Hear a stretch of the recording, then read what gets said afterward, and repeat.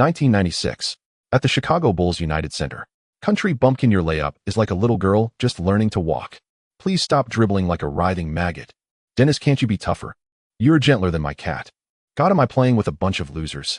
At that moment, Michael Jordan was verbally tearing into his teammates during a practice scrimmage. No one in the Bulls dared speak. Even Phil Jackson stood in silence. Last night's loss to the Jazz had left his airness in a foul mood. Everyone knew it was unwise to interrupt when he was at his angriest. Yet, damn, are you a blackballed egg? A black-haired, yellow-skinned young man suddenly shouted loudly. What blackballed? Who's the blackballed egg? The crowd was stunned at first, then quickly realized. Could he mean Mike? Jordan turned around, his face murderous. The interrupter was a temporary player signed today, an undrafted Chinese rookie named Yifeng. At this moment, he was staring at his idol's dark face, trembling with excitement. Minutes ago, he was curled up on his couch rewatching the '98 finals tape of Bulls vs. Jazz. In the blink of an eye, he was standing on the practice court at the United Center, wearing a Bulls practice jersey, staring at that shiny bald head. Not a video, not a poster, but the living god of basketball. And there was Phil Jackson with his cigar, Scottie Pippen chewing gum, Dennis Rodman with his colorful hair. Everything told him he had transmigrated. 4 NBA championship banners hung from the rafters. Clearly, he had arrived at the 199,697 Bulls. Kid, what did you just call me? Jordan strode up to Yifeng, murder in his eyes. The training hall fell into a terrifying silence. Pippen whistled, a look of schadenfreude on his face. Kukoc quietly took half a step back. This rookie was completely insane. Would never see him again. Jordan would tear him apart and throw him out. Yifeng's heart was pounding with pain. Seeing his idol, he got too excited and lost control of his mouth. He was probably doomed. Everyone knew Jordan had the smallest heart and the worst temper. Ding. The NBA trash talk system found a transmigrator, binding with host. At that moment, a friendly voice sounded in Yifeng's mind. He was overjoyed. I knew it. The system is a must for transmigrators. Bro, system, tell me your funk. Yifeng hurriedly asked in his mind. This system is called the NBA trash talk system. By making NBA players lose their cool, you earn breakdown points. Breakdown points can be used to improve the host's abilities. If you make a player lose it during a game, you can randomly pick up dropped items or skills. Wait, you mean I have to talk the toughest trash and take the worst beatings? Yifeng smiled suddenly. Making people lose it, that's just running your mouth. But the problem was he was a temporary player with zero skill. Picking a fight with NBA players without any ability was suicide. Don't panic, host. The system provides a generous newbie gift pack. As soon as the system said that, a white light screen appeared before Yifeng with golden characters glowing newbie reward distribution. 1. 5000 breakdown points. Yifeng didn't pay much attention. He had no time to study the system, so he had no idea if 500 points was a lot or a little. But the next reward was powerful. 2. Steel bones, iron muscles, permanent passive skill effect, injury probability 30, pain perception 30. Yifeng grinned. That meant even if someone punched him or he had physical contact, he'd barely feel pain. More importantly, the chance of injury was negligible. But it wasn't over. The next reward was downright insane. 3. Invincible iron fist, permanent active skill effect, unmatched speed and power and punching restriction, not to be used for profit. Yifeng grew even more excited. In the 90s NBA, what did you fear most when trash talking? Getting beaten up, of course. But with this skill, as for the not-for-profit restriction, he didn't care. He had no intention of competing with Tyson anyway. Kid, did you hear what I just said? At that moment, Jordan grabbed Yifeng by the collar. In his rage, he looked like a bloodthirsty beast. Did this kid dare to zone out while being questioned? Yeah, I heard you. So what? I Yifeng live my life without needing to explain myself to anyone. Yifeng wrenched Jordan's hand away, looking utterly nonchalant. Offending Jordan would have serious consequences. But the original owner had only a 10-day short-term contract with the Bulls, liable to be kicked out at any moment. If that was the case, what was there to worry about? Just learn from the honey badger, look down on life, fight if you don't accept. Breakdown points from Jordan 58, 56 of 53. The system's notification kept ringing in Yifeng's mind. Hiss. Everyone gasped. This kid was truly arrogant. Live his life without explaining. Even Jordan had never said something so cocky. Phil Jackson was also puzzled. What gives this kid such confidence? This Asian kid was signed by manager Krause, and he hadn't even looked at his profile, didn't even know his name. After all, a temporary worker wasn't worth much attention. That fat pig signed a temporary contract player from China. Listen, kid, here you either show your strength or get out. Jordan cracked his knuckles. If I show my strength, I'm afraid you can't handle it. Yifeng said calmly. Breakdown points from Jordan 58, 56 of 53. Everyone was stunned. If I show my strength, I'm afraid you can't handle it. Listen to that. How arrogant. John, get me that kid's file. Phil Jackson turned to assistant coach John Paxson. He wanted to know why this kid was so cocky. Was he hiding? Okay, John Paxson turned and was about to leave. Rookie, I don't know why that fat pig took a liking to you, but I guarantee you'll piss your pants in a minute. At this point, Jordan's expression had shifted from anger to a terrifying calm. Rest assured, even if I have to pee, you'll spray it right into your mouth. Yifeng shot back without backing down. Defense points from Jordan. The onlookers gasped once more. This kid's mouth is damn vicious. Pippin muttered to himself. He's going to die a painful death. I bet he won't survive the day. Rodman, arm around Cucock's shoulder, grinned mischievously. Jordan's face darkened. How about a onion? Yifeng looked indifferent. Onion it is. Who's afraid? But he'll only defend, not attack. He had some self-awareness about his dribbling, while defense was relatively better. Defending without attacking could best mask his weaknesses. Fine. Jordan suddenly burst into motion. Yifeng only saw a blur. By the time he turned his head, he caught only Jordan's back. He hadn't even had time. Clang. The tomahawk slam made the rim shake. TCH. Pathetic. Thought he had something. At this, everyone burst into jeers. John, don't bother with the scouting report. This kid is useless. Phil Jackson said impassively. He could tell Jordan had only used 1/10 of his power. Yet Yifeng hadn't even grazed Jordan's jersey. If that wasn't useless, what was? Your grandpa wasn't ready just now. I'll come again if you have the guts. But Yifeng showed no fear. Instead, he crooked his little finger tauntingly. Jordan laughed in anger. So all you've got is a hard mouth. Yifeng raised an eyebrow. At least I'm better than you. There's not one hard part on your whole body. Defense points from Jordan 54-51. Detected intense emotional fluctuation in Jordan, who dropped one-time skill. Gary Payton's Phantom Steel. What a find. Yifeng's heart raced, barely suppressing a laugh. But he immediately calmed himself, forcing. The Black Egg's dribbling was incredibly strong, and this skill wasn't omnipotent. He had to fully enrage Jordan, make him lose all reason. Jordan was truly fired up this time. So he abandoned the drive, lowered his shoulder, and like a heavy tank rammed into Yifeng with raw power. The dull thud of muscle meeting muscle echoed clearly in the training gym. Yifeng was forced back step by step. Truly useless. Not only slow but also lacking strength. Phil Jackson looked on impassively, then shook his head in disappointment. Yet a flicker of surprise crossed Jordan's eyes. His 89 kilograms frame, with full power, could make most NBA defenders wince. But this Eastern kid didn't even furrow his brow, not even a change in breathing rhythm. Looks like you're tough, but your fate will still be miserable. Jordan snarled, drove to the basket, and threw down a violent dunk. Kid, you give up, he roared. Give up your grandma. Yifeng got up from the floor and flipped him off. The collision would have been unbearable for an ordinary person, but to him it felt like a mosquito bite. Fine. Very fine. Jordan laughed in disbelief. The next 2 minutes became Jordan's personal show. Back down bulldoze. Crossover to the floor. Fadeaway jumper. But every time Yifeng was schooled, his mouth got nastier. I heard you came back because baseball was too hard. Your fadeaway looks like an old lady hanging laundry. Jordan's lips kept twitching. In his decade-plus NBA career, had never seen such a stubborn, foul-mouthed thorn. The teammates around had originally watched for amusement, but their expressions grew increasingly serious. Ordinarily, anyone being ground into the floor by Jordan would feel frustration, despair, then fear, but Yifeng only grew more excited, more arrogant, more tenacious with every beatdown. Still, no matter what, this onion no longer needed to be watched. Nobody would be interested in a one-sided match. Just as the men were shaking their heads and preparing to leave. Slap. A crisp sound rang out. The basketball slipped from Jordan's control and rolled to the sideline. Dead silence. Rodman stopped chewing gum. Pippin's sneer froze on his face. Phil Jackson halted mid-step, his glasses nearly slipping off. Jordan stripped. By a nameless temp. Jordan looked down at his empty hands, disbelief in his eyes. An accident. Definitely an accident. I told you if I really tried you might not be able to handle it. Yifeng grinned, bent down, picked up the ball, and tossed it back gently. Defense points from Jordan 53-50-48. Detected intense emotional fluctuation in Jordan, who dropped one-time skill. Mutombo's iron wall block. Jordan squinted, cold light flickering. Kid got the nerve to go again. Yifeng shrugged. Sure, just afraid. Jordan laughed bitterly in fury. Once again he bulldozed through. Yifeng charged the paint and soared. Everyone present could already envision the rim's tremor and Yifeng's humiliation. Yet slap. A crisp, heavy sound. Yifeng sprung like a rocket, arriving first. One arm swung, pinning Jordan's dunk at its apex. So this is the power of the NBA's number one. Not that impressive. Yifeng landed, a slow smile curling on his lips. The entire gym fell into dead silence. Only the bounce of the basketball on the floor could be heard. The basketball god himself, first stripped, now blocked by a temp with a temporary contract. This must be an illusion. Interesting. Jordan suddenly smiled. He had been somewhat careless earlier, plus anger had clouded his reason. But now, he was going to get serious. Jordan ripped off his warm-up jacket, threw it to the floor, revealing his muscular, veined arms.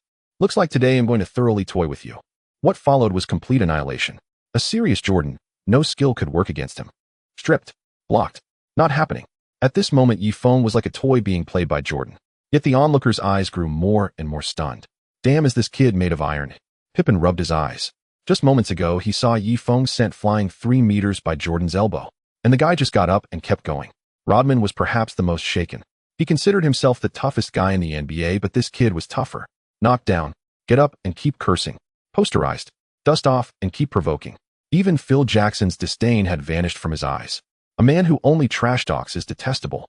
But when his game is as hard as his mouth, he earns everyone. Finally, Jordan stopped staring at Yifeng in silence for 2 seconds. All right, you're impressive. After saying that, he prepared to turn and leave. He greatly appreciated the rookie's playing style, but that was all. Continuing to play would truly be a waste of time.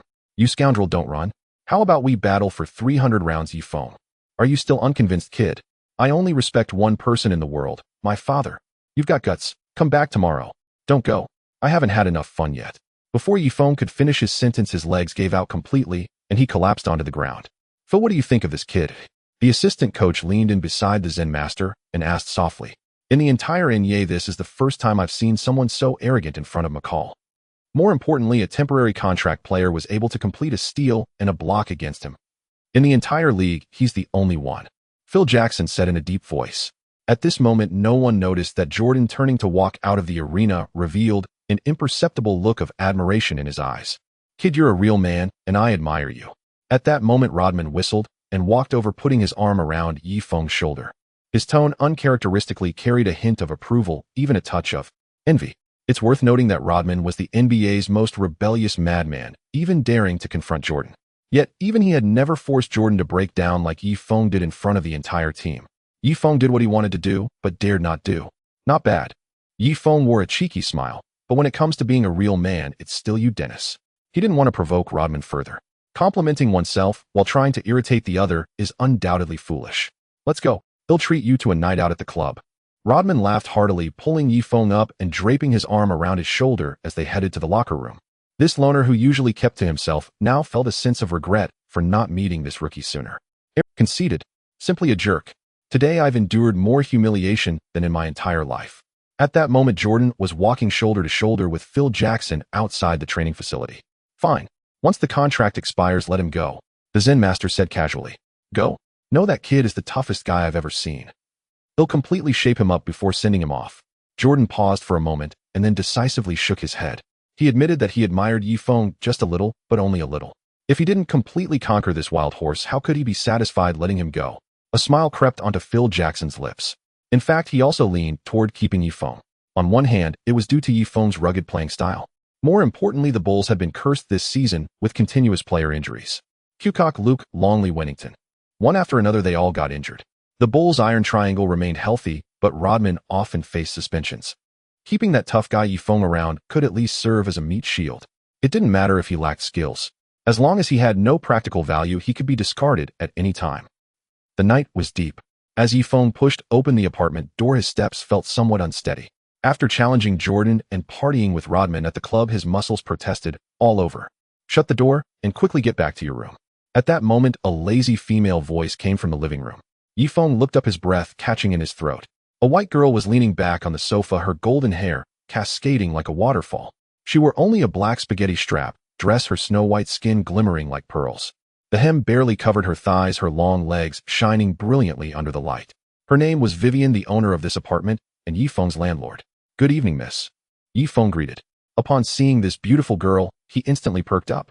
The original owner of this body had always harbored a crush on Vivian, so he also felt an enjoyable thrill upon seeing her. You big-head ghost. If you don't pay last month's rent, then get out. Vivian didn't even glance at Yifeng, absorbed in watching television. Yifeng's head instantly drooped. Rent. This was a deadly issue. The salary from the Bulls had long been squandered by the original owner, and if he couldn't secure a contract renewal, he would truly end up on the streets. Speaking of which, he and Vivian were indeed two birds of a feather. Although they were roommates with a shared fate. Vivian, 19 years old, was a minor actress in Hollywood. Acting? Not a chance. She only had a breathtakingly beautiful face and a curvy figure. Thus, in her 1 year of debut, all the roles she played ended up not surviving past one episode. In the past 6 months, she couldn't even land such roles, so she had to rent out her only apartment and became roommates for survival with Yifeng. This damn system is truly harmful. Back in his bedroom, Yifeng sighed as he recalled today's events. In his past life, he was a well-rounded young man excelling in all areas, yet he was forced into becoming a foul. Even if he successfully stayed with the Bulls from now on, he feared that aside from Rodman, he wouldn't have a single friend left. However, thinking about the 23 points of defense value he had gained today, his mood brightened. Yifeng then opened the system panel where his personal information and data were displayed at the top. Name Yifeng. Age 18. Height 206 centimeters. Weight 112 kilograms. Wingspan 211 centimeters. Physical condition: jumping C, speed C, strength C, stamina C, agility B, coordination B. Offensive ability: mid-range B, 3-point C, dribbling C, passing D, breakthrough C, layup, dunk C. Defensive ability: rebounding C, steal C, block C, unknown B, help, defense B. Ability rating: SNBA, All-Star level ANBA, starter level B, bench level C, water cooler player level. TSK TSK. These stats. Upon seeing this, Yifeng covered his face, his mouth twitching. His stats were quite average, almost all at C. To put it nicely, he was a jack of all trades. With his height of 2.06, he could play any position from point guard to center. To put it harshly, he was useless. However, this was precisely why Klaus signed him as a temporary worker, purely as a backup. After all, a cheap player who could barely fill multiple positions would always come in handy during the long 82-game regular season. Then Yifeng continued to look down. Skills: Iron Bones, Invincible, Iron Fist. Defense value: 51023 points. Upon seeing this, his spirits lifted. According to the system's rules, every 100 points of defense value can increase one ability level. Once the level rises to A, it requires 200 points to increase each level. He now realized that the 500 starter gift package given by the system was indeed quite generous. Yifeng stared at his attribute panel, lost in a dilemma. His position on the court was very ambiguous, and he had no idea which ability to enhance. In the 1990s NBA, without defense, one wouldn't even secure a spot on the bench. Yifeng gritted his teeth and injected 400 points of defense value into the single defense attribute. His single defense ability rose by 4 levels, increasing from B to B, then BA, and finally to A. After that, he only had a little over 100 points of defense value left, needing another 100 to continue improving. Therefore, Yifeng chose not to continue enhancing his single defense. During his unknown with Jordan, he noticed a problem. No matter how strong his single defense was, without speed, he could still be easily bypassed. Thus, he invested that 100 points into speed, raising it from C to B. As a result, his single defense and speed reached A and B respectively. Yifeng let out a long sigh. Now his single defense ability had reached the level of an NBA starter while his speed was at a bench level. Of course, the defense value plummeted to 1023 points. Next, Yifeng began to ponder another question: how to boost his defense value. On the surface, all he had to do was to engage in reckless trash talk and offend the entire league to reap a significant amount of defense value. However, the problem was that this would be akin to self-sabotage. Especially if he recklessly insulted big names like Jordan and Pippen, he would become a cancer for the team. What would be the consequences of becoming a cancer? Take a top star like Rodman, for instance. He was once the locker room cancer for the Spurs, and Popovich was willing to give up draft picks just to get rid of him. The key was that even with a sweetener, no one wanted him, only the Bulls were willing to take him in. Thus, Yifeng concluded that he couldn't just mindlessly insult. If he did, he had to be strategic about it. On the court, he could insult his opponents however he wanted. After all, he was not afraid of anyone when it came to fights. However, with teammates, he had to be as nuclear-friendly as possible, ensuring he could break their defenses while avoiding making them too resentful. The balance in this was crucial. The next morning, the Bulls organized a training match. Yifeng was the last of the substitutes, and he originally didn't qualify to participate, but Jordan specifically called out his name. "Good luck, rookie," said Randy Brown, the shooting guard on the bench, grinning and gloating. Yifeng had taken his spot, but he didn't feel jealous. He knew that his airness was getting back at him. This training match turned into another nightmare for Yifeng. Jordan scored over him in an incredibly brutal and fierce manner. Time and again, he trampled on Yifeng, repeatedly overwhelming him. However, everyone could clearly feel that Yifeng had made significant improvements in defense. Damn, this kid was like a wooden stake yesterday. A glimmer of shock flashed in Jordan's eyes. This guy, his defense has improved way too fast, hasn't it? Could it be that he was hiding his strength yesterday? Pippen and Rodman exchanged glances, both seeing the incredulity in each other's eyes. Of course, more importantly, Yifeng not only was not subdued by his airness, but he also became increasing. In the end, he even touched Jordan's bald head and said, "You may be arrogant now, but remember the name Yifeng. In the future, he will become someone you can't afford to provoke." Hearing this, Jordan couldn't even get angry. Instead, he felt a sense of helplessness. In his 12-year career from Larry Bird to Magic Johnson, from the Bad Boys to the New York Gang, all challengers eventually bowed down under his reign.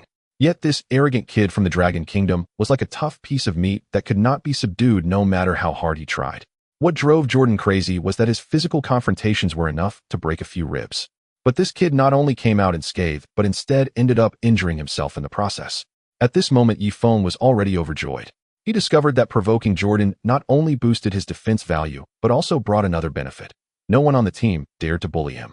Generally speaking, veterans would bully rookies a bit, like making them carry bags or buy coffee. However, no one in the Bulls dared to do so. After all, who would dare disrespect a fool who even dared to insult Jordan to his face? That night, the Bulls would face the Miami Heat at the United Center in Chicago.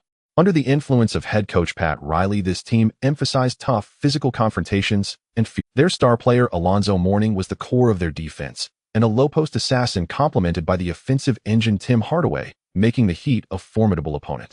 At 9:30 p.m. the packed stands erupted with the roar of tens of thousands of fans nearly shaking the roof. Following this, the lights dimmed and a thrilling piece of music blared. Ladies and gentlemen, let's welcome the starting players of the Chicago Bulls. From Arkansas, standing 6 feet 7 inches tall forward Scottie Pippen. The DJ's passionate voice rang out, and the crowd erupted in a tsunami of cheers. Immediately after, Dennis Rodman, Luke Longley, Ron Harper. One after another walked out from the player tunnel. From North Carolina, standing 6 feet 6 inches tall guard Michael Jordan. The DJ shouted at the top of his lungs. The crowd went wild, the roar nearly breaking the arena's roof. Jordan slowly walked out from the tunnel, his familiar number 23 red jersey shining under the lights. At that moment, all eyes in the United Center, and even the entire world, were focused solely on him. Sitting on the bench, Yifeng felt both excited and nervous. This was his first time stepping onto the stage of an NBA regular season game. If only he had a smartphone at this moment, he would definitely show off on social media. However, the downside was that he could only watch over the water cooler as the last substitute. With the referee's whistle, the game officially began. The Heat's starting lineup included PG Tim Hardaway, SG Leonard, SF Mashburn, PFJ B Brown, and C Mourning. The Bulls' starting lineup consisted of PG Ron Harper, SG Jordan, SF Pippen, PF Rodman, and C Longley. Unexpectedly, Luke Longley won the tip-off, and the basketball fell into Jordan's hands. The United Center erupted. Jordan held the ball on the right wing. The Heat's guard Leonard crouched low, arms spread wide, as if facing a formidable opponent. Jordan made a gesture with his left hand, and Pippen, Rodman, and the others intuitively created space for him. Then, with an extreme change of direction, Jordan shifted Leonard's center of gravity slightly. He suddenly accelerated, driving hard down the right lane. As he approached the free throw line, he abruptly stopped. Swish. A textbook mid-range jumper arced perfectly through the air and swished through the net. The entire venue erupted in excitement. Wow, Michael, you're truly amazing. Your backward lean is simply breathtaking. Yifeng sat on the bench, pounding his chest and roaring. No one noticed that the usually expressionless Jordan suddenly revealed a hint of a smile. That kid actually praised me. Didn't he always refuse to acknowledge me? He suddenly felt a strong sense of happiness within. It was as if a long-neglected concubine had suddenly received the emperor's favor. However, Jordan was unaware. Although Yifeng craved for the breakthrough value, now was certainly not the time for trash talk. A benchwarmer shouldn't casually insult the team's star. That would be foolish. To put it harshly, it would be an act of betrayal, provoking public outrage. Next, it was time for the Heat to attack. This team's offensive characteristic was a slow pace, grinding down the defense. Tim Hardaway dribbled past half court, tossing the ball into the paint. Mourning received the pass in the low post, backing against Luke Longley, and then suddenly powered back. Longley grunted, stumbling back a half step. At that moment, Rodman rushed in from the weak side to provide help defense.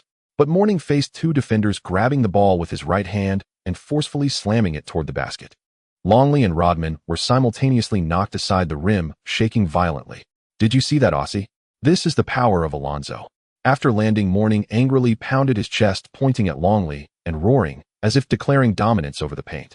At this proclamation, the Bulls players and the entire audience were furious. Shouts of anger surged like a tide. They had always bullied others. When had it been the opponent's turn to wreak havoc in Chicago? He's just as soft as slamming a dunk and acting all high and mighty. Yifeng said to Steve Kerr. His voice was neither too loud nor too soft, just enough for Mourning passing by in front of him to hear. Mourning turned his head in anger. He saw a young boy with yellow skin on the Bulls bench, casually crossing his legs and disdainfully giving him the pinky finger. Breakthrough value from Mourning: 56, 54, 52, 50. The system's prompt buzzed frantically in Yifeng's mind. In the NBA, Morning's personality was undoubtedly the most volatile, almost like a ticking time bomb. Good. Just wait until you step on the court, I'll definitely take you down. Morning shouted angrily at Yifeng. We'll see who gets taken down. Yifeng smirked coldly. After all, he couldn't even make it off the bench now. Even if he got on the court, it was impossible to face a starting center like Morning. At that moment, breakthrough value from Longley 23, 21-17. Breakthrough value from Rodman 18, 16, 12. Yifeng was suddenly baffled. What's going on? I didn't insult my teammates just now. How could I still rack up breakthrough values? He observed carefully and finally figured out the situation. It turned out that after being provoked by Yifeng, Morning's temper flared up. His offense became fiercer and his defense more aggressive. Longley, who was primarily defending him, and Rodman, who was assisting, were suffering greatly. But there was good news. Due to his excessive aggression, Morning accumulated 3 fouls at the start of the second quarter and had to sit out. In the following game, Yifeng also remembered to maintain good relationships with his teammates. Scotty, your shooting is like that of McGrady. Pippen felt delighted to hear that. Jordan felt slightly irked by that. Ron, your bounce pass is truly a work of art. Ron Harper laughed so hard that his eye wrinkles deepened. Dennis, your rebounding posture is even more graceful than Madonna's dance moves. Rodman grinned widely. If an ordinary person praised them, they wouldn't care. But if someone who frequently trash-talked complimented them, that would be a different story. Unbeknownst to them, the Bulls had already pulled ahead of the Heat by 15 points. The reason for such a lead was partly because Morning had to leave early and partly due to Jordan. After the previous game's crushing defeat, he brought his full strength to this game, effortlessly dominating the Heat. Of course, Yifeng's trash talk played a significant role as well. Several of the Heat's starters were thrown off by him, allowing Jordan and Pippen to seize opportunities for steals multiple times. Because Yifeng had been incessantly chatting, many home fans began to pay attention to this yellow-skinned youth from the Dragon Kingdom. Who was that Asian kid? When did we Bulls get an Asian player? This was the most frequently asked question from the audience. Just as Michael Jordan was dominating the court, an unexpected event occurred. During a layup, just as Morning stepped onto the court, he accidentally swung his iron elbow, knocking Jordan down to the floor. Bang! A dull thud echoed. Jordan let out a cry as he crashed hard onto the ground. Fuck! Alonzo, you devil! He'll take you down. In an instant, the crowd was electrified. Oh God, I swear it was an accident. Morning raised his hands, fainting, as Rodman, Pippen, and others prepared to rush over and argue with the referee. Come at me if you dare, coward. If you dare to be careless with me, do you believe I'll make you roll out of the arena? A voice filled with arrogance echoed throughout the arena. Unsurprisingly, it was that Asian madman, Yifeng, who made Morning grit his teeth in anger. Hearing this, Jordan, lying on the ground, felt a surge of warmth despite the pain all over his body. This kid, although often mouthy, could stand up for the boss in critical moments. I, Jordan, really appreciate you. Breakthrough value for Morning 51, 49, 48. He could tolerate a lot, but this was Morning's blood boiled. Fuck, I want to see how you'll make me roll out of here. He grabbed the basketball that had rolled to his feet and hurled it with all his might at Yifeng's annoyingly handsome face. The orange Spalding basketball tore through the air, emitting a cannon-like whoosh. The audience erupted in screams. They couldn't bear to see that handsome young man be ruined by the basketball. However, bang! Yifeng's right fist became a black flash of lightning, delivering a punch more lethal than Tyson's at his peak, directly striking the basketball. The basketball burst on the spot, leather fragments scattering like petals. This was the power of the invincible Iron Fist. What the fuck? The arena fell silent, everyone gaping with mouths wide enough to fit a duck egg. This was the official NBA ball, having undergone countless pressure and impact tests. Even Shaquille O'Neal's Big Shark only slightly deformed the ball when he smashed the rim. But this guy shattered it with one punch. McGrady, do you think this kid's Iron Fist might smash our faces? Pippen asked, trembling, looking at Jordan lying on the ground. Jordan shook his head. This rookie has a sharp tongue, but he shouldn't be able to pull off such a miraculous feat. Morning was already scared out of his wits. If that punch had landed on him, he feared he would have already joined his great-grandmother in heaven. Just as Morning's legs began to tremble, Yifeng had already dashed in front of him. But the referee arrived just in time, separating the two. Listen here, little trash. I'm not some softy like McGrady. If I can smash a basketball, I can crush your windpipe too. Yifeng's voice was as cold as a bone-chilling wind. Breakdown points from Jordan 23, 21, 17. And Jordan's warmth vanished, instantly replaced by a rising flicker of irritation. Next, the referee rendered his verdict on the incident. And unsurprisingly, Morning was ejected from the game and faced potential suspension. After all, hurling a basketball at an opponent was no trivial matter. Yifeng was assessed one technical foul. And though he had not laid a hand on anyone, his verbal threats and overt displays of aggression warranted the penalty. Oh, And way to go, rookie from Longwood. And the home crowd erupted in jubilation. And they absolutely adored Yifeng's razor-sharp tongue. For the price of a single technical foul, he'd banished the opposing team's star player from the court, a staggering bargain. And by now the game had entered the fourth quarter. With Miami missing their starting center, the contest tilted sharply in Chicago's favor. And the score stood at 7,656, Bulls leading decisively. Every Bulls player chattered gleefully about where to celebrate after the game. Nonly Yifeng sat restless and agitated. And he had spent 3 full quarters hurling trash talk from the bench. His breakdown points surged wildly, but his skill bar remained stubbornly empty. NPR the system's rules only by breaking opponents' composure on the court could he randomly acquire dropped items or skills. Yifeng clenched his fists, eyes locked unblinkingly on the action. And he needed to get on the floor.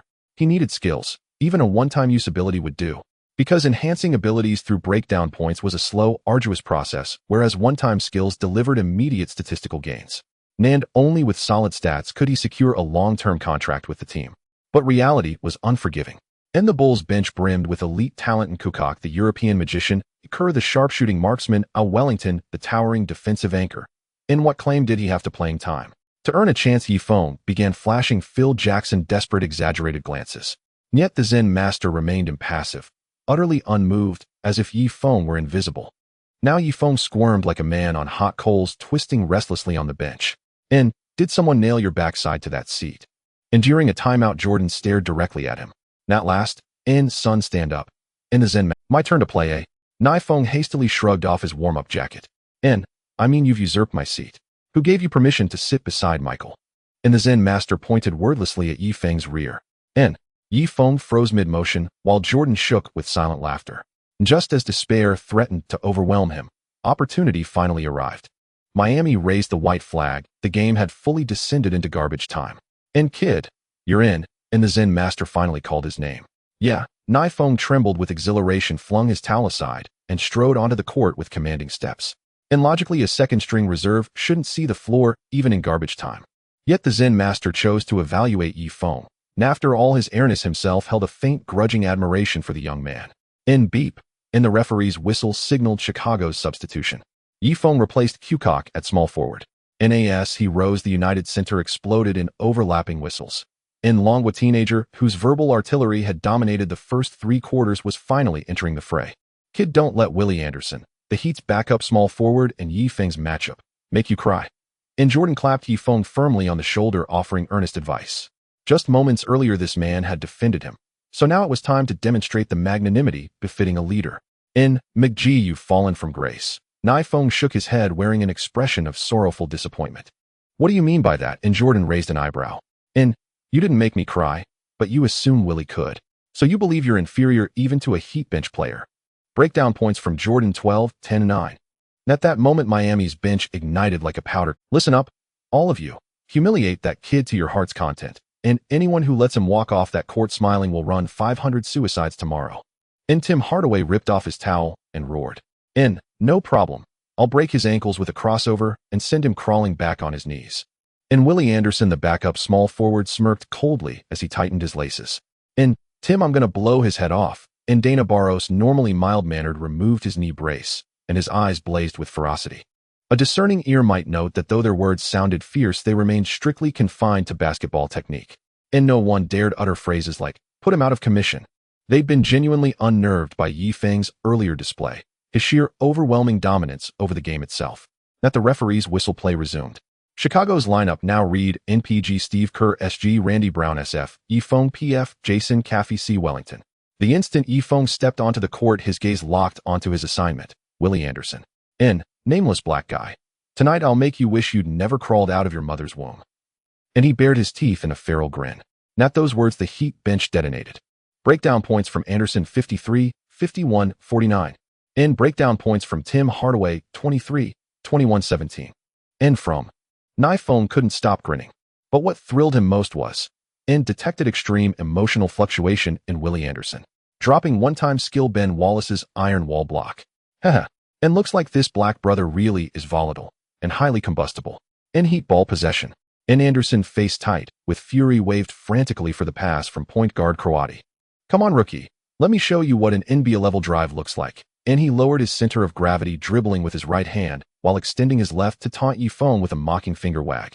By the way, what's your mom's phone number? Yifeng spread his arms wide, forming an immovable wall before him. Why do you need my mom's number? And Anderson froze stunned.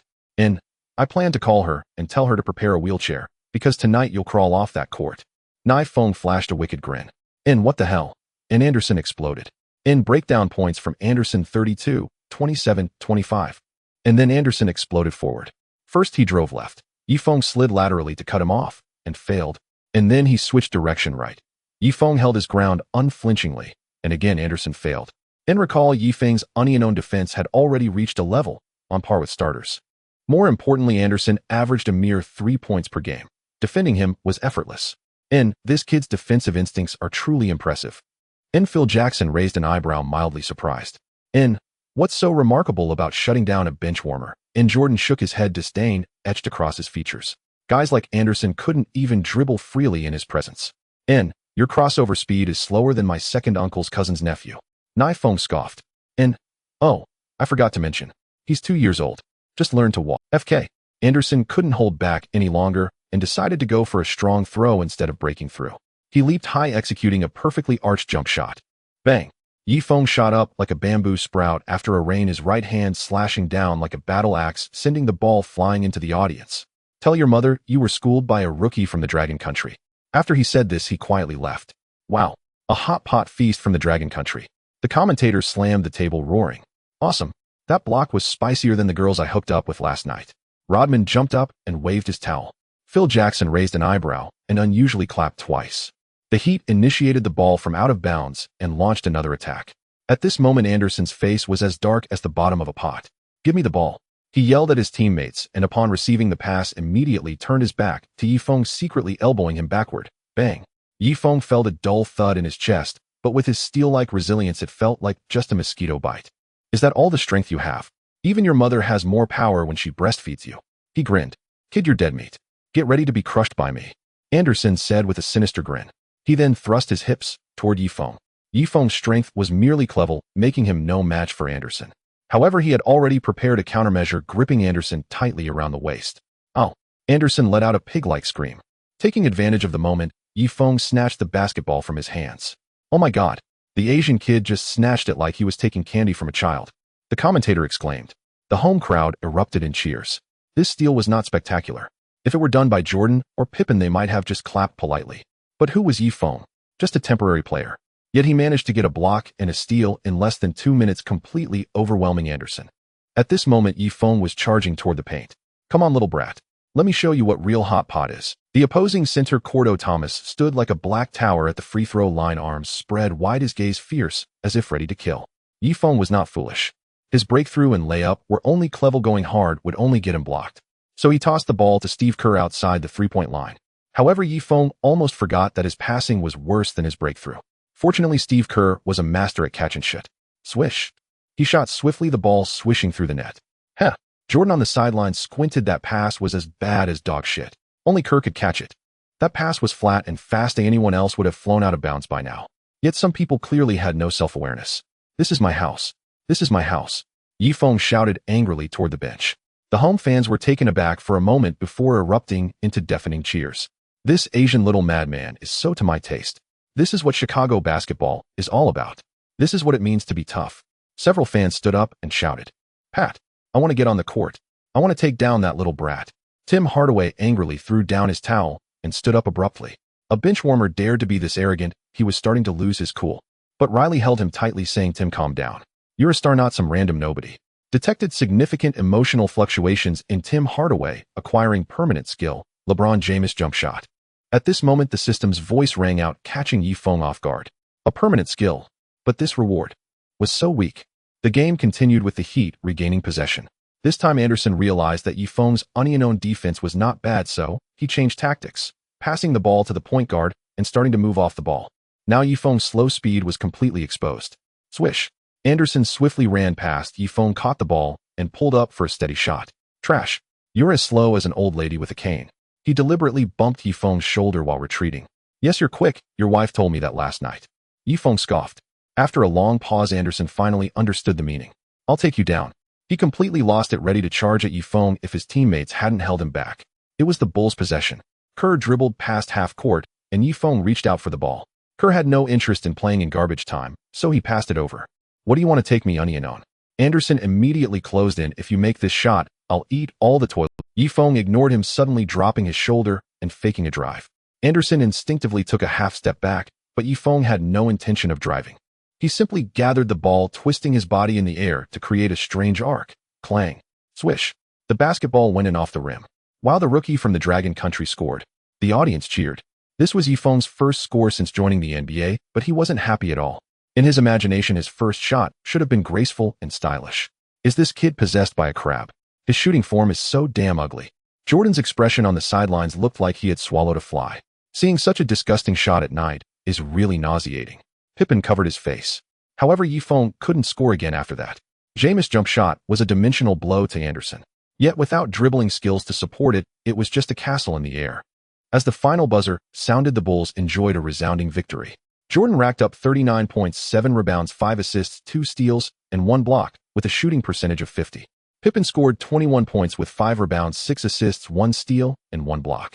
Rodman contributed 4 points, 14 rebounds, 2 assists, and 1 steal. Yifeng's stats ended up at 2 points, 1 rebound, 1 assist, 1 block, and 1 steal, almost filling the stats column. Of course, that rebound was just a lucky grab. With his clever rebounding ability, he would never have gotten one otherwise.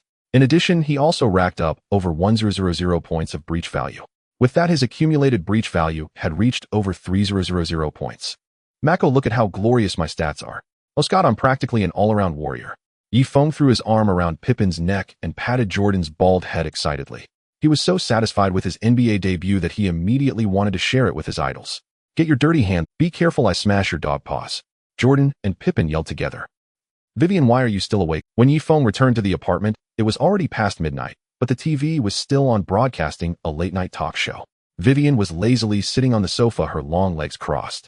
The strap of her nightgown had slipped down, revealing her snow-white shoulder. How could I sleep when you haven't paid last month's rent? Vivian shot him a glare. Could you please grant me a few more days? I'm a bit short on cash right now. Yifeng rubbed his nose with an awkward. Every time you open your mouth, it's rent, rent, rent. Grant you leniency. Who then grants me leniency?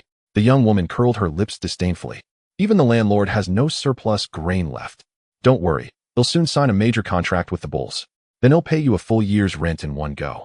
Yifeng confidently patted his chest. Uffed, major contract. In our America, Asian players face only 2 fates: being cut or about to be cut. Vivian wore an expression of utter contempt. Didn't you watch today's game? I dominated the 4th quarter. Yifeng looked utterly incredulous. Sorry, I never watch sports. I scored 2 points. You call scoring 2 points domination? It wasn't just 2 points. I also grabbed 1 rebound and dished out 1 assist. Yifeng hurried to explain, but before he could finish, Vivian cut him off. Enough. I have no interest in hearing about your glorious achievements. Hey, race a proposal. Since you can't pay your rent, clean the apartment instead to settle your debt. Yifeng stared in shock. Miss, you're joking, right? You want a bona fide NBA player to scrub your floors. Will you do it or not? Yes, he'll do it. Absolutely. After Yifeng finished mopping Vivian's bedroom and the living room, he was nearly spent. His stamina ranked a pitiful Class C. Playing even a single game drained him completely. Ding. Host has successfully completed his NBA debut. Reward 500 breakthrough points. At that moment, the system's warm, familiar voice chimed. Whoa. Overjoyed, Yifeng rushed back to his room and immediately summoned the system interface. His breakthrough points had accumulated to over 53000. This time, Yifeng allocated all his breakthrough points to speed, watching it surge instantly from B to B, A, and finally settling at A. Yifeng nodded in quiet satisfaction. His updated stats now read: physical attributes: vertical jump, C speed, A strength, C stamina, C agility, B coordination, B offensive skills: mid-range shot, B 3-point shot, C ball handling, C passing, D penetration, C layup dunk, C defensive skills: rebounding, C steal, C block, C onion 1 defense, A help defense, B rating scale: S NBA All-Star level, A NBA starter level, B bench ready level, C benchwarmer level. Skills: iron boned physique, invincible iron fist, O LeBron James jump shot. Breakthrough points: 3106. Yifeng felt exhilarated. Now both his unknown defense and speed had reached the pinnacle of an average NBA starter. Yet one system: my blocking ability is only rated C, But after acquiring Ben Wallace's blocking skill, I instantly became a shot-blocking maestro. Does this mean skills override base stats entirely? Yifeng consulted the system assistant. Indeed, dear user. Even if your vertical leap is worse than Steph Curry's possessing Vince Carter's or Michael Jordan's dunk skill, will let you soar through the air as though gravity itself bows to you. The system assistant replied warmly. If that's true, then what is the purpose of base stats? Yifeng, they are profoundly meaningful. Higher base stats yield far superior skills upon acquisition, whereas lower stats inevitably produce weaker ones. The system assistant clarified. Yifeng instantly grasped it. No wonder his mid-range shooting, abysmal as it was, had only unlocked LeBron James' jump shot. Moreover, if your base stats are low, even high-tier skills acquired will be one-time use only. The system assistant added. Yifeng suddenly understood. That explained why all his recent skill acquisitions had been fleeting. Lastly, many skills cannot reach their full potential without corresponding base attributes to support them. The system assistant continued. Yifeng nodded slowly. This made perfect sense. For instance, acquiring Vince Carter's dunk skill would fall drastically short if his agility and speed couldn't keep pace. 650 M. United Center Training Facility. Yifeng pushed open the heavy gym doors. He assumed he'd be the first to arrive.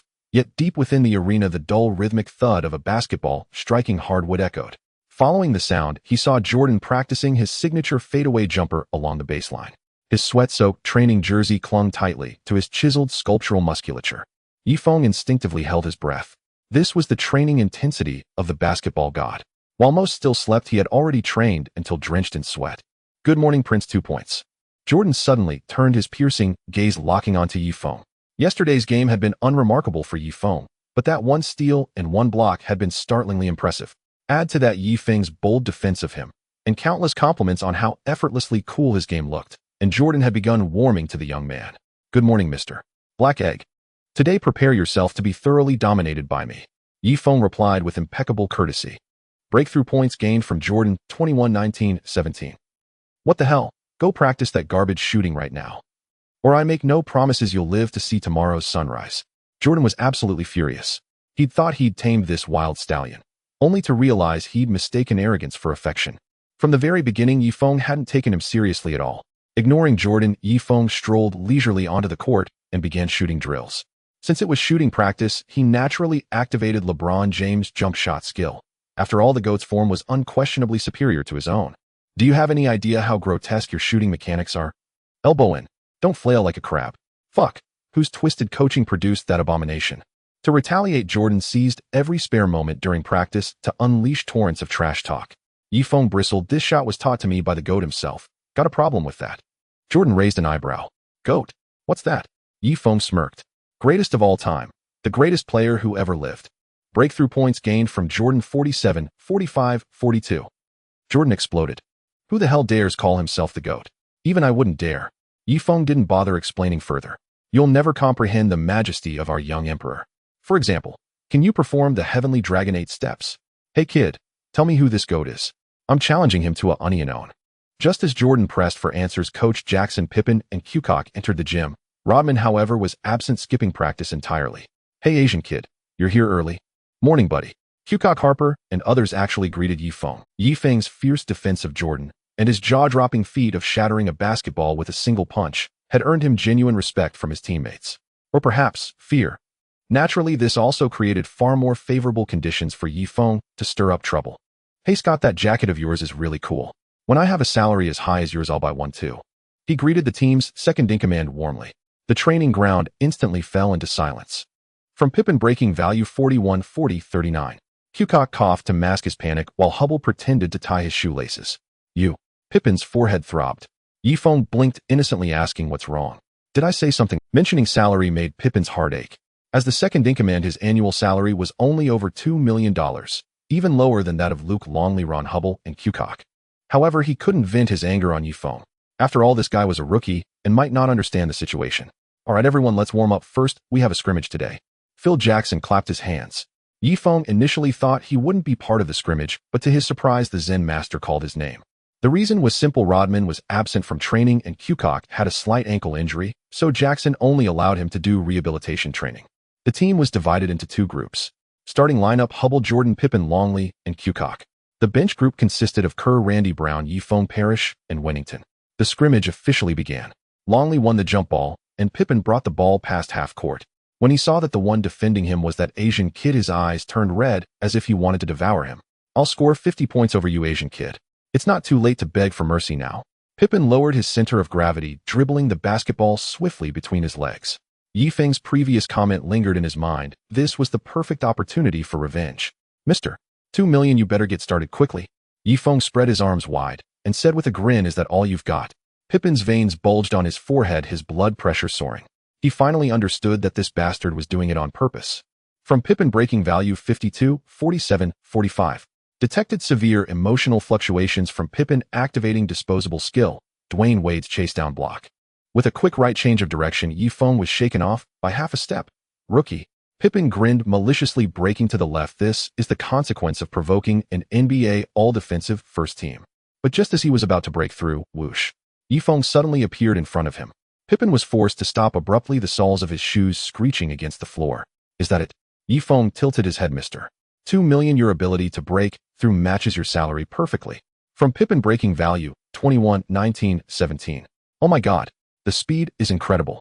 On the sidelines, the Zen master and assistant coach John Paxson exchanged incredulous glances. Yifeng's speed was definitely not top tier among NBA stars, at least not compared to Pippen. But paired with his height of 2.06 meters, it was almost a violation of the laws of physics. Pippen's eyes reddened with anger.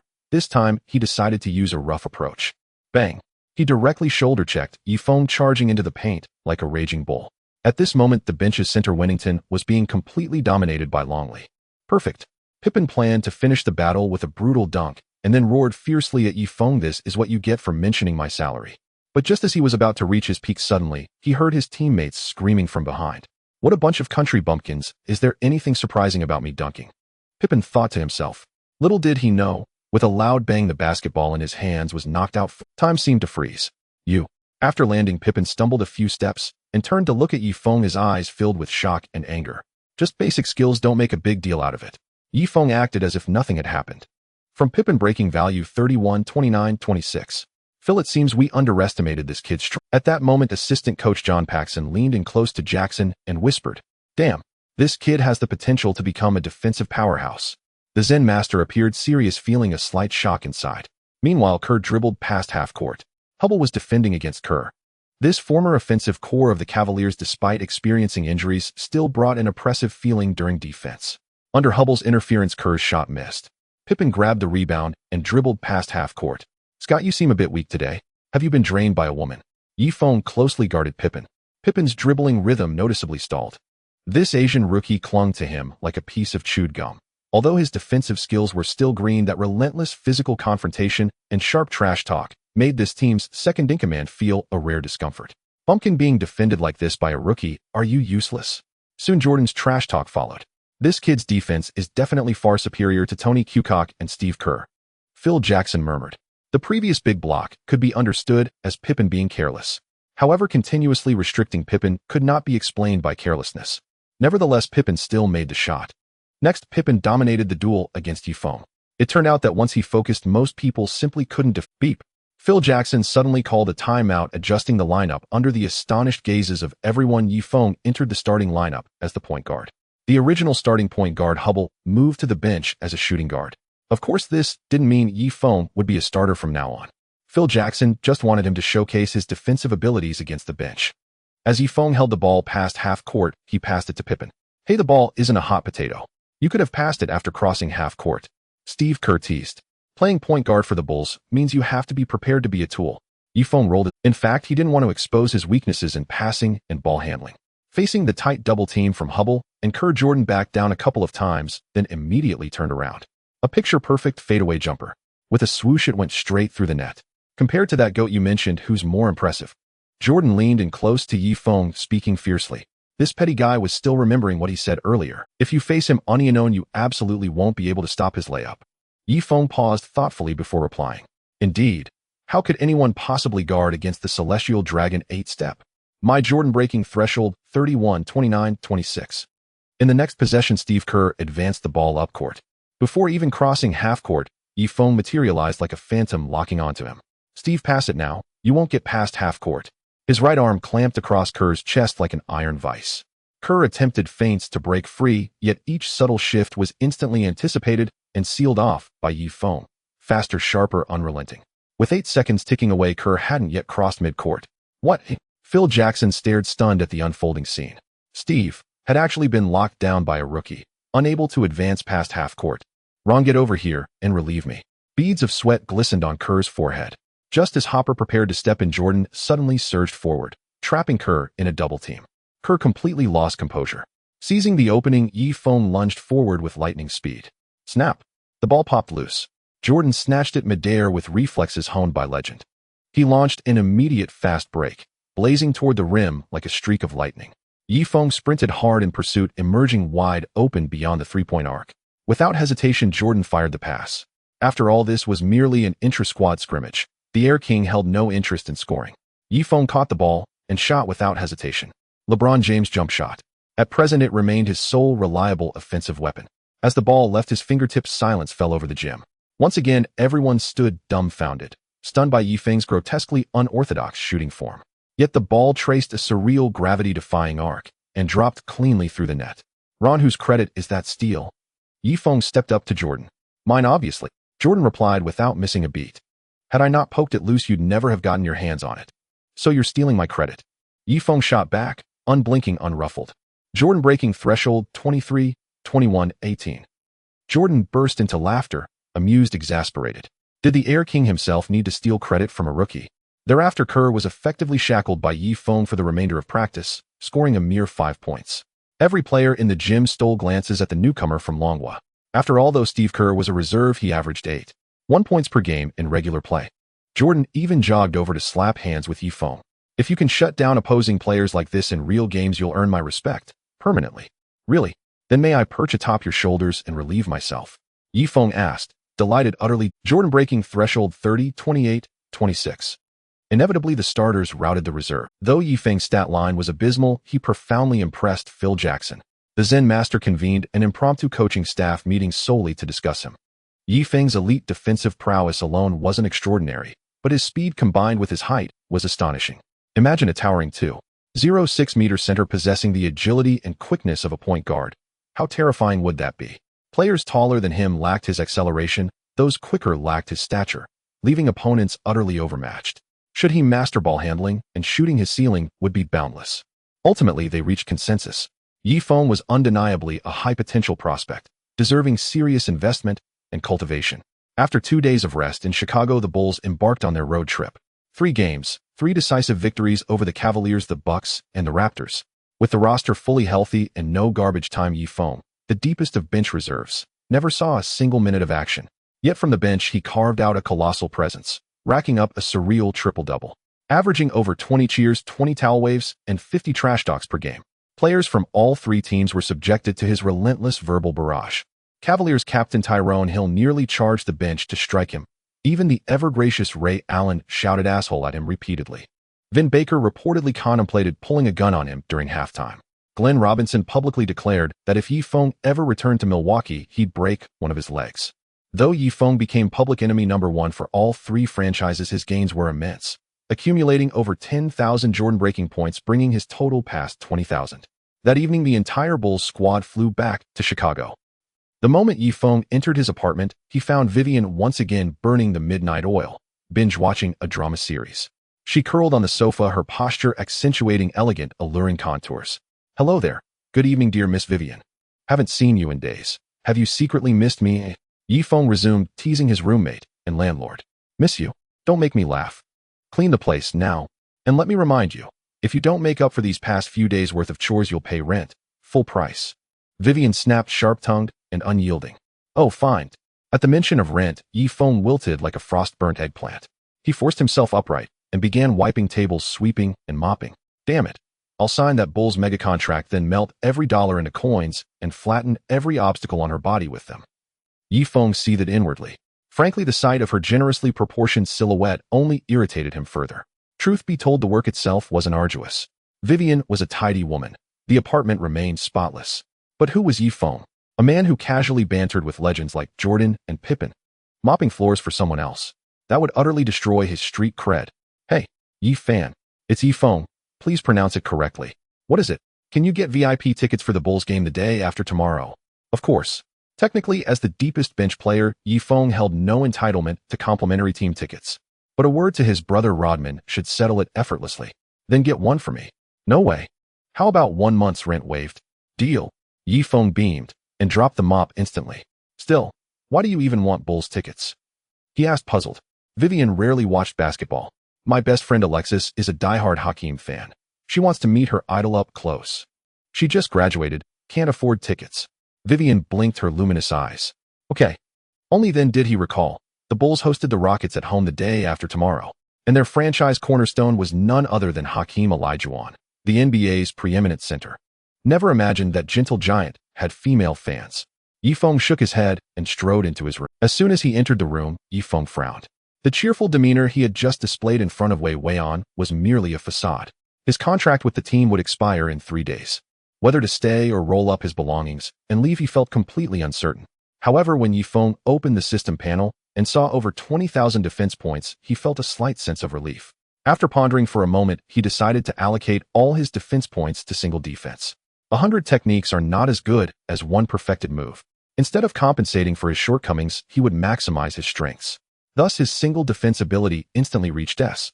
After a day's rest, the Bulls would face a terrifyingly formidable opponent, the Houston Rockets, led by the 3 superstars. This season, the Rockets had traded for the top power forward Charles Barkley. Coupled with their original star Hakeem Olajuwon and the second guard Clyde Drexler, their lineup was dazzling. How terrifying is this team? Let's put it this way, the 2-time champions Bulls almost overwhelmed all the teams in the NBA, except they couldn't gain any advantage against the Rockets. The star players Jordan and Olajuwon had faced each other 21 times all in regular season games. In those 21 matches, the Bulls had a record of 10 wins and 11 losses, while the Rockets had 11 wins and 10 losses. More importantly, the synergy of the 3 superstars was improving, achieving an impressive record of second in the Western Conference this season. That night, the atmosphere in the Bulls' locker room was terrifyingly tense. Michael Jordan expressionlessly tied his shoelaces, his eyes burning with almost violent fury.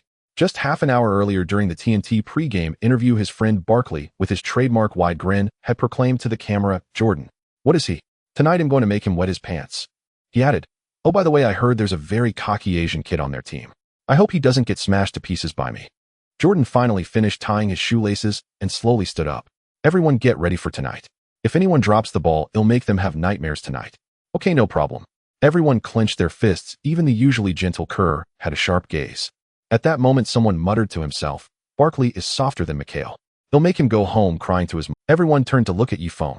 From Jordan, defense points 21, 18, 16. Jordan stepped in front of Yifeng, glaring fiercely. "You think you're tough, huh? Then show me later." Yifeng shrugged, "Provided you let me play." Jordan's mouth twitched, rendered speechless. "They'll give you playing time." At that moment, Phil Jackson suddenly interjected. Oh. Hearing this, Yifeng's eyes lit up with excitement. Time to enter the game. As the Bulls' starting players walked out of the player tunnel, the crowd erupted in cheers. Yifeng sat at the end of the bench, eyes fixed on Jordan, thinking about how to rack up defense points in today's game. Of course, there was something even more important, gathering stats. "Excuse me, you must be a fan, right? I'm Alexis, a friend of Wei Weian. Thank you for the VIP ticket. The seat is amazing." Just as Yifeng was lost in thought, on the bench a clear and pleasant voice rang out. He turned to look, and a blonde woman was smiling at him. She wore a form-fitting red slip dress, her golden curls cascading over her shoulders, the hem barely covering her long, fair thighs. What caught the most attention was her ample bosom, which was almost impossible to look away from. "You're welcome." Yifeng forced himself to shift his gaze. "But please call me by my correct name, Yifeng." Americans can't pronounce the Feng in Chinese, always saying it as fan, which frustrates him greatly. "I'm really sorry. It was Wei Weian who said that." Alexis winked playfully. "Wow, what a spicy girl." Just then Rodman walked over, whistling loudly. At this moment, even Jordan and Pippen couldn't focus on the upcoming game, their eyes glued to Alexis. "I bet I can ask her out within a week." Jordan suddenly said, "Come on, Mikhail, if it were me, it would only take 3 days." Rodman said dismissively while chewing gum. Yifeng smirked coldly. A bunch of unsophisticated bumpkins. Just seeing Alexis had them mesmerized. If they saw Wei Weian, would they not even be able to walk? Just as these few lecherous guys were about to put their plans into action, the referee blew the whistle and the game began. The Bulls' starting lineup remained unchanged. The Rockets' starting lineup consisted of PG Matt Maloney, SG Drexler, SF Mario, LEPF Barkley, and C Olajuwon. The Rockets won the tip-off. After several passes, the ball finally reached Barkley. Barkley backed up and squeezed into the paint, forcing Rodman to retreat repeatedly. At that moment, two shadows suddenly surged from the sidelines, one in front and one behind, encircling him. Jordan seized the opportunity and poked the ball away. Pippen picked up the basketball and charged toward the front court like a whirlwind. "Charles, your mom is waiting for you in the locker room. Go cry in her arms." Jordan threw in this remark as he followed Pippen forward. Due to the Rockets' timely defense, the Bulls' fast break failed, and they had to settle into a half-court offense. At this point, the player defending Jordan was Drexler. "Mikhail, hurry up and blow up this second guard in the NBA, or they'll think you're on the same level as him," Yifeng shouted. Alexis in the VIP seats by the court burst into laughter, her shoulders shaking incessantly. Unfortunately, the impact of this remark was quite limited. From Drexler, defense points, 8-604. Of course, Drexler never considered himself on the same level as Jordan. Jordan made a swift move to shake off his opponent and hit a signature fadeaway jumper. This shot sounded the charge for the Bulls. With full force, Jordan exploited opportunities that will over Drexler. If Charles had kept his mouth shut before the game, perhaps McColl would have shown some respect to the Rockets. The commentator lamented. At that moment, the players of the Rockets were feeling quite miserable. Not only were they humiliated by Jordan's skills on the court, but they also had to endure Yifeng's incessant verbal jabs from the sidelines. Barkley once again received the ball and squeezed into the paint. "Charles, your big backside would be quite popular with men at the nightclub." Olajuwon called for the ball in the low post, but his jump shot failed. "Hey Hakeem, your wife praised my shooting as being better than yours last night." Yifeng sat on the sidelines with his legs crossed, spewing trash talk like a machine gun. All the players of the Rockets were filled with rage. The hot-tempered Barkley and Olajuwon repeatedly wanted to rush to the bench and teach Yifeng a lesson. Unfortunately, they were stopped by their teammates. At this moment, they yearned more than anyone else to see Yifeng take the court. Only then could they give this cocky rookie an unforgettable lesson in the most violent manner. As the game progressed to the second quarter, the Bulls were leading 2-5-1-9. Rockets head coach Tomjanovich wanted to continue closing the gap, but the aging trio was struggling with their stamina. Thus, he had no choice but to gradually substitute the starters. "Kid, you'll be on soon." The Zen master suddenly patted Yifeng's shoulder. "Huh? Oh." Yifeng's face lit up with excitement as he quickly took off his jacket. Finally, it was his turn to shine. With a dead ball opportunity, Yifeng stepped onto the court. He played as a small forward with Kerr as the point guard and Kukoc as the power forward. This was the fate of a versatile player like him. Like a brick, he was moved wherever needed. "Wow, go Asian kid." The home crowd erupted into enthusiastic cheers. They adored Yifeng's tough playing style and trash talk. Seeing this, Kukoc, Kerr, and others felt a pang of sourness in their hearts. This kid had just arrived at the Bulls, yet his fame seemed to have completely surpassed theirs. "Asian kid, welcome to the NBA. Tonight you will have an unforgettable night." Eddie Johnson, who was matched up against Yifeng, glared fiercely. "I will indeed have a memorable night, because after I crush you, McCall will take me to the nightclub for some fun." Yifeng replied casually. "Hee, I've never seen such an arrogant rookie." "Well, today you've seen it." The game continued with the Bulls in possession. Kukoc held the ball at the top of the arc, observing. Yifeng suddenly made a reverse run, trying to shake off Johnson's tight defense.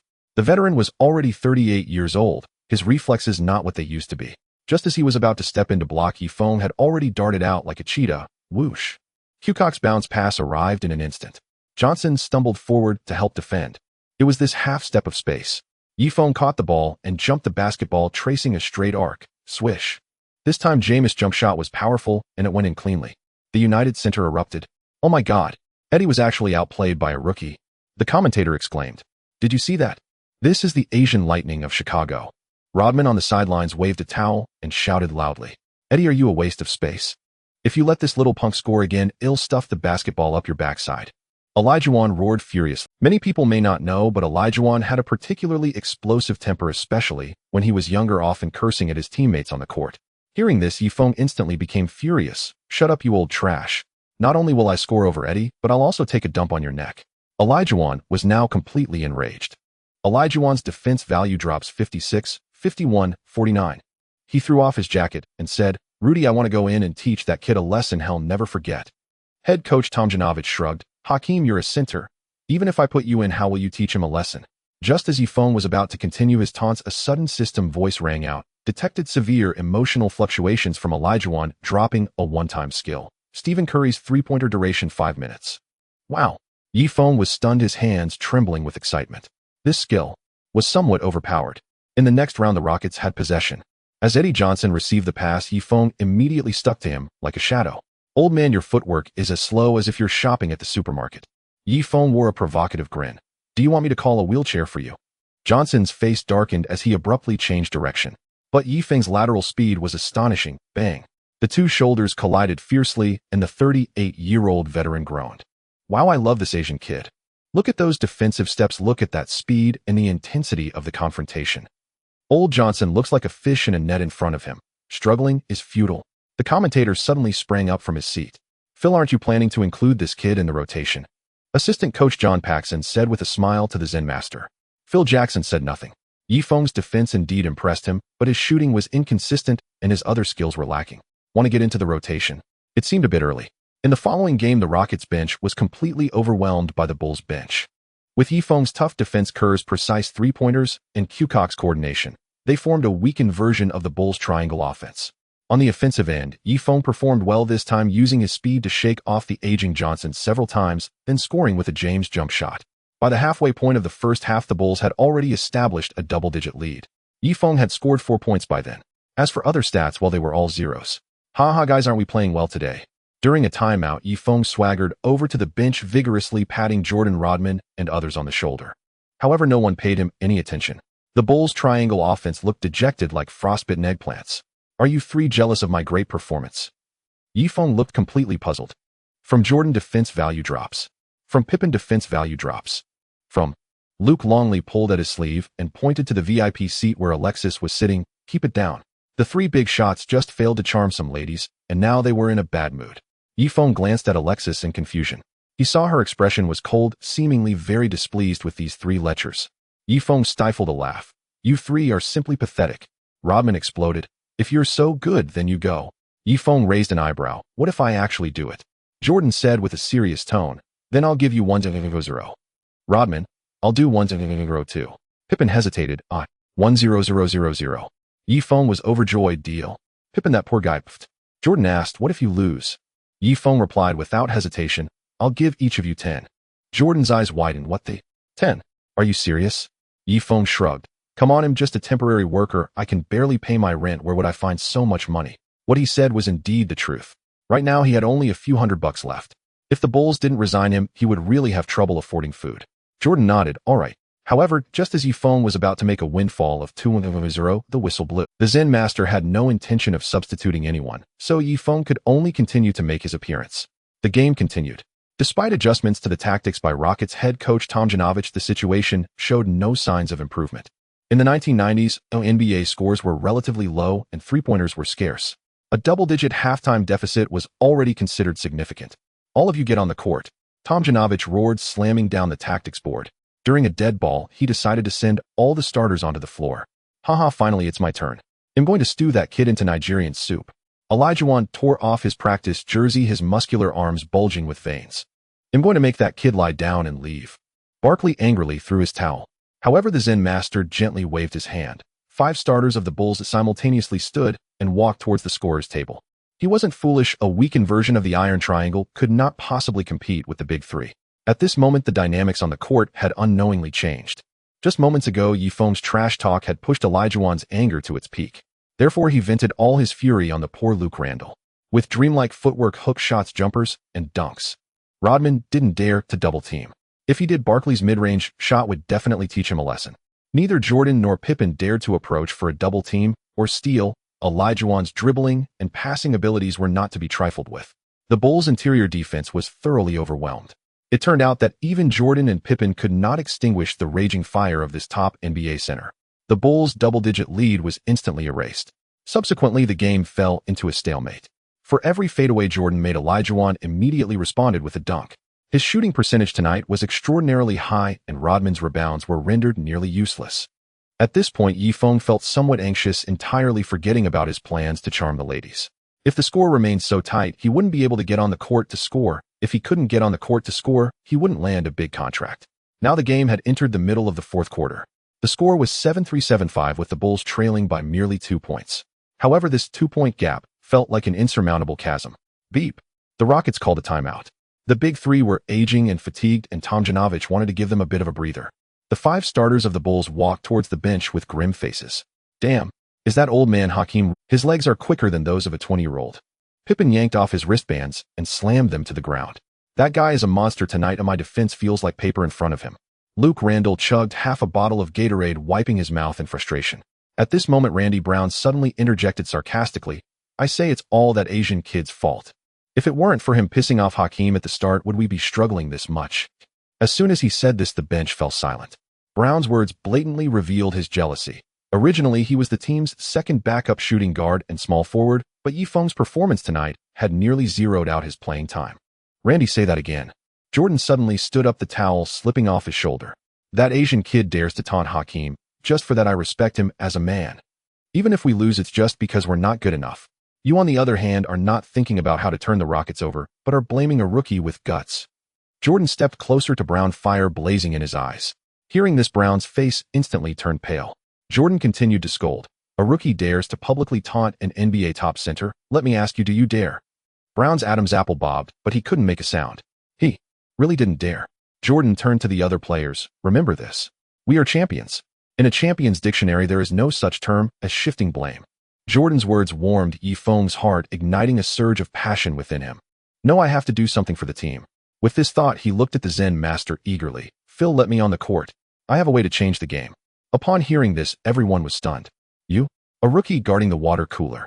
You who isn't even in the rotation want to be the savior now, eh? Jordan looked at Yifeng with a sidelong glance, his face full of mockery.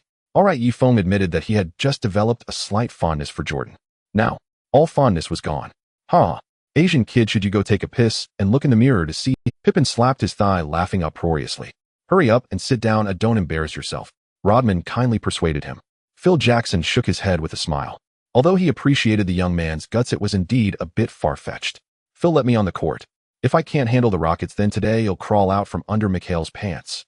Yifeng was instantly enraged, ripping off his towel and throwing it to the ground. The entire bench fell silent. This kid, is he really that bold? Rodman gaped, his towel dropping to the floor. Pippen's smile froze on his face.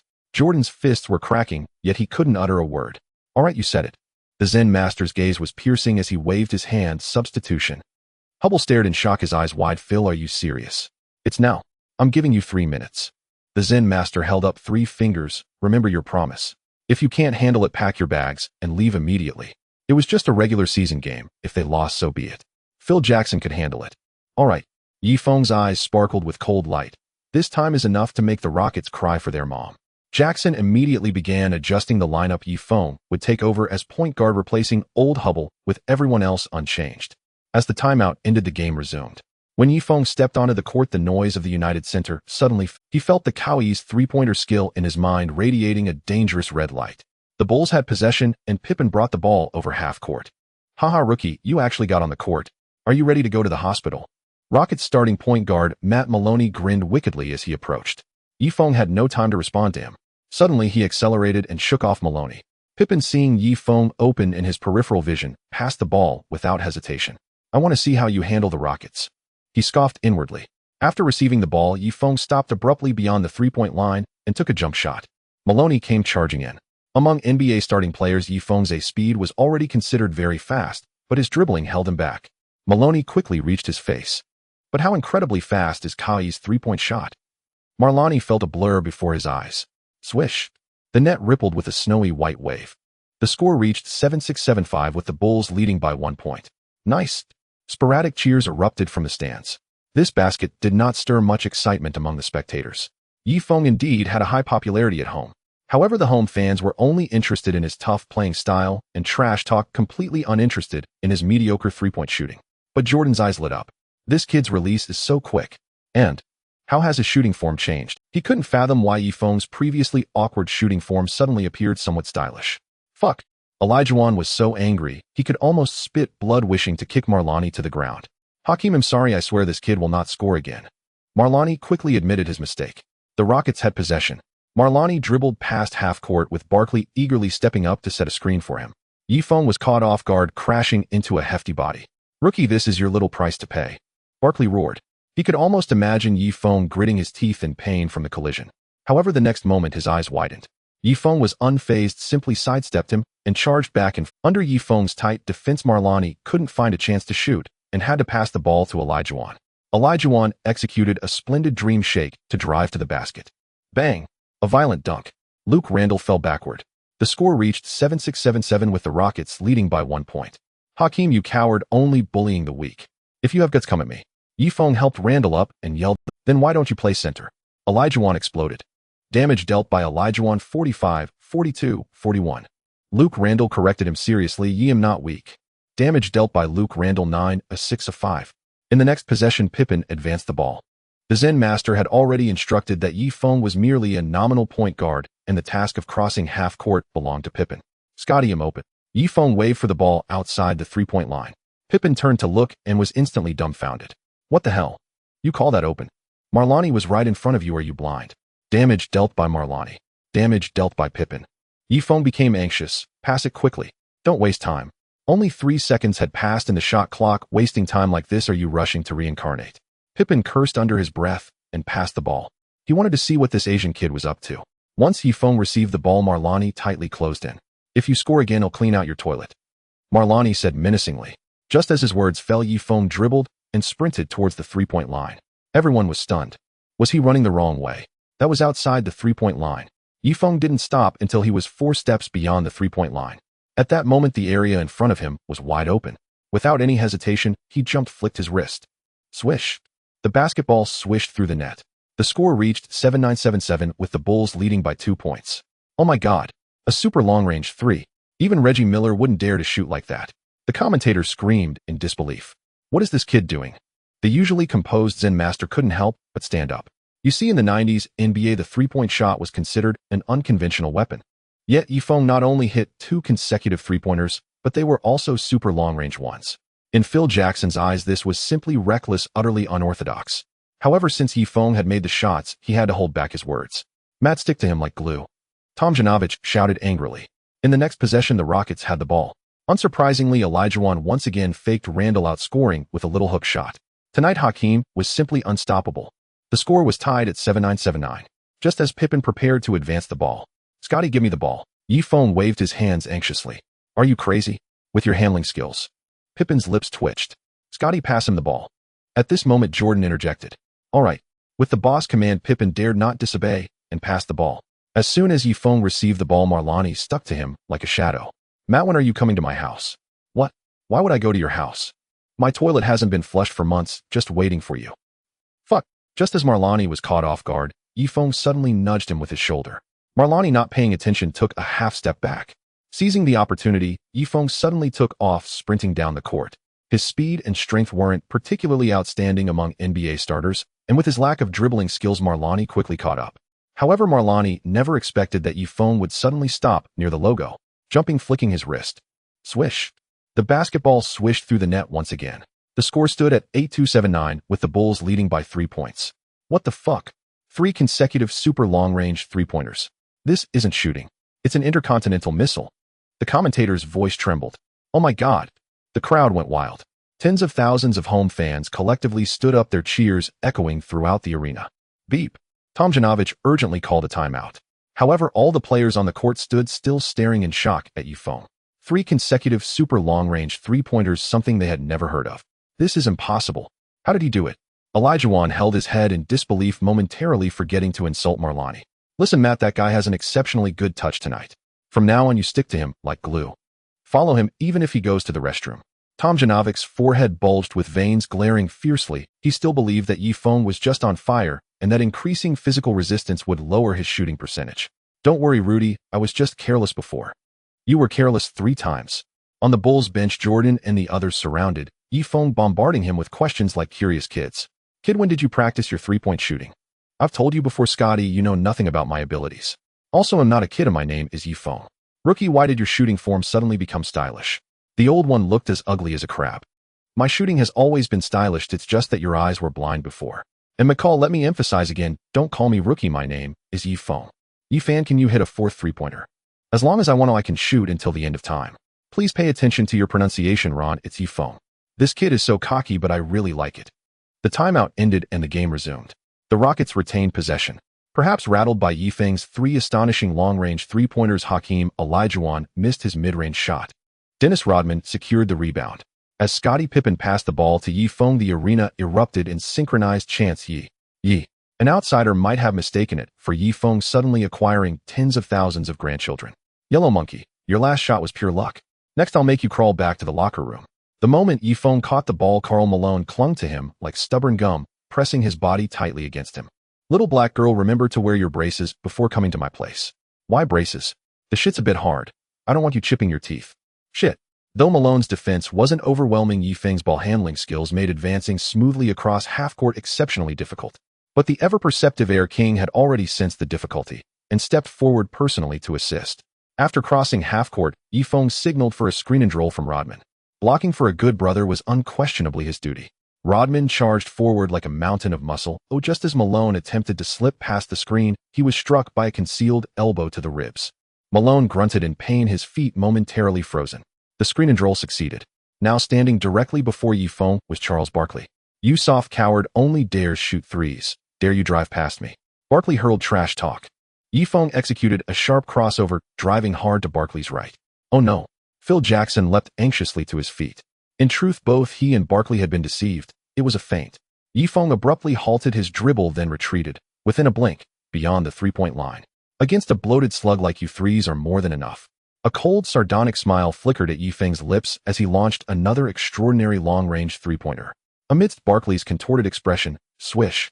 Bulls led 8,579. This defies all logic.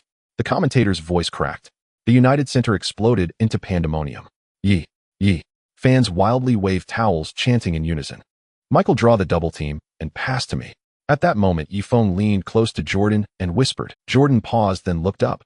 Beads of sweat glistened on Yifeng's forehead. Instantly, he understood. Got it. So, he was running out of stamina. Truly pathetic. A faint, knowing smile curved his lips. On the next possession, the Rockets attacked. "Give me the ball." Barkley posted up first, thrusting his hips deep to seal Rodman, then extended his hand. Yifeng's earlier jab, bloated slug, had pierced the big man's pride like a dagger. Malone immediately fed him the entry pass. Barkley caught it and initiated a back-to-the-basket isolation against Rodman. But Rodman had anticipated it, suddenly yielding resistance. Barkley overcommit, lost his balance, and Jordan seized the moment, stripping the ball. Amidst thunderous cheers, he personally advanced it across half-court. Clyde Drexler crouched low, bracing for the assault.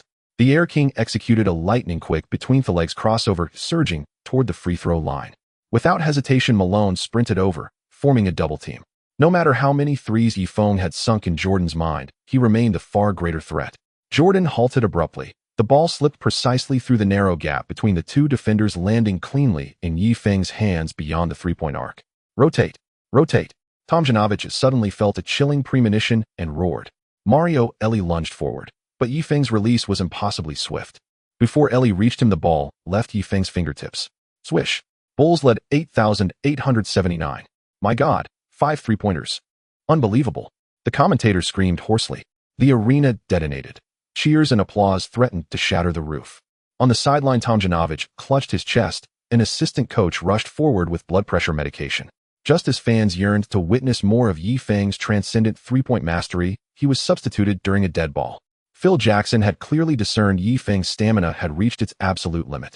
As Yifeng walked off the court, the Bulls bench players greeted him warmly. Some patted his backside, others ruffled his hair. Even Randy Brown managed a rare, faint smile. "Kid, well done. Let your teammates carry the rest." Phil Jackson beamed with paternal kindness and thoughtfully handed Yifeng a bottle of Gatorade. "Coach, does this mean I've won our bet?" "Absolutely. Win or lose the game, you win the bet." Thereafter, the Rockets crumbled completely. Though their roster was formidable, they lacked a player capable of explosive, game-altering scoring. To erase a 9-point deficit in half a quarter was nothing short of fantasy. This is the perfect moment to make money. Yifeng's eyes lit up.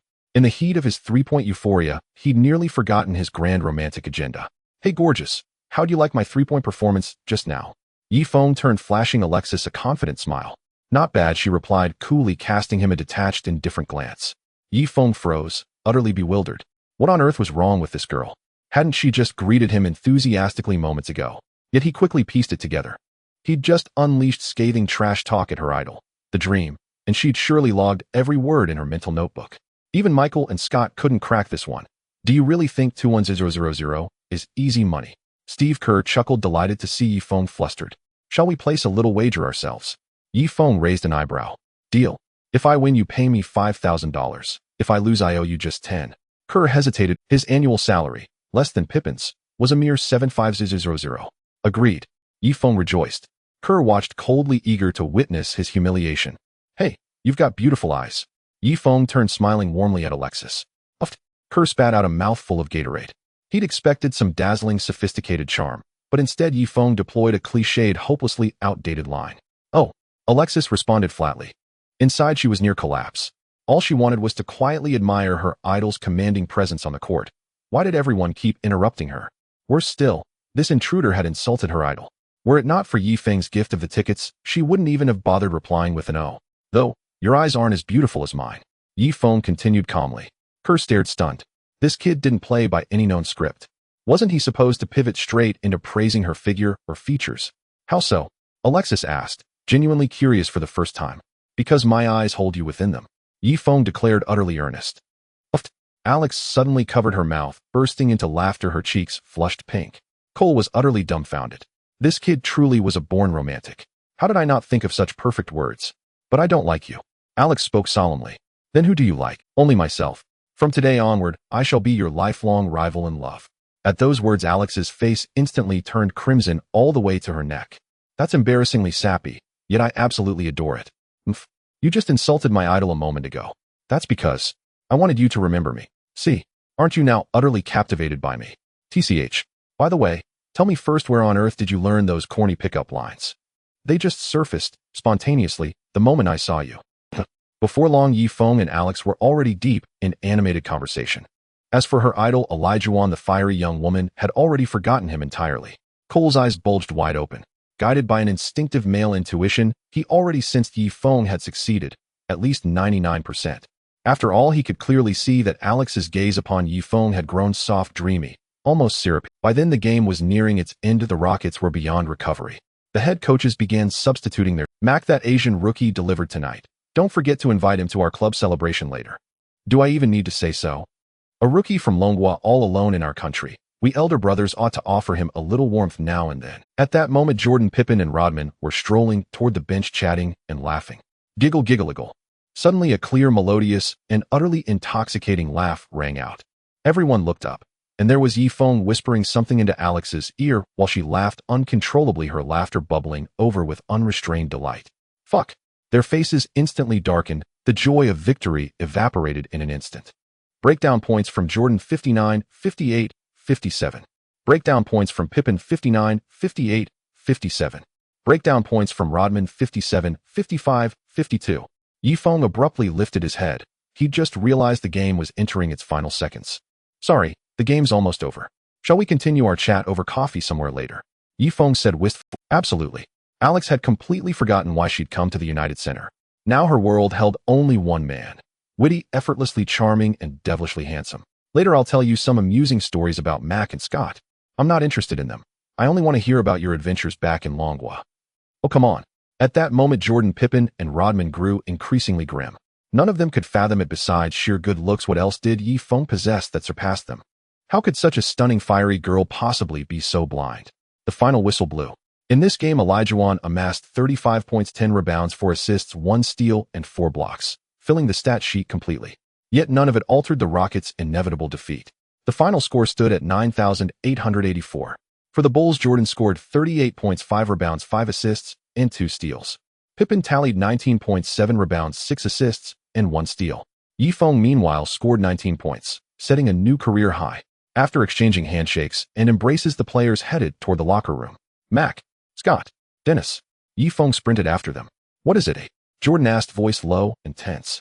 The boy had just secured the woman he coveted, and right then Jordan felt an overwhelming urge to punch someone. Well, that young lady has agreed to go on a date with me. So when do I collect on our bet? Yi Feng rubbed his hands together eagerly. What the hell? Jordan, Pippen, and Rodman were practically seething. Are you afraid we'll renege? Pippen's eyes blazed with fury. Then hand it over, now. Yi Feng paced anxiously. If these 3 veterans refused to pay up, how would he afford his date with Alex? What's the rush? Do you think $10,000 is something we carry around casually? Jordan's face was ashen with irritation. Have you ever seen a fool walking around with 10 grand in cash? Rodman glared, his expression fierce. Then at least give me a few hundred as a down payment. I can't even afford a hotel room without it. Yi Feng stamped his foot in frustration. Breakdown points from Jordan: 59, 58, 57. Breakdown points from Pippen: 59, 58, 57. Breakdown points from Rodman: 57, 55, 52. Fierce flames burned in the eyes of Jordan, Pippen, and Rodman. If glances could kill, Yifeng would have been shredded into fragments. The thought of that exquisite statuesque beauty spending the night with this smooth-faced young man, achieving perfect harmony, made their hearts bleed. Still, Jordan and his teammates were men of honor, and their integrity in wagering was unimpeachable. Though deeply reluctant, each reluctantly pulled several $100s from his coat. "Wish you a delightful evening, kid." Jordan handed over the money, the words forced through clenched teeth. The moment Yifeng pocketed the cash, he dashed gleefully toward the arena exit. "Yet, son, hold on. Prepare for the post-game press conference." Phil Jackson hurriedly called him back. Yifeng skidded to an abrupt halt, stunned. "Me? Qualified for the press conference?" The media room at the United Center was packed to capacity. Reporters trained their cameras and microphones on the Bulls' legendary trio, and of course on tonight's unexpected revelation, Yifeng. Logically, Jordan and Pippen should have been the reporters' primary focus, but their performances had been frankly unremarkable. So instead, all attention centered on Yifeng. "How did you manage to sink 5 consecutive three-pointers from an ESPN reporter asked. Jordan's lips twitched faintly. He braced himself. This kid was surely about to boast extravagantly. "Honestly, I still feel like I'm dreaming. Tonight, fortune smiled upon me. I was on fire." Yifeng smiled shyly.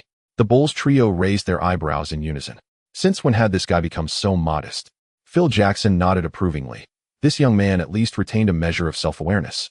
That's it. Those 5 threes were incredibly difficult. Even Reggie Miller might not have pulled them off.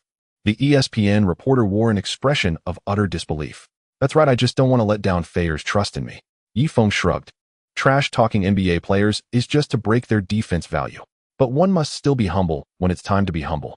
Moreover, Kai's three-point skill card is a one-time use. Who knows when the next one will come? At this moment, NBA Commissioner Stern was watching the interview on television. Not long ago, he had just heard that the Bulls had signed an undrafted player from the Dragon Country. He was immediately interested. Now the league had successfully introduced 2 teams from Canada, taking a step toward internationalization.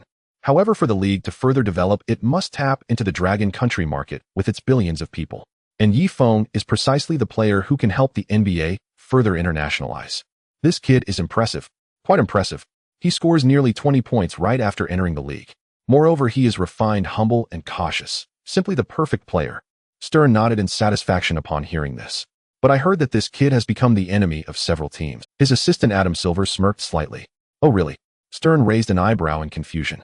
Sure enough, the next scene completely confirmed Silver's words. "You performed excellently on both ends tonight and effectively limited Matt Maloney. How did you do it?" A Chicago journalist asked. "Who is Maloney? I've never heard of that name." Yifeng scratched his ear. "Here it comes. This kid is finally going to start." Jordan felt a tightness in his heart. When Yifeng puts on airs, even I feel scared. The reporters were speechless. "You've been tussling with him on the court for so long, and you don't even remember his name." "Maloney is the starting point guard for the Rockets." A naive blonde reporter kindly reminded him. "Sorry, don't mention these nobody players in front of me, who I don't know him and don't want to know him." Yifeng shook his head. "Hiss." The reporters gasped. "Nobody players." A rookie actually dared to speak such words about the Rockets' starting point guard. Bang. Stern, sitting in front of the television, trembled, and his wine glass fell to the floor. "Haha, you have no idea how arrogant this kid is. He dares to be arrogant in front of me. A mere Maloney doesn't count as anything." Jordan muttered to himself. Hakeem nearly dominated the Bulls' inside game tonight. "What are your thoughts on him?" A Sports Illustrated reporter asked with excitement. "If this kid speaks arrogantly about Olajuwon as well, tomorrow's article might just make the front page." "You mean Olajuwon?" Hee. Yifeng curled his lips, speaking disdainfully. "Just a third-rate center, only capable of bullying that softed Dennis and Luke. If he plays outside, I'll make him cry for his mother." The venue fell silent. One could hear a pin drop. A top-tier player who led his team to consecutive championships, won 2 finals MVPs, and 1 MVP title, is considered a third-rate center. And he dares to call Dennis a softie. This kid is something. He doesn't even spare his own teammates when he puts on air. From Rodman's defense value, 23, 21, 17. Olajuwon and Longley's defense values will be credited later since they are not present. "Is it really okay for you to speak about your teammates like that?" A reporter kindly reminded him. "I'm brothers with Dennis and Luke. Isn't it reasonable to say some harsh words among brothers?" Yifeng raised an eyebrow. "Shut up, Asian kid. Ew, I'm not your brother." Rodman was furious. "Well, as he said, our relationship is actually average." Yifeng shrugged, looking helpless. The reporters were collectively speechless. This kid really has thick skin. Later, when Olajuwon learned about this news from the reporters, he was initially silent.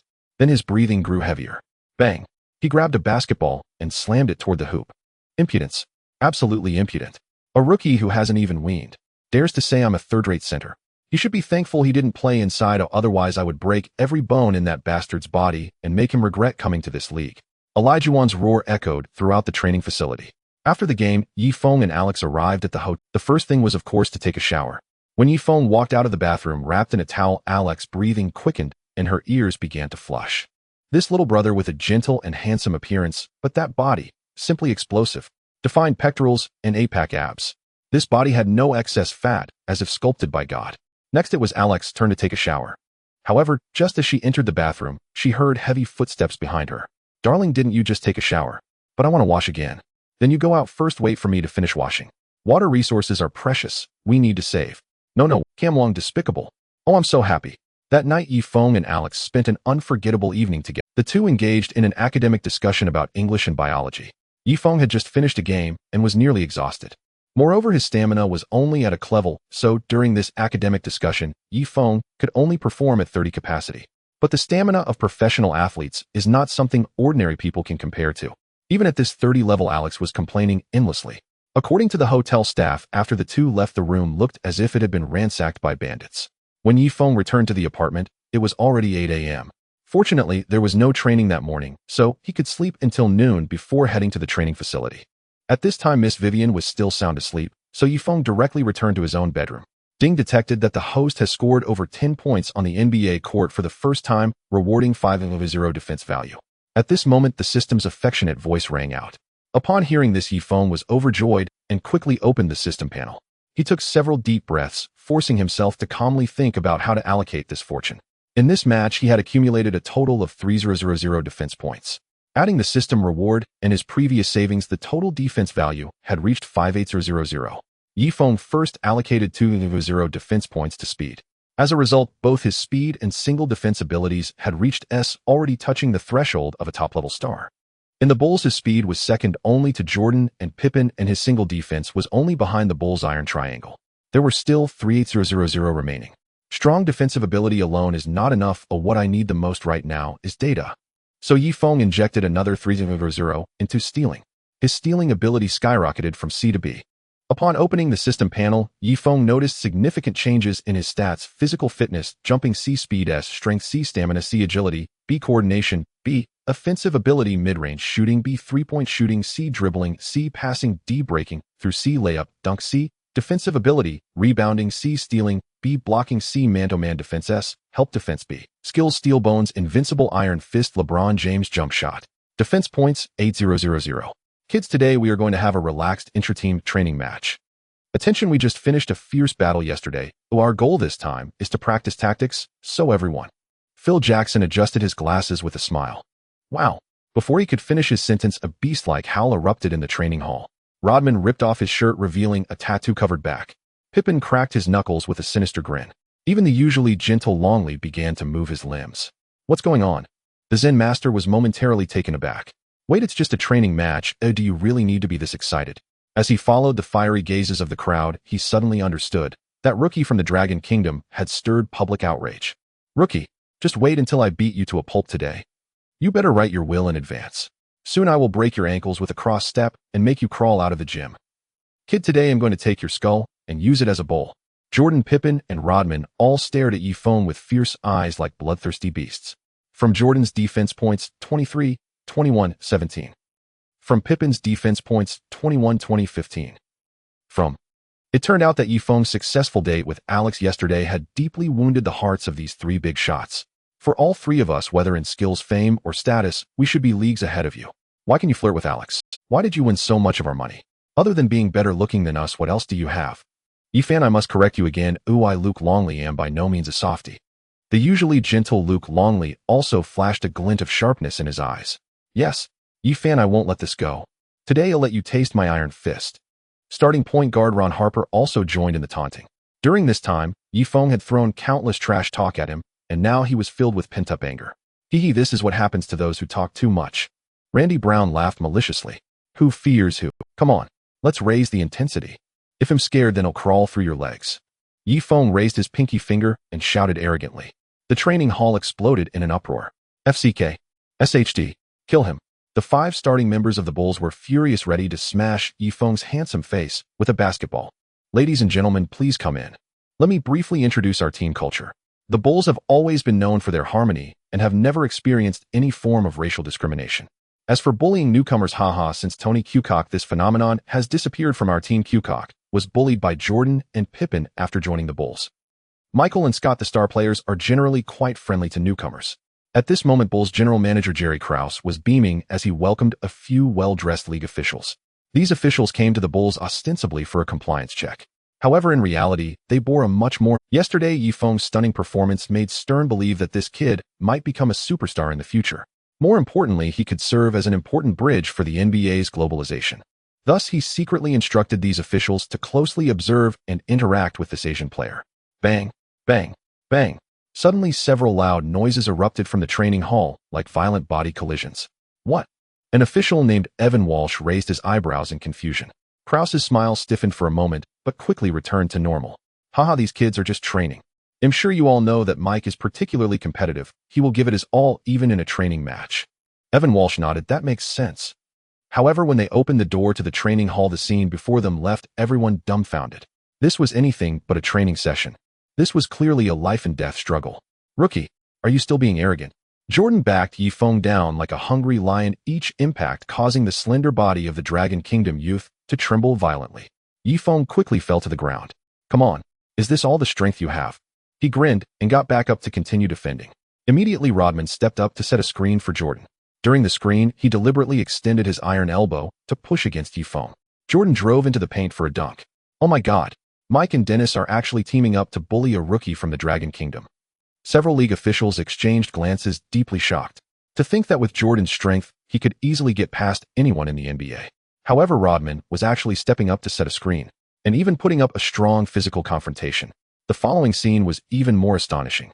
Yifeng held the ball and Jordan and Pippen actually implemented a brutal double team and tight defense against him. While trash-talking, they yelled, "If you manage to get past half court today, we will all retire." Under the defense of the 2 top defenders in the NBA, Yifeng's ball was predictably stolen. However, what was even more outrageous was that Pippen could have initiated a fast break and dunked. But he insisted on waiting for Yifeng to get into position before faking him out and knocking him to the ground. Stupid kid, have you seen the power of Uncle Pippen?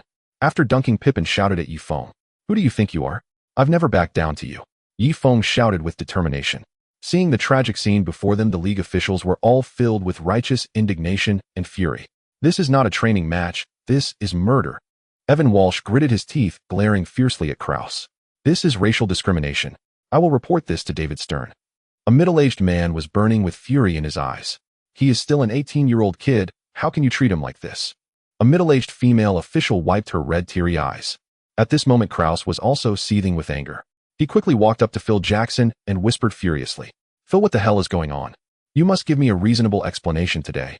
Phil Jackson shrugged with a helpless expression. "I can't stop them, it's impossible. I've already announced the end of the scrimmage, but McCall and the others insist on continuing." Krause had a mournful look on his face. "This is the end for me. The league will definitely punish me." However, as the scrimmage continued, several league officials began to sense that something was amiss. They started to realize that this issue might not solely be the fault of Jordan, Pippen, and the others. The key was that Yifeng had a sharp tongue. Several times Jordan and the others were ready to call it a day, even wanting to end the scrimmage. But Yifeng kept shouting every word, igniting their tempers. "Damn it, no more. I can take down Irwin, Larry, and Charles, but I can't handle this bastard."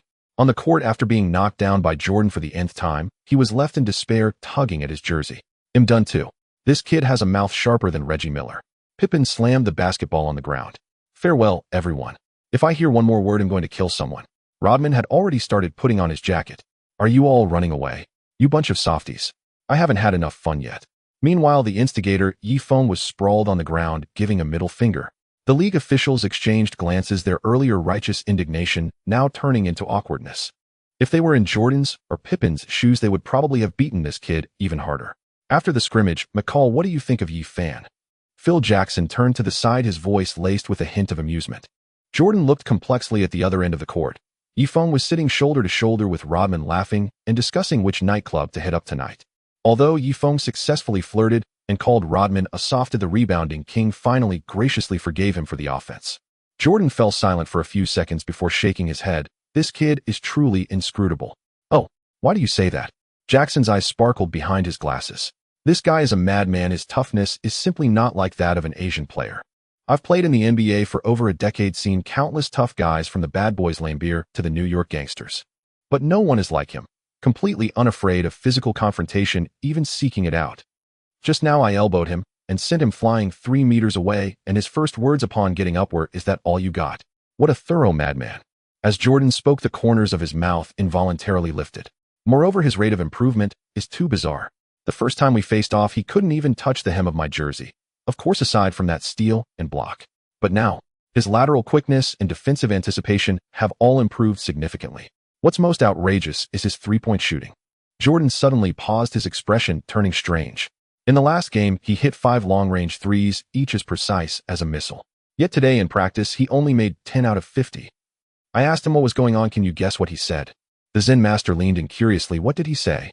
Jordan mimicked Yifeng's tone, rolling his eyes. Feelings are like a woman's mood, sometimes good, sometimes bad. It's quite normal. The Zen master couldn't help but laugh.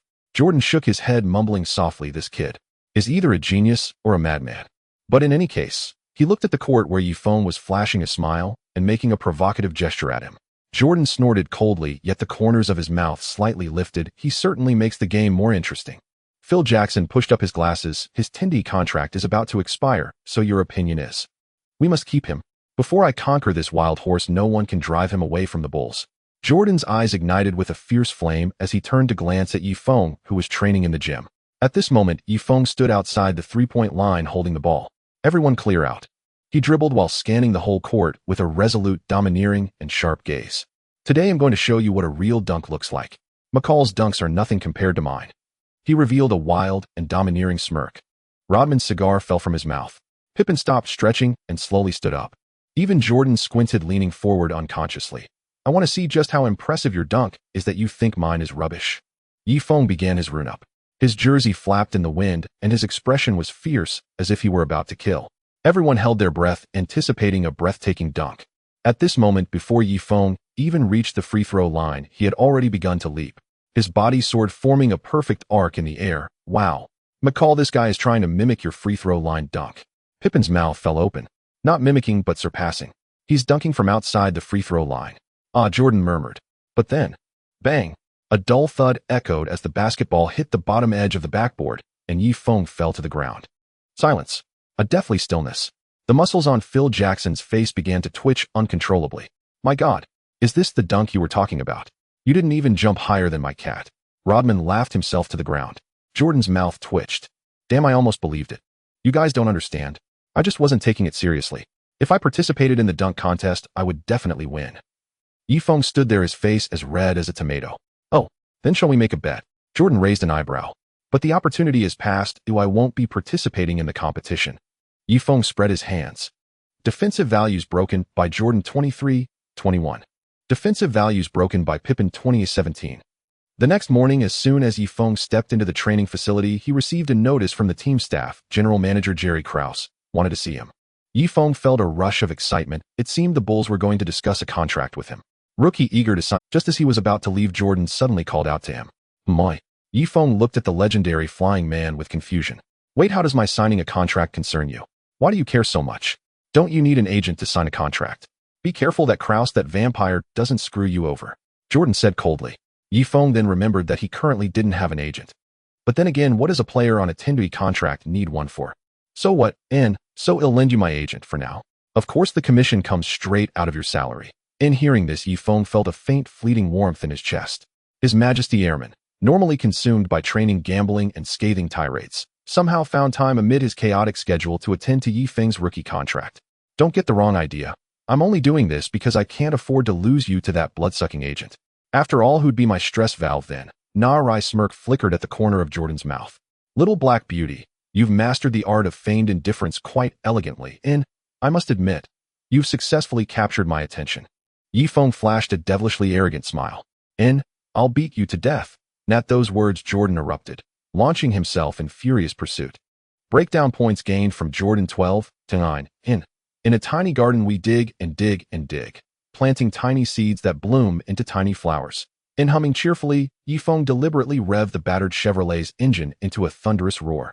He'd just acquired the vehicle for several $1,000s, a decrepit second-hand classic whose horn was the only part that didn't rattle. Just moments earlier, with Jordan's agent's assistance, he'd signed a one-year contract with the Chicago Bulls, a staggering annual salary of $35,000. Don't laugh. And that contract was genuinely impressive. And what does $35,000 per year truly signify? Take his teammate Brian Boucher, for instance. He was a second-round draft pick, far more accomplished than Yifeng, the undrafted rookie. Yet his first-year salary amounted to only $23,000. And let's consider another familiar name, Carlos Boozer. Selected 35th overall by the Cleveland Cavaliers in the second round, his rookie year salary stood at just $35,000. And remember, this was the year 2002. Brother, I'm officially a man of substance. Car and woman both secured. Thrilled, he swung open the apartment door. Vivian sat curled on the sofa, flipping through a magazine. Her long legs crossed gracefully, her delicate pink-tinged toes idly rocked her slipper back and forth. The moment she recognized him, she sprang up like a startled cat. Yifeng, I'll kill you. Throw pillow flew with pinpoint accuracy toward Yifeng's face. You lunatic, what's wrong with you? Yifeng recoiled in alarm, dodging just in time. You seduced my best friend, and you're calling me ill. Vivian stamped her foot, her chest rising and falling rapidly. It turned out she'd learned that Yifeng and Alexis had spent the night together, ostensibly conducting academic research. We're adults, consensual, mutual, and entirely above reproach. What harm is there in dating her? Yifeng arched an eyebrow. Alexis was our university's reigning beauty queen. Countless suitors failed where you, a pig in human form, succeeded. Vivian ground her teeth. So you like me, and you're jealous of Alexis? Teasing glint shimmered in Yifeng's smile. Drop dead. Who'd ever like you? She snatched a banana and hurled it, only for Yifeng to sidestep it effortlessly. Miss Vivian, what? Yifeng leaned in suddenly. Vivian's eyes widened in alarm. Slowly he unslung his backpack and dumped a thick bundle of $100 bills onto the coffee table. Then a second bundle.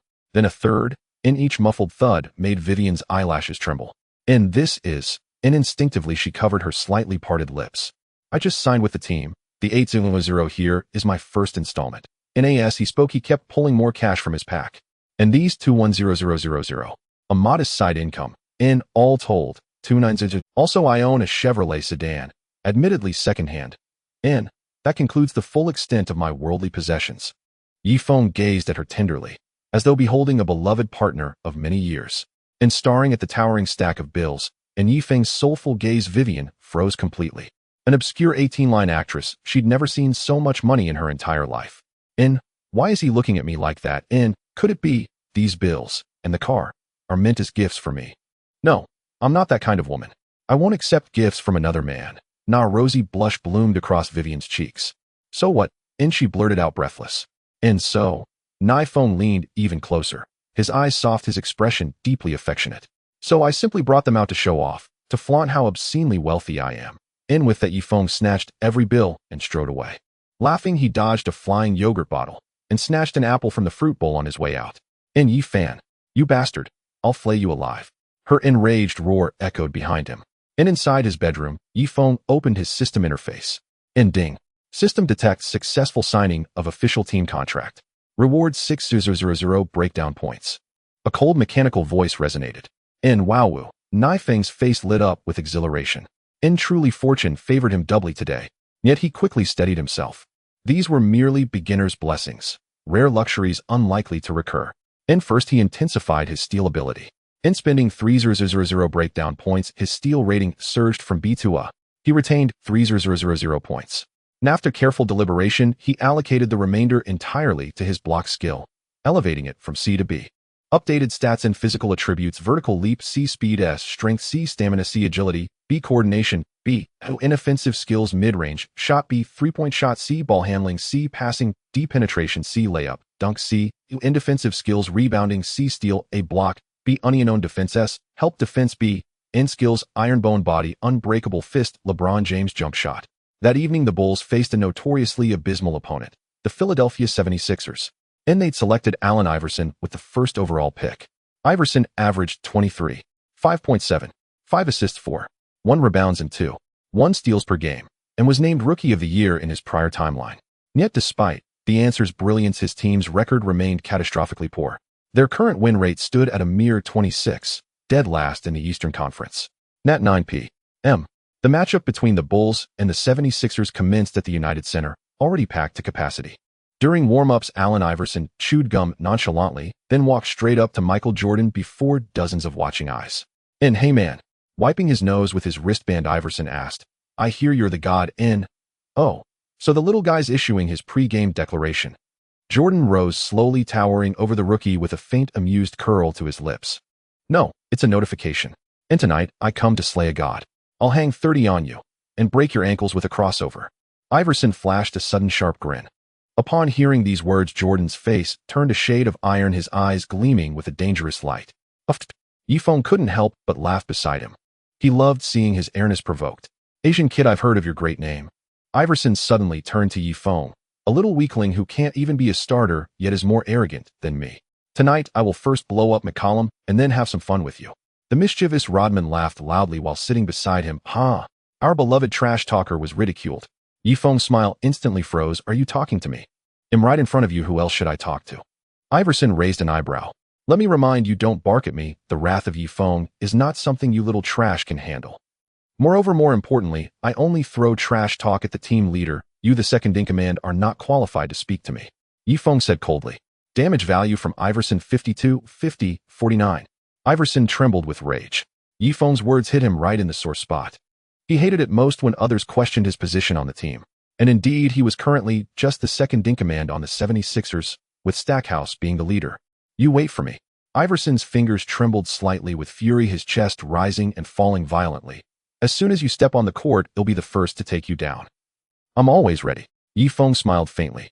He hadn't yet made it into the rotation, so he had no chance to. Besides, his speed and unknown defense had already reached all-star level, so even if they truly faced off, he wouldn't be at a significant disadvantage. With the sound of the referee's whistle, the game officially began. The Bulls' starting lineup remained unchanged. The 76ers' starting lineup was PG Iverson SG, Jerry Stackhouse SF, Weatherspoon PF, Derek Coleman C, Scott Williams. As soon as the game started, Iverson dashed into the Bulls' paint like a bullet, making a layup against Rodman's block. Although he was a strong scorer, it was not Jordan defending him, but Ron Harper. As he landed, Iverson deliberately glanced at Yifeng on the bench, as if to say, "Am I strong enough to score? Just asking if you're scared." Yet Yifeng crossed his legs, shouting at Stackhouse, "Jerry, your little brother has no manners. Shouldn't the first shot go to you, the leader?" Damage value from Iverson 45, 41. Next came the Bulls' offense. Pippen held the ball at the arc, orchestrating the play. Jordan moved to the low post, received the pass, and executed a turnaround jumper. During the Bulls' first 3 championships, Jordan soared through the air, unstoppable. By the time of the last 3 championships, he had lost the terrifying explosiveness and speed of his youth, but had reached a peak in skill. Thus, catching the ball and shooting became his most common playstyle during this period. "Allen, you are simply pathetic. Hurry up and kneel to beg McCollum to spare you." Yifeng spat out again. Damage value from Iverson 24, 21. At this moment, Steve Kerr suddenly approached. "Hey kid, I suggest you take it easy. That guy Allen is not to be trifled with." Yifeng raised an eyebrow. "What do you mean?" Kerr replied, "Allen almost went to jail. If you push him too far, he really will come over and beat you up." Yifeng nodded. Oh. Kerr thought Yifeng had taken his advice, but unexpectedly. "Allen, you soft-shelled shrimp, can't you be a bit more manly? You're not even worthy of licking McCollum's toes." As Jordan broke through Iverson's defense and easily scored with a fading jumper, Yifeng remarked. Damage value from Iverson 58, 54, 51. Iverson was now filled with rage. He vowed that when Yifeng stepped onto the court, he would make him black and blue. However, before that, he needed to prove he wasn't a soft-shelled shrimp. In the next possession, the 76ers had the ball. Iverson finally faced off against that man, 7-time all-defensive first-team Michael Jordan as of last season. The entire audience collectively held their breath. "Come on, rookie." Jordan lowered his center of gravity, a cold glint flashing in his eyes. Iverson dribbled with his right hand and suddenly accelerated Jordan, refusing to give way. But just as their bodies were about to collide, Iverson suddenly made a stop under his legs, pulling the ball back from the right to the left like lightning. Yet Jordan still clung to him. But the next second, Iverson shook his wrist again, another change of direction. Jordan slipped his foot. Bang! The basketball god crashed to the ground. The entire arena fell into silence. "Oh my God!" The commentator's frantic scream shattered the stillness. In the stands, some spilled their popcorn, others covered their mouths in shock, while many others widened their eyes. What they were witnessing was simply unbelievable. Our basketball god, the NBA king, was knocked down by a mere Iverson. The sky has fallen, to the sky over Chicago has fallen. Countless Bulls fans held their heads and wailed. Iverson curled the corner of his mouth into a defiant smile, then calmly collected the ball, jumped, and shot. Swish. The ball swished through the net. Kid, do you think I'm worthy to lick McCollum's toes? Iverson approached, Yifeng, his tone icy. Knocking down that softy McCollum is nothing impressive, come on, try it on me. Yifeng replied disdainfully. All right. Iverson laughed in anger. He vowed that even if Yifeng played during garbage time, he would go and break Yifeng's ankle. At this moment, Jordan transformed into an enraged lion. The humiliation of being shaken off took root in his heart, eventually growing into a towering tree. Tonight, he felt as if he was 10 years younger. Various sharp breakthroughs, various fierce dunks. The 76ers are definitely going to lose. Tonight, the 76ers are doomed. No one can bear the consequences of offending McCollum. If I were the 76ers head coach, I would definitely bench Allen for some serious reflection. The commentator couldn't help but sigh. Rodman was also going crazy in this game. With just half the game gone, he had grabbed 11 rebounds and successfully held the opposing power forward Rick Coleman to just 5 points. This guy averages 17.6. Seeing this, Yifeng naturally had to shower his good brother with compliments. Rebounding king, the most manly man on the court is you. Dennis, tonight you are the god of rebounds. The entire paint area is your buffet. You are treating Rick Coleman like your son tonight. Coleman was so furious he was about to explode. Meanwhile, Rodman was ecstatic, dancing with joy. Did you see? That mouthy kid called me the god of rebounds. He leaned in front of Jordan and Pippen, boasting proudly. At this moment, the 76ers were trailing by a full 10 points. Although Iverson remained formidable, his shooting percentage was dismal. Moreover, with his teammates having completely lost their fighting spirit, he found himself in a battle all alone. You get ready to enter the court. You're playing the shooting guard position. Phil Jackson commanded in a low, steady voice. Got it. Yifeng eagerly shrugged off his jacket. Next up, he'll dismantle the 76ers bench. The timeout ended, both teams prepared to return to the floor. Yifeng, good luck, and may you fare well. Steve Kerr sympathetically patted Yifeng's left shoulder. Yifeng narrowed his eyes, and his heart tightened instantly. Allen Iverson was still on the court, and he was playing the same position, shooting guard. Asian kid, use my style against that dreadlocked punk. Lock him down completely. Michael Jordan's face burned with fury as he slammed his palm hard onto Yifeng's right shoulder. Though he had dominated the entire 76ers roster, he remained deeply unsettled by what had just unfolded. Good brother, you now possess 1% of my legendary defensive prowess, Rodman.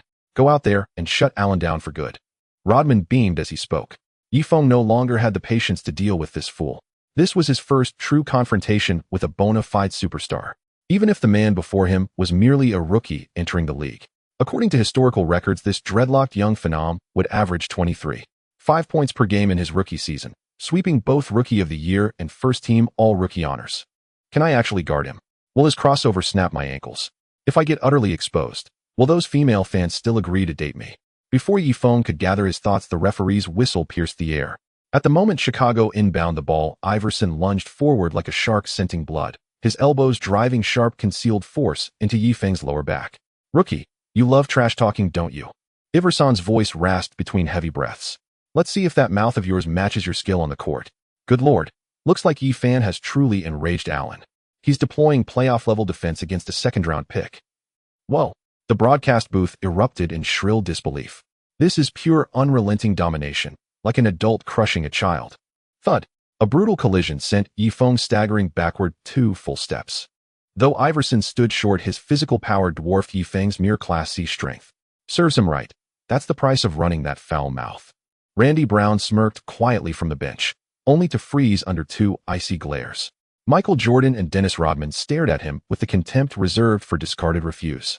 His mouth may be foul, but he's my brother. Who gave you the right to speak? Rodman seized Brown's nape in a vice-like grip. You, however, don't even merit a glance from Allen.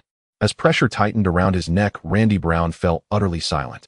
That was the reward for Yifeng's earlier flattery. Rodman now regarded him as genuine kin. Keep coming, little man.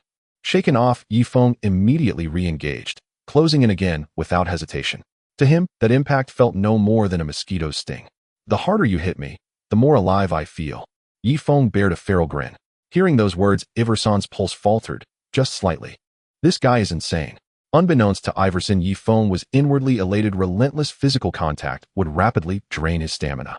Yifeng's own endurance was poor, but Iverson had already played over 2 full quarters. Yifeng surged forward, and the two collided with even greater ferocity. Thump, thump, thump. To onlookers, the sound alone sent chills racing down their spines. Is your physical defense this soft? They call you the answer. In my presence. You're not even. Yi Feng snarled, grinning savagely. Breakthrough value gained from Allen Iverson 53, 48, 46. Detected severe emotional fluctuation in Allen Iverson. Permanent skill acquired Bev's Mad Dog Bite. A system prompt chimed. Holy hell, that skill is a godsend. Yi Feng trembled with raw. Who was Bev? One of the NBA's most infamous Mad Dog defenders, a player famed not for elite talent, but for sheer unyielding obsessive pressure defense. Crucially, he specialized in disrupting offensive rhythm, denying clean catches, stifling dribbles, and cutting off every passing lane. And that was precisely what Yi Feng needed most. After all, while his defensive ability had reached all-star caliber, his speed still lagged behind Iverson's. But denying Iverson a comfortable catch, that was far more attainable. Immediately integrate the skill. In that instant, Yi Feng felt his very blood ignite. Defensive awareness, anticipation, positioning, foul drawing instinct. Every mastery Bev possessed now flowed seamlessly into Yi Feng's being.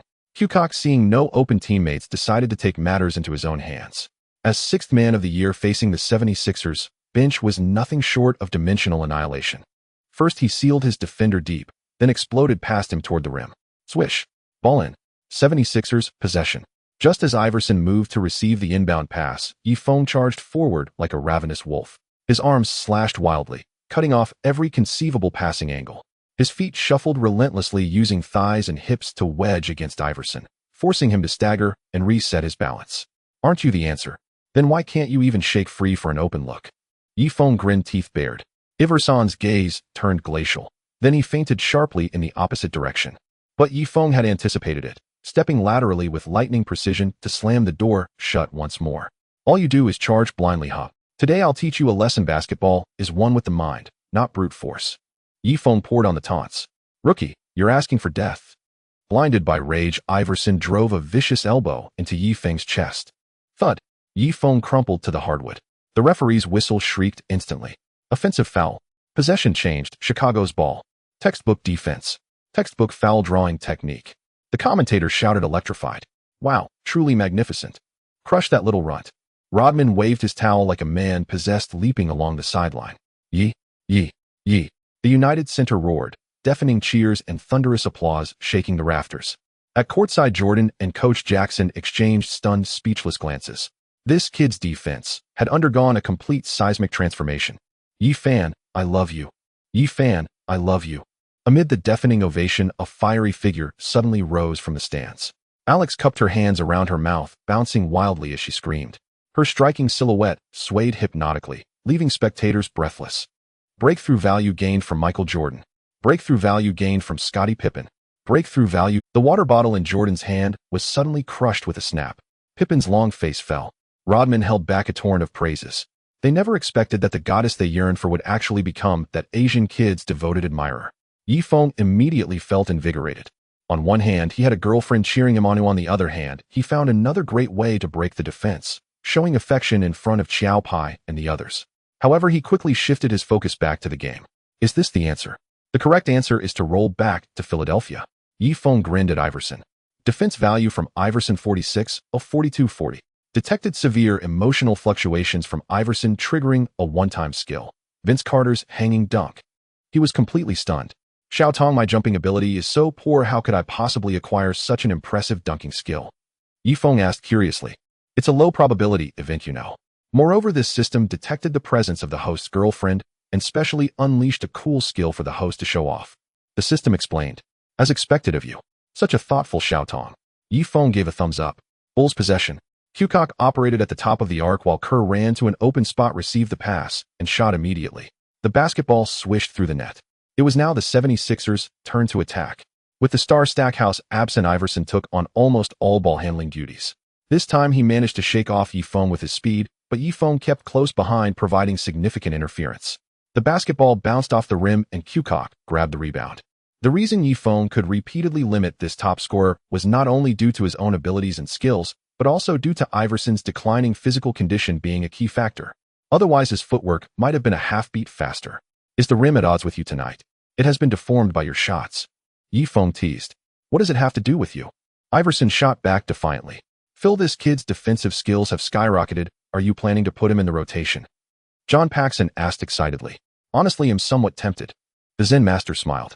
This kid, aside from his defense and tough playing style, had almost nothing to show for it other than his occasionally effective three-point shooting. However, considering he managed to restrict a top draft pick like this, getting into the rotation should be no problem. 76ers possession. Iverson lowered his center of gravity, his fingertips quickly tapping the basketball. Yifeng did not rashly reach for a steal. Instead, he maintained a half-step distance. Iverson frowned slightly and suddenly executed a dramatic crossover, trying to shake Yifeng off with his signature move. Yifeng shadowed him, closely blocking his path. Iverson changed direction again, yet Yifeng still cut off his forward route. This kid's defense actually gives me a sense of pressure. Iverson was immensely shocked. My God, Allen is actually trapped. The rookie from Dragon Country actually managed to defend against our top pick again. The commentator excitedly pounded the table. Unfortunately, Yifeng's unknown defensive ability hadn't reached the top tier, and his speed was slightly inferior to Iverson's. Ultimately, after a fourth change of direction, Iverson got past him. Then he abruptly stopped for a jump shot. Unfortunately, that shot missed again. Hey, the rim is telling you stop shooting, it hurts. Shut up. Kukoc grabbed the rebound. The Bulls launched a fast break with four players sprinting towards the front court. Among them, the speedster Yifeng took the lead, racing across half court like a gust of wind. Kukoc wasted no time and passed the ball to him. Wow, our rookie from Dragon Country runs really fast. The commentator exclaimed excitedly.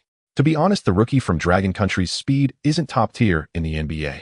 However, considering his height of 6 feet 9 inches, that speed is already beyond imagination. Another commentator remarked. After receiving the ball, Yifeng had already crossed half court. As long as he could make it to the basket smoothly, it would be an incredibly spectacular dunk.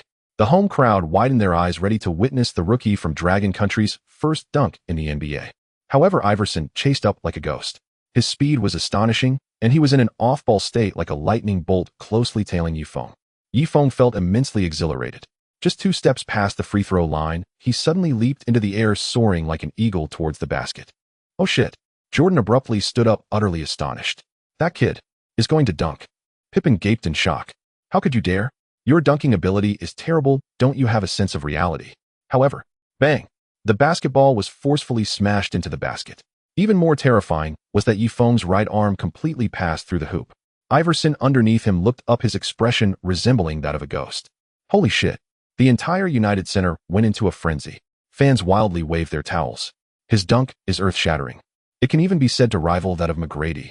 The commentator shouted while pounding the table. Yifeng, you're simply amazing. I love you. Alexis screamed excitedly, standing on her seat. Yifeng landed and furiously tore at his jersey in front of the camera, revealing his toned abs. He even deliberately approached the stunned Iverson, mimicking the classic listen to the cheers gesture. Defense value from Iverson. Beep. The 76ers head coach Davis called for a timeout. Yifeng walked back to the bench proudly under the dazed gazes of his teammates. Yifeng, how the hell did you do that? Asian kid, when did your jumping ability become this strong? I remember you didn't succeed in dunking during the last training. His teammates, coming back to their senses, surrounded him and bombarded him with questions. Yifeng remained calm and collected, patting Rodman's shoulder and stroking Jordan's bald head. It's just basic skills. These are merely basic skills. I'm a competitive player. I can only unleash 100 of my power during. Jordan and the others' faces instantly darkened. Yifeng once again racked up a defense value. McGrady, do you think it's possible that this kid has been hiding his strength all this time? Pippen whispered to Jordan. I have my doubts, but what would be his purpose in doing so? Jordan stared intently at Yifeng. The subject in question was blowing kisses to Alexis from afar. But Jordan could no longer afford to feel jealous. That dunk was simply too shocking. Even during his peak, he might not have done better. He couldn't fathom how Yifeng managed to pull it off. As the timeout ended, the game resumed. Next, Yifeng found Iverson's defense to be less lenient, with Iverson scoring 4 points over him. After all, Iverson was an all-star player. Although his physical condition had declined, his scoring methods were still new. Moreover, Beverly's rabid defense couldn't be considered exceptionally overwhelming, so it was still too early for Yifeng to completely restrict such a formidable scorer. However, the Zen master nodded repeatedly after watching. After all, Yifeng had performed admirably. Even if Jordan were to defend, he wouldn't do much better. During a dead ball situation, both head coaches put all their starters on the court except for Ron Harper. The Zen master, seeing Yifeng's impressive defensive skills and the current lead, decided to keep him on the court. However, this time he was assigned as the point guard.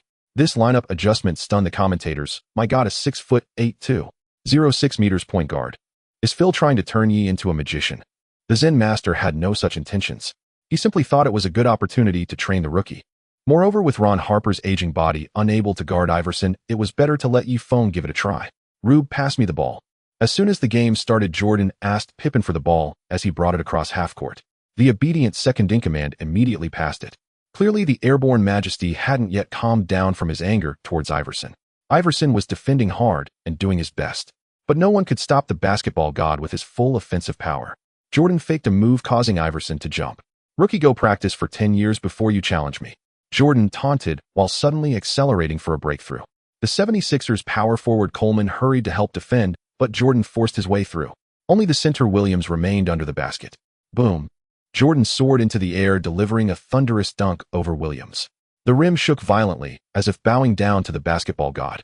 Wow, our airborne majesty just gave that little punk a lesson. Yi Fong roared excitedly. Jordan was grinning while Iverson looked like he was about to explode. It was now the 76ers' turn to attack. Ignoring the star Stackhouse wanting the ball, Iverson decided to go solo. Yi Fong wanted to continue defending him, but Jordan shouted, "Get out of the way, this guy's mine." Yi Fong was speechless and had no choice but to run to defend Weatherspoon. Is it really necessary? He muttered to himself, it's just one fake-out, right? You've already made him question his life, and you're still holding a grudge. As it turned out, Michael Jordan's all-out defense could only be described as terrifying. Iverson planned to break through from the right, but Jordan had already anticipated this and positioned himself in Iverson's path. Iverson then aimed to break through from the left. However, just as he pulled the ball, a hand stealthily reached out. The basketball was knocked away. Jordan made the steal. Meanwhile, a figure wearing number 8 sprinted towards the front court. That person was Yi Fong. Jordan tossed the ball. By the time Yi Fong caught it, he had already reached the three-point line. At that moment, he found himself unguarded. The United Center erupted. The fans all stood up ready to witness Yi Fong's spectacular performance once again. After all, this trash-talking master had just executed a hanging dunk. Who knew what tricks he would play this time? However, Yi Fong chose not to dunk, but to lay it up. Moreover, the movement was stiff, lacking the grace of his previous attempt. And the ball didn't go in. What the hell? You can miss an open layup. Everyone was stunned. However, Yi Fong quickly grabbed the rebound and scored. Finally, the ball went in. Huh. Now that's the Yi fan we know.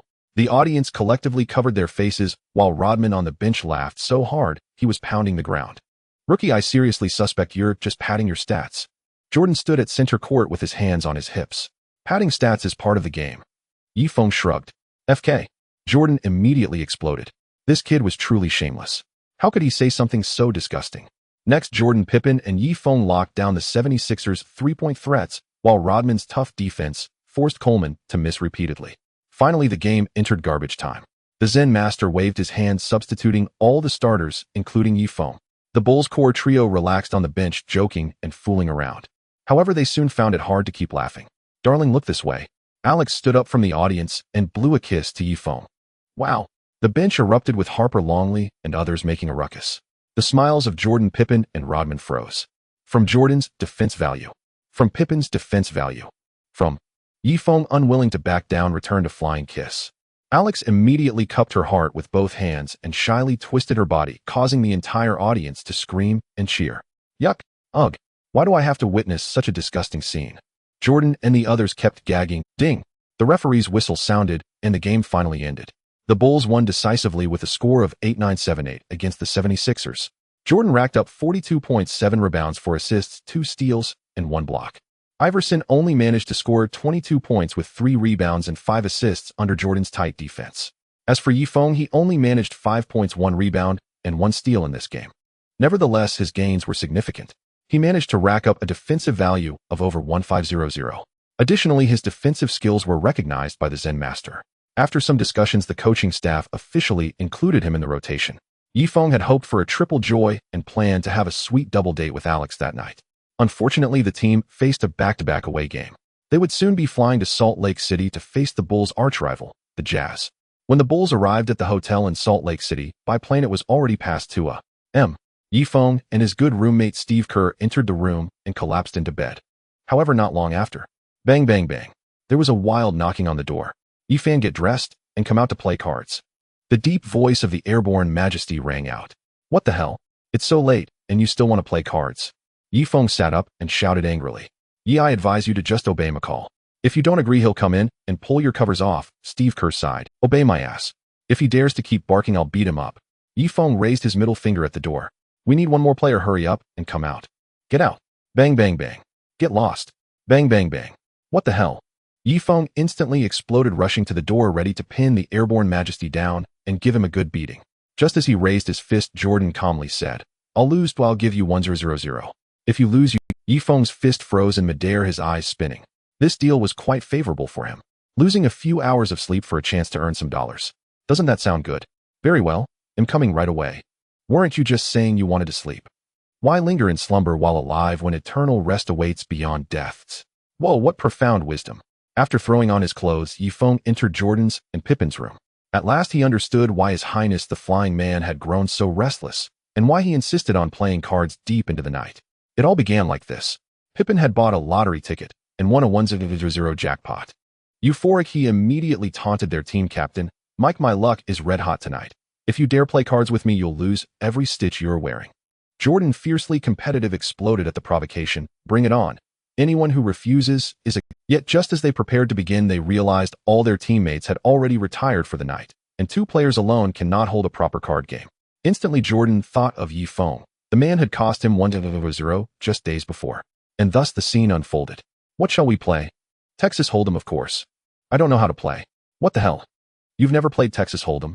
Are you some country bumpkin?" "I'm from Longwa." "Oh, right. We can teach you." "No need. Let's play Do Diju." "Do Diju? What's that?" "A traditional card game from Longwa."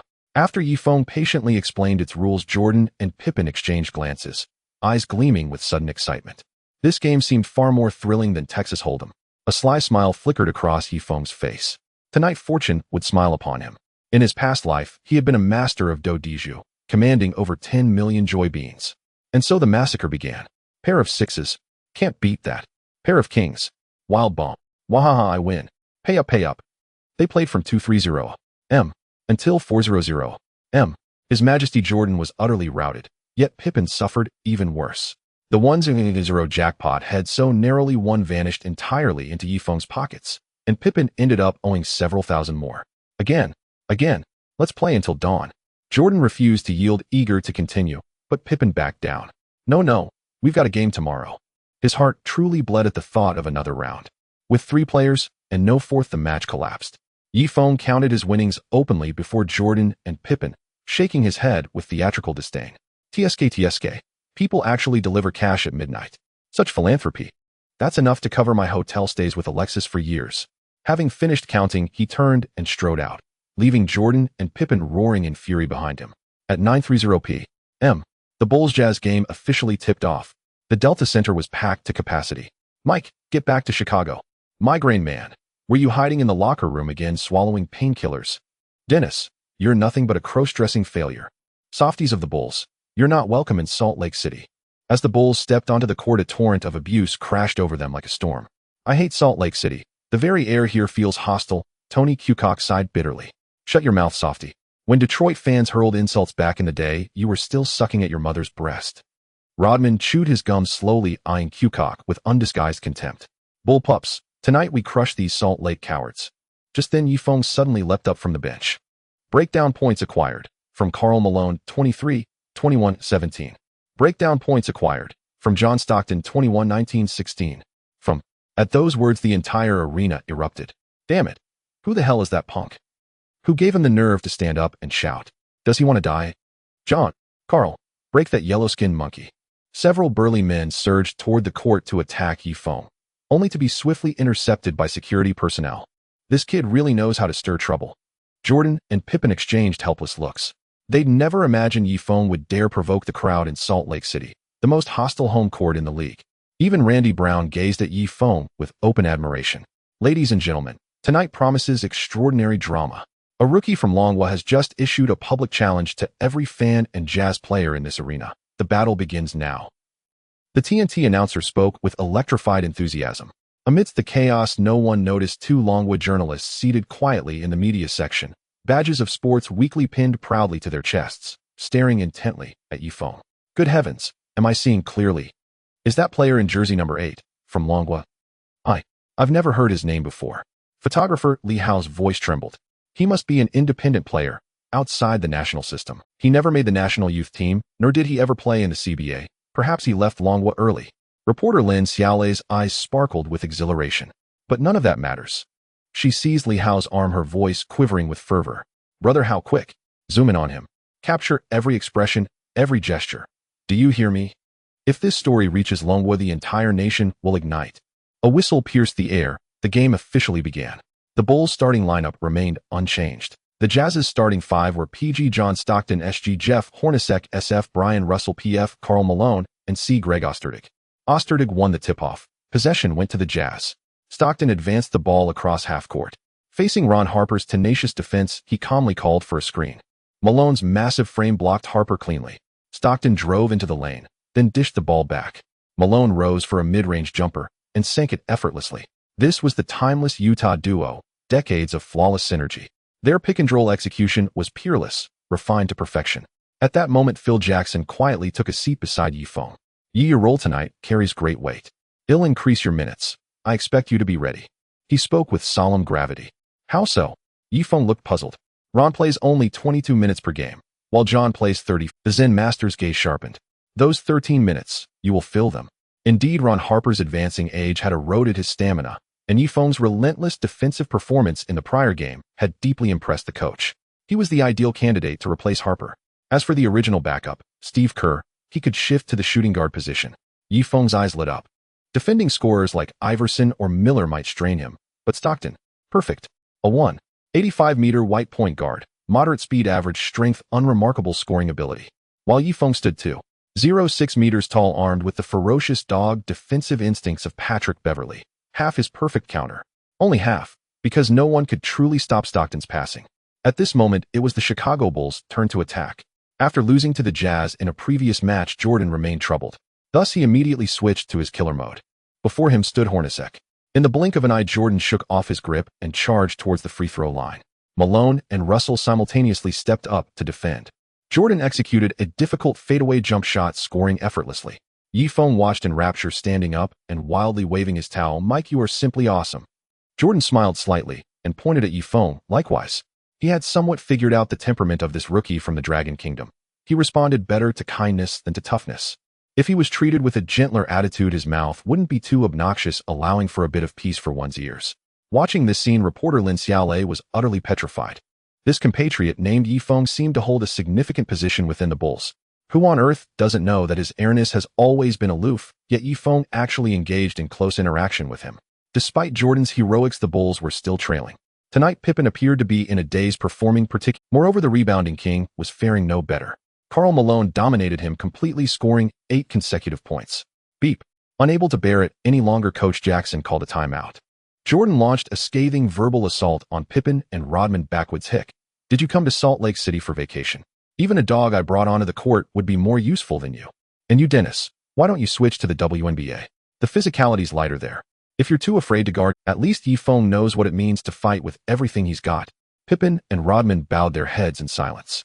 The other players watched Yifeng with expressions of envy, resentment, and begrudging admiration. The air god had cursed every member of the Bulls, except this young man from Asia. McHugh, please pronounce it correctly. I'm Yifeng. Come now, watch my mouth, it's Feng, not Fan. Yifeng corrected him, visibly exasperated. There. Everyone settled down. Coach Jackson clapped his hands calmly before outlining the next play. Finally, he placed a firm hand on Yifeng's shoulder. Son, it's your turn. Lock onto John and don't let him breathe. Yes, sir. Yifeng bellowed. Lin Xiaolei, watching intently from the sidelines, stood utterly dumbfounded. Our compatriot from Longwa. Is he really entering the game this early? Could it be? He's already part of the rotation. The timeout ended and play resumed. Both teams retained their lineups, except for Yifeng. John, shred that arrogant rookie from Longwa. Make him crawl out of Utah. This place has no welcome for him. If you can't take him down, I'll take you down. Do you hear me? Rookie, this arena is where your basketball career ends. A torrent of abuse rained down. Any ordinary newcomer would have been paralyzed by sheer panic. Yet Yifeng tilted his head as if listening attentively, and even gestured for the crowd to shout louder. The stands erupted.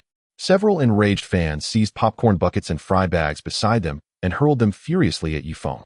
Under the incredulous gaze of tens of thousands in the arena, Yifeng actually picked up several clean kernels of popcorn and ate them. Not bad.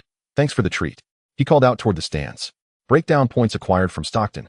From Karl Malone. From. This young man's arrogance knew no bounds. Jazz players glared at Yifeng with undisguised hostility. John, teach him some manners later, Karl Malone murmured into Stockton's ear. Stockton nodded, his gaze razor sharp. Possession belonged to the Jazz. Before Stockton had even crossed half-court, Yifeng clung to him like a shadow, relentlessly matching him physically. Hey, come at me. Shoot over me. Oh my God, you're softer than noodles. Stockton remained silent, his expression serene and detached. Yet the system's voice betrayed him utterly. Breakdown points acquired from Stockton 53, 51, 49. Yifeng's towering frame loomed over him. Relentless trash talk and unyielding physical pressure reduced Stockton to the vulnerability of a lamb. Still, Yifeng dared not grow complacent. Stockton's status as an elite point guard rested not on physique, but on technical mastery and basketball IQ. Stockton finally crossed half-court. By decades of NBA instinct, he should have called for a pick-and-roll with Malone. But Yifeng's earlier taunt coiled through his mind like a venomous serpent gnawing at his composure. Rookie, I'll make you weep your way back to Longwa. With sudden ferocity, Stockton executed a between-the-legs dribble, intending a dazzling crossover to snap Yifeng's ankles, followed by a graceful floating jump shot. Alas, ideals are lush, reality starkly skeletal. Stockton forgot he had never been a penetrator. Worse still, he grossly underestimated Yifeng's defensive prowess. The moment Stockton shifted direction, Yifeng slid laterally, cutting him off cleanly. Off balance and caught unaware, Stockton nearly tumbled to the floor. Instantly, Yifeng lunged for the ball in Stockton's hands. Just as the steal seemed imminent, another arm darted in, unseen and unanticipated. What the hell? Where did that arm come from? Yifeng thought, startled. Before he could react, a figure in jersey number 23 flashed past him. Thud. In the despairing gaze of Jazz fans, Jordan soared skyward, his thunderous tomahawk dunk rattling the rim with resonant force. Amid a stadium-wide chorus of boos, he shook his head, spread his palms wide, and shrugged, as if declaring, I simply cannot be stopped. His aura was nothing short of regal. Then, a piercing voice cut through the air. McHugh, you bastard. You stole my stats. That steal was mine. Yifeng stormed, over indignant. Jordan's smile froze midair. Breakdown points acquired from Jordan 23, 21, 17. One commentator gasped, good heavens. The league's premier point guard has just been schooled by a rookie from Longwa. Where on earth did this Longwa prodigy emerge from? The Bulls have struck gold. Another analyst remarked, raising an eyebrow. Though the official steal was credited to Jordan, anyone with discerning eyes knew Yifeng had been the pivotal force. Next possession, the Bulls' ball. Rookie, I'm issuing a stern warning, you've thoroughly crossed me. The moment Yifeng crossed half-court, Stockton locked onto him, eyes burning with menace. Oh wow, I'm so scared. Please go easy on me later. Yifeng feigned terror. Shit, you're out. Enraged, Stockton prepared to deploy his most infamous dirty tricks. Waist-grabbing, elbowing, hip-thrusting, the dreaded Stockton defense. A nightmare endured by countless NBA legends in the hostile confines of the Salt Lake City arena. However, Yifeng suddenly pushed him discreetly, sprinting in the opposite direction. His speed reached its peak instantly, leaving the bewildered Stockton far behind. Mic him open. Yifeng waved to Jordan for the ball. Yet the airborne emperor in killer mode ignored him and charged toward the paint. This time Malone's defense was exceptionally fierce and Jordan's fadeaway was a brick. The rebound was snatched by Rodman. Mike, why didn't you pass me the ball? Did you not see the huge space I had just now? During a dead ball moment, Yifeng rushed in front of Jordan to question him. His voice was not loud, but it silenced the entire arena. The Jazz players widened their eyes. Stockton and Malone exchanged incredulous glances. Has this kid gone mad? How dare he speak to the basketball god like that? In the media section, Lin Xiaolei's pen fell to the ground with her heart raced as countless terrifying thoughts flashed through her mind. It's over. Yifeng has caused a huge disaster. What if he angered Jordan and got kicked out of the team? After all, it was hard for Dragon Kingdom basketball to produce an NBA player. However, to everyone's surprise, Jordan did not get angry, but patiently explained, your shot is terrible. Even if I pass it to you, you won't make it. Yifeng raised an eyebrow. How would you know if you don't try? Jordan ignored him and turned to leave. Just one explanation is already generous, and you still want more face. Mike, you have to believe in your teammates. How would you know I can't make it if you don't give it a shot? What difference does it make if you pass it to me once? My mid-range jumper was taught by the GOAT. Yifeng persisted, leaning close to him. Enough already. No one to stop. Jordan could no longer bear it and turned to glare at Yifeng. Jordan's defensive value has dropped by 23, 21, 17. The Bulls launched their next offense. Yifeng exerted great effort, using numerous small movements to finally shake off Stockton, once again asking Jordan for the ball. This time Jordan passed it. He had had enough of someone's incessant chatter. Yifeng jumped and shot immediately. Bang! Swish! The basketball rolled around the rim and reluctantly fell through the net. Wow, you are amazing, Yifeng. That jump shot was so stylish. It had a bit of Jordan's flair. Rodman hugged Yifeng tightly. Jordan's face turned as dark as coal. How could you call that ugly shot stylish? Who was the best defender on your team? Bring him in you want to. Yifeng shook his head at Stockton, sighing. From Stockton's defensive value. Detecting intense emotional fluctuations from Stockton permanently dropping the skill, Dwayne Wade's chase down block. The system's voice echoed, and Yifeng instantly fell into ecstasy. He had experienced Wade's chase down block before, but that was a one-time skill. This time it was a permanent skill. For the remaining time in the first quarter, Yifeng completely disrupted the Jazz. On defense, he stuck to Stockton like glue, limiting the assist king to 0 for 2 shooting with only 1 assist. On offense, Yifeng unleashed a full barrage, constantly shaking off Stockton with speed and scoring with Jameis jump shots. Fortunately, the Jazz were using man-to-man defense tonight. Otherwise, without offensive skills, Yifeng would never have had so many opportunities. On the sidelines, Jazz head coach Jerry Sloan crossed his arms, his brow furrowed. The assistant coach anxiously suggested, should we change our defense? Or switch to a zone to limit him? Sloan shook his head, no need. His gaze remained fixed on Jordan on the other side. No matter how accurate that kid is, can he outscore Michael? That man is the true weapon of the Bulls. The game entered the second quarter. With Pippen and Rodman's momentum warming up, coupled with Yifeng's contributions on both ends, the Bulls were in a favorable position. The score suddenly climbed to 106-4 with the Jazz trailing by 8 points. However, the little actions between the two teams grew increasingly intense, and the atmosphere on the court became charged. Especially Rodman and Malone, who had each racked up 2 fouls. This is not basketball, it's simply a fight. They've turned the regular season into a finals match. The commentator was in disbelief. The powder keg had finally exploded. After grabbing the rebound, Malone shook his body violently and elbowed Rodman to the ground. Rodman instantly blew up, getting up and throwing a punch. With a bang, Malone's eye was turned into a panda. Take that freak out. The Jazz players were furious and wanted to rush up to teach Rodman a lesson. Damn, who dares to hit my brother? Yifeng rushed over quickly, standing in front of Rodman. Do you think I dare not? The Jazz small forward Russell had a fierce expression. Come on. If you have the guts, hit me here. Yifeng pointed to his face. From Russell's defensive value 53 of 51-50. Just as the situation was about to explode, the referee quickly came over and pulled the players apart. Soon the ruling results came out. Rodman was directly ejected from the game and faced a suspension of 3 to 5 games. Karl Malone was assessed a technical foul. The referees unanimously determined that Malone had accidentally knocked Rodman down. In the following game, the situation on the court flipped suddenly. Without Rodman's entanglement, Karl Malone unleashed like a beast, scoring 3 consecutive times from the low post. It proved that the rebounding king was far more significant to the Bulls than what the stats could measure. He was a great weapon for the Bulls to limit Karl Malone. Although Malone could score high on him every time, his close quarters entanglement, omnipresent defense, and psychological pressure gradually drained the mailman of energy and rhythm. But now with Rodman ejected, the Bulls' interior barrier collapsed instantly. Yifeng and Ron Harper teamed up to limit Stockton's shooting, but could not restrict his passing. With this engine in play, Karl Malone transformed into a beast under the basket, scoring at will within the Bulls' paint. The 8-point lead was quickly erased. The cheers from the Delta Center nearly lifted the roof. Karl, Bulls softies. Go back to Chicago. Finally, the game entered the last 2 minutes. The score stood at 8-5-8-6 with the Bulls leading by 1 point. The entire arena fell silent, even breathing became cautious. My God, at the last moment, Phil actually put in a rookie. The commentator suddenly exclaimed. Everyone then noticed that the Bulls' starting point guard Ron Harper was sitting on the bench. Replacing him was that arrogant kid from the Dragon Kingdom. How go? Zen Master left Yifeng on the court at the critical moment. Lin Xiaolei excitedly shook Li Hao's arm. Xiaolei, be gentle, don't disturb my filming. Li Hao said. At this moment, Stockton had already dribbled past half court. He gestured, and the players of the Jazz immediately sprang into action. Malone stepped forward boldly, firmly blocking Yifeng behind him.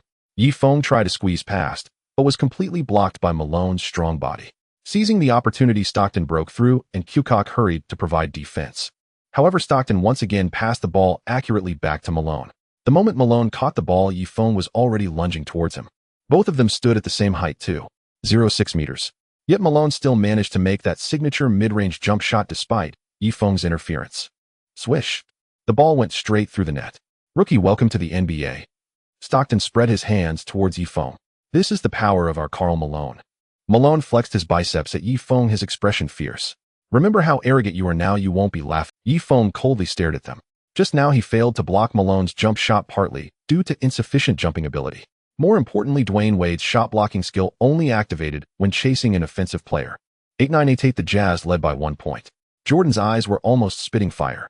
It was just a regular season game. Losing didn't mean much. But they absolutely could not lose to the Jazz. Thus, he personally took the ball across half-court charging toward the paint. Double team. Jerry Sloan immediately panicked. Malone and Ho Grant, who was defending Pippen, rushed to provide help. The Air Jordan was facing a triple team. Moreover, the opponents were even prepared to commit a foul. Pass the ball. Phil Jackson shouted from the sidelines. Everyone thought Jordan would pass to his old partner, Pippen, who was unguarded. Even Pippen was ready to receive the ball. But the basketball flew like a red lightning bolt heading straight for Yifeng's hands. Shit. Just as Stockton was shaken off by Yifeng, he quickly rushed to defend. But Yifeng still managed to take off. The basketball slammed against the backboard and reluctantly fell into the hoop. 8-9-9-1. The Bulls took the lead. Still feeling arrogant. Can you still laugh? Yifeng tore open his jersey, roaring at Malone and Stockton. However, the two veterans of the Jazz had no time to feel angry. One was frozen in place while the other gaped. Even the Zen master forgot to chew his gum. Damn, did Mikhail actually pass the ball to that rookie? The commentator exclaimed. Jordan smirked. He felt quite helpless as well. Pippen's shooting touch had been dreadful tonight, and Kukoc had not truly shaken off Malone's defense. The only one he could trust at that moment was that rookie from Longwa. With just 12 seconds left, the Jazz had possession. The entire arena fell silent, the air seemingly frozen. This shot would determine the final victory of the game. All eyes were fixed on John Stockton. This cold-blooded killer was slowly dribbling past half-court, as steady as a machine. Yifeng closely guarded him, muscles tensed, pupils constricted. He knew this shot was the key to deciding the game. Stockton's expression grew serious as Karl Malone immediately moved up for a pick. Not this damn pick and roll again. Yifeng gritted his teeth once again, trapped behind Malone. Stockton passed the ball to Malone, then swiftly darted away from Kukoc, who came to switch defense. Malone understood immediately and returned the pass. Stockton caught the ball, adjusted his stance, and took off calmly. Oh no! Phil Jackson's heart leaped into his throat. This position, this rhythm. Stockton had a shooting percentage of 54.8 this season. The Bulls were done. They had no chance. However, in the instant Stockton raised his wrist, a figure in an 8 jersey burst out from the side, leaping high and slapping the basketball with his right hand. Smack! A powerful block. Even more terrifying, Yifeng's large hands firmly grasped the basketball. This was a brutal and merciless rejection. Immediately, Yifeng passed the ball to Jordan, waiting for the game time to expire. Beep. The final whistle finally sounded. The game was over. Silence. The arena was utterly silent. Yifeng, Longwa rookie Yifeng. He delivered a game-changing block to John at the last moment. That was a brutal rejection. It's humiliation. It's the end. He saved the Bulls. He is tonight. The commentator suddenly stood up from the commentary desk, his voice hoarse and nearly breaking. The audience erupted. Some buried their heads in their arms and cried, while others screamed frantically, a rookie! A rookie! He jumped higher than Jordan. How is he so fast? How did he predict so accurately? On the bench, the entire Bulls team was like a volcano erupting. Yifeng, you are the god of tonight. Steve Kerr jumped onto Yifeng's back, wildly pounding his shoulders and shouting, You saved us. You saved this game. Ron Harper hugged him tightly, his eyes red. Well done. Jordan patted Yifeng's shoulder, his gaze profound. In this game, Jordan scored 41.6 rebounds, 5 assists, and 2 steals. Like Pippen had a dreadful performance, only managing 17.7 rebounds, 6 assists, and 1 steal. The rebounding king was ejected early with only 2 points, 12 rebounds, and 1 assist. Yifeng's stats were 10 points, 1 rebound, and 1 block. At first glance, the stats seemed mediocre, but they were a crucial factor in the team's victory. He effectively limited Stockton and filled the gap left by Ron Harper's exit. More importantly, he scored 2 points and 1 block at a critical moment, sealing the victory. After the game, the Bulls' locker room was packed with reporters. Flashing lights surrounded Yifeng, while Air Jordan became a supporting character once again. After all, his performance tonight was truly unremarkable, and there was no topic to report. Yifeng, how do you evaluate your performance tonight? The ESPN reporter's microphone almost poked Yifeng's face. I think I performed exceptionally well. As a rookie, I am very satisfied. Yifeng smiled shyly. Also, I want to emphasize again, my name is Yifeng, and that character is pronounced Feng. He quickly added, Here we go again. Jordan sighed, accustomed to Yifeng's routine of starting humbly and ending arrogantly.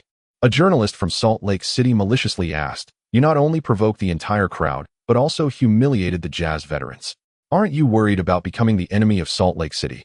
Yifeng shrugged and spread his hands, mimicking Jordan's gesture. The mailman doesn't work on Sundays. Stockton doesn't pass on Sundays, but I work every day. Anyone who doesn't like me can come at me. Gasp. The entire press corps gasped. This kid really isn't afraid of trouble. His skills may not be high, but his mouth is truly foul. The TNT reporter asked, Michael passed the crucial ball to you instead of Pippen. Were you surprised? Yifeng raised an eyebrow and replied, Finally, Michael has learned to trust the genius.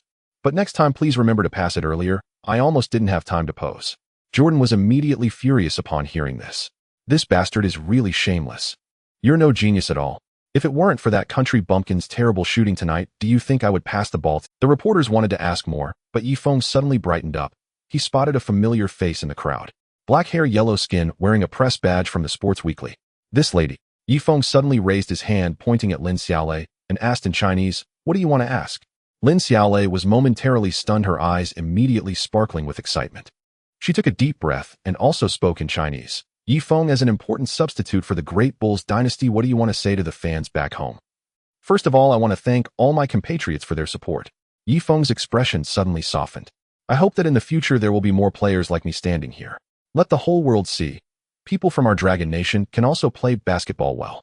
Lin Xiaolei's eyes became slightly misty, and she nodded vigorously. The American reporters exchanged glances. Although they didn't understand what the two were saying, it was clear that Yifeng's attitude was like night and day compared to before. At the editorial office of the Sports Weekly, editor-in-chief Zhao Zhenghua was chewing on a half-burned cigarette while proofreading the front page for tomorrow's issue on his computer screen. The NBA column was originally set to be about Jordan's 40-point rampage ravaging Salt Lake City, a typical cliché. Suddenly, the computer beeped. An urgent email from Salt Lake City popped up with the title boldly declaring, "Yifeng dominates Stockton, saves the Bulls. The rise of a future superstar. Exclusive interview with the first Dragon Nation player to enter the NBA from obscurity to the Great Wall of the Dragon Nation. Special correspondent Lin Xiaolei." Zhao Zhenghuo's cigarette fell from his mouth, and he sat frozen in his chair. When did the NBA ever have players from our Dragon Nation? And he dominated Stockton and saved the Bulls.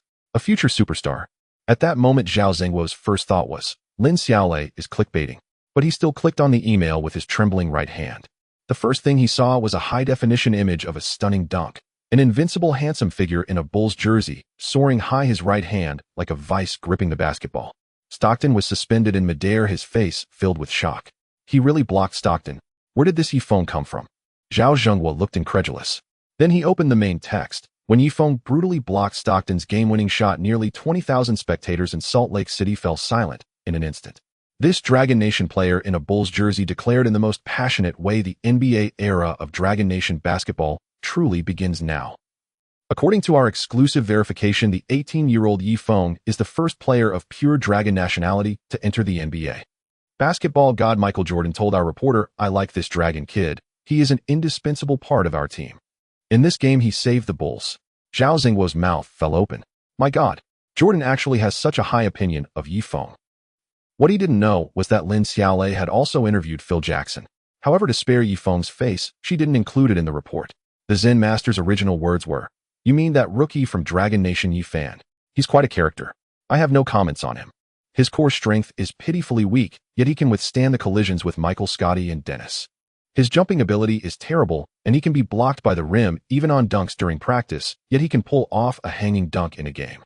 His mid-range shots are atrocious, and he bricks whenever there's a bit of defense, yet he can make graceful long-distance three-pointers in games." Zhao Zhenghuo's breathing grew rapid, and sweat began to bead on his forehead. He abruptly grabbed the phone and dialed the editor-in-chief's number. "Old Chun, wake up. Something big." "Old Zhao, are you crazy? It's 3 a.m., and you're calling me. We have an NBA player from our country. Not a marginal player, but a key player. A hero. You mean Song Tao? Didn't he fracture his knee?" Note: Song Tao was selected by the Hawks in the 1987 draft, but later suffered a devastating knee injury and never made it to the NBA. "Not Song Tao. It's Yifeng, an off-the-radar player we've never heard of. He achieved legendary status tonight in Salt Lake City."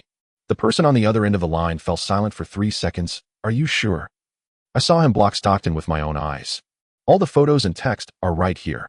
If this news gets out, the whole Dragon Nation will explode." Zhao Zhenghua almost shouted. The editor-in-chief instantly woke up. "It'll be right over. Also remove all front-page content. We need the entire page to cover this." After the game, Yifeng immediately returned to the hotel. Now his defense value had skyrocketed to over 10,000 again. But he didn't want to think about the exchange issue. Due to the long playing time, his stamina was nearly depleted, and he just wanted to sleep well. However, bang bang bang. The wild knocking on the door sounded again. "Michael, please go back to sleep right. If you knock again, do you believe he'll smash your charcoal black face?" Yifeng yelled. His roommate Steve Kerr shrank his neck. In the entire team, he was the only one brave enough to disrespect Jordan like this. "Yifan, I'm not Michael, I'm your good brother Dennis." The high-decibel voice of the rebounding king came from outside. Yifeng, helpless, had to go open the door. "Hey Steve, you go sleep in my room. Tonight I want to bond with my good brother." After Rodman entered, he casually threw off Kerr's blanket. Poor Kerr dared not defy the rebounding king's order and had to get up and walk out. As he walked, he cast an envious glance at Yifeng. He knew that this Dragon Nation rookie had stood up for Rodman in the game and had completely earned the rebounding king's friendship. "Dennis, I don't want to bond with you. Oh, I just want to sleep," Yifeng said helplessly. "Will losing a few hours of sleep kill you?" "I'm only 18. Oh, I'm still a baby. How the hell did you become so thick-skinned? By the way, Dennis, how many games do you think you'll be suspended this time?" "Usually it's 5 games. How do you know so well? If you were like me, ranking 7th on the NBA's suspension list in history, you would understand, just like I do." Yifeng was momentarily speechless. This was the first time he had seen someone so self-satisfied, even after being suspended. Just then there was another knock at the door. Since Yifeng could no longer sleep, he had no choice but to open the door. The visitor was none other than Jordan. Yifeng thought this guy was here to play cards with him, but instead, "Hey man, I need to discuss something with you." Jordan swaggered over and sat down on the couch. "Go ahead." Yifeng was taken aback. "Discuss?" That word coming from Jordan's mouth sounded completely off. Jordan squinted his eyes. "That bastard Dennis has been suspended, and we are short on players in the paint." "Hey, Michael, I'm not a bastard," Rodman shouted from the side. Yifeng suddenly had a foreboding feeling. "So what?" he asked cautiously. Jordan grinned. "I've discussed with Phil for the next few games, besides continuing to play positions 1 to 3, you will also have to play position 4. Yifeng almost jumped up. "What? You want me to play in the paint? Are you kidding me? Everyone knows I lack strength. Throwing me into brawl with those muscle giants is just asking for death."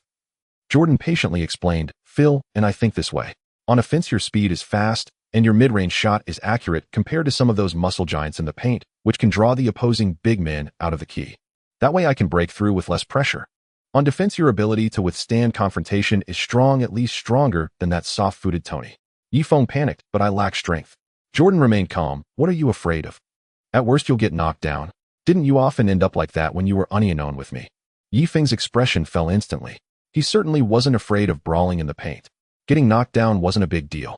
After all, he had the steel bone skill, which meant he wouldn't feel pain or get injured. But the problem was, he would lose face. What if he got injured and couldn't impress the ladies? "All right, you have a heavy task tomorrow, so get to bed early." The legendary Air Jordan clapped him on the shoulder and swaggered out of the room. Yifeng felt a chill in his heart. In fact, he had anticipated that this day would come. Initially, Klaus had signed him because of his height of 2.06 meters, capable of playing from position 1 to position 5. Now the matter was set in stone. Jordan personally explaining it to him was already a huge favor. Players like Yifeng as substitutes rarely had much say in the team. "Damn it, I must become a starting player as soon as possible." He gritted his teeth, clenching his fists. What troubled Yifeng the most was that tomorrow he wouldn't be facing ordinary players, but rather the interior pillar of the Supersonics, one of the top power forwards in the NBA, Shawn Kemp. He wasn't afraid, he just didn't want to brawl in the paint. Who wouldn't want to be a guard as graceful and flamboyant as Jordan or Kobe? "My good brother, don't worry. Just follow me closely. As long as I pass on my lifelong skills to you, you will eventually become the #1 power forward in the NBA." Rodman ruffled Yifeng's hair. The next evening, the Seattle Center Coliseum was packed to the brim. If the Jazz were the Bulls' second biggest rivals, then the Supersonics were definitely their #1 enemies. Just last year in the 1996 finals, the Bulls defeated the Supersonics 42. Speaking of this team, one must mention their dual core. One is the top power forward Shawn Kemp, known for his incredible athleticism and dunking ability. The other is the top point guard Gary Payton, who is known for his two-way skills, reputed to defend Jordan as if he were Kobe. This star point guard harboring resentment and hatred over losing the championship declared before the game, "Tonight we will reclaim last year's finals debt with interest." Michael, he better pray he can walk out of this arena on his own tonight. Oh right, the Bulls also have a rather arrogant rookie from Dragon Country. If he dares to confront me, I'll knock the crap out of him. Jordan's response was simple: "I demolished the Supersonics last year, and I can do it again this year. As for Yifeng, tell Gary he's dead tonight. Even Jesus can't save him. And remember to prepare some diapers, or else no one will dare to wash his smelly shorts." Defense points against Gary Payton: 58, 56, 51. With the referee's whistle, the game officially began. Due to Rodman's absence, the Bulls' starting lineup was PG Ron Harper, SG Jordan, SF Pippen, PF Kukoc, C Longley. And the Supersonics starting lineup was PG Gary Payton, SG Jose Hawkins, SF Stewart, PF Shawn Kemp, C Michael Irvin. In this game, Pippen was particularly fierce. Although Rodman was missing, the duo of Jordan and Pippen still fought back and forth against the Supersonics. However, Phil Jackson continued to frown. Kukoc's defense was too poor and Shawn Kemp scored on him as easily as eating or drinking. On the bench, Yifeng was particularly quiet, hardly spouting any trash talk. He was contemplating how to defend against Shawn Kemp. As Jordan said, he had a significant advantage on offense and could pull out of the key to score with jump shots. But defensively, he was in trouble. Rain Man had an extreme level of athleticism with great strength and explosiveness. Unsurprisingly, he was likely to get overwhelmed. The best course of action was to increase his strength. But the problem was he only had over 200 defense points and his strength was only at sea level. Even if it rose to sea, it wouldn't change the situation. But Yifeng was completely unperturbed. He calmly allocated all his defense points to blocks, raising his block rating from B to A. According to the system's rules, the higher the ability score, the more formidable the skills acquired. Now his steals and blocks had reached A and A, so he should be able to gain some good skills. With skills along with some gamble-style defense, he could at least gain an advantage against Shawn Kemp. "You prepare to go on the court, substitute for Tony," Phil Jackson suddenly said to Yifeng. During a dead ball, he finally stepped onto the court. "Wait a minute. Did I just see correctly? That rookie from Dragon Country, Yifeng, is actually going to play position 4. An astonished commentator exclaimed. "This is insane. In the past few games, he has only rotated between positions 1 to 3. Now he's actually going to face Shawn Kemp." His partner was equally stunned. "Rookie, does the coach have a grudge against you? Is he sending you out to die?" Kemp looked at Yifeng standing in front of him and grinned, revealing his white teeth. "Hey Shawn, take it easy later. He's the new darling of Maiko." Peyton took the opportunity to stab. He felt a bit regretful in his heart. He had originally planned to teach this arrogant kid from Dragon Country a lesson, but didn't expect him to be playing in the paint. Garbage. Yifeng shot a cold glance at Shawn Kemp. "Fuck. Who are you talking about?" Kemp's anger ignited instantly. "Sorry, I wasn't talking about you." Yifeng smiled apologetically. That's more like it." Shawn Kemp's expression changed from dark to bright. "What I meant was that everyone present here is garbage." Yifeng flashed a grin. Damage values from Gary Payton 56, 54, 51. Damage values from Shawn Kemp 57, 55, 52. Damage values from Jose Hawkins. From the Supersonics were completely blown away, each one wishing they could rush over and give him a beating. Just as Yifeng was about to continue spewing trash talk, detected intense emotional fluctuations from Peyton and Kemp granting permanent skill, Westbrook Steel. Yifeng was momentarily stunned. This skill seems rather overpowered. However, it was understandable, his stealing value was only A, so naturally, he couldn't unlock any particularly special skills. Bulls possession. Pippen held the ball at the arc. "Hey man, I don't know how Phil saw something in you to let you into the rotation, but I guarantee tonight I will expose your true form." Shawn Kemp chattered incessantly beside Yifeng, spewing trash talk. "Listen up, Shawn, that so-called defense of yours is like a piece of paper that can be pierced through with a poke. In a moment you'll be like a silly dog eating dust behind me." Yifeng shot him a cold glance, then turned and sprinted towards the key. Kemp was caught off guard, and lacking the speed to keep up, Yifeng quickly found an open space. Pippen's assist ability was no joke. He immediately passed the ball over. Yifeng jumped, flicked his wrist. It was a jump shot by James. The basketball hit the backboard and went in. "Just now I wasn't paying attention, and this punk stole 2 points. I swear." Shawn Kemp was so furious, he was shaking, ready to let out some harsh words. But Yifeng ignored him and rushed in front of Jordan. "Micah, was my shot just now cool? Was it awesome?" He flexed his bicep, hoping to receive a compliment from his airness. "Your shooting form is simply horrendous. I almost yacked up my overnight meal." Jordan shot him a cold glance and turned to defend. In the next round, the Supersonics had possession. Gary Payton brought the ball up, and standing in front of him was Jordan. Under his earnest defense, Payton had no opportunity to attack. But he wasn't anxious at all. He suddenly waved his hand. Kemp came crashing in like an armored vehicle, the fierce pick and roll directly knocking Jordan back 2 steps. Immediately after, Payton charged towards the key. Yifeng saw this and rushed to help defend, but a glint of mockery flashed in Payton's eyes. He had no intention of attacking. "Shawn." The basketball was thrown high towards the basket while Kemp had already leaped into the air. He caught the ball and positioned it behind his head with both hands. Like a giant bow ready to unleash its power. The Bulls players couldn't bear to watch. This shot was impossible to defend. Even Jordan gave up, just waiting for that soul-crushing dunk. But just at that critical moment, an ominous figure clad in number 8 jersey dashed in from the weak side. Yifeng soared into the air, his right hand raised high. Smack. A deafening crash. The basketball in Kemp's hands was swatted out of bounds like a volleyball. "Yifeng, he just blocked Rain Man." The commentator jumped from his chair, his voice nearly cracking. "Many people are asking, who is Yifeng? Now I tell you, he is Shawn Kemp's nightmare." Another commentator roared with excitement. The arena erupted, and the Supersonics fans collectively held their heads. The Bulls players exploded. Steve Kerr stood up frantically waving his towel. Cucock widened his eyes in disbelief, and Jordan's pupils constricted suddenly. Even Zen Master forgot to chew his gum.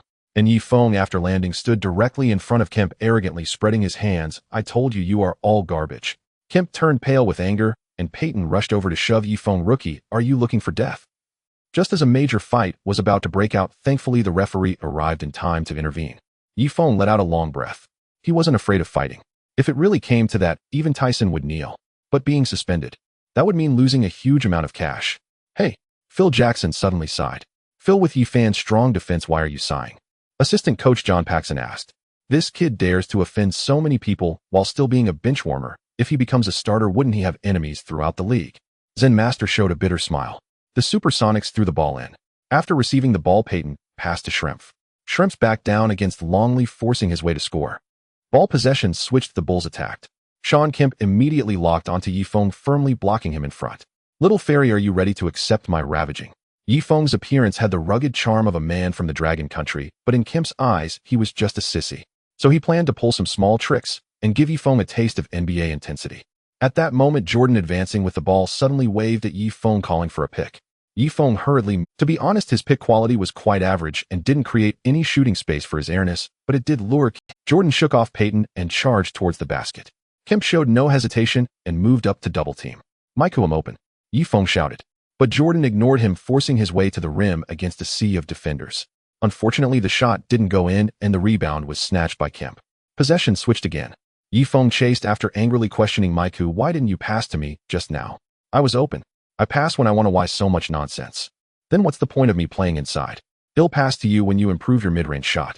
Peyton brought the ball up again. This time he didn't call for a pick, but instead focused on Kemp.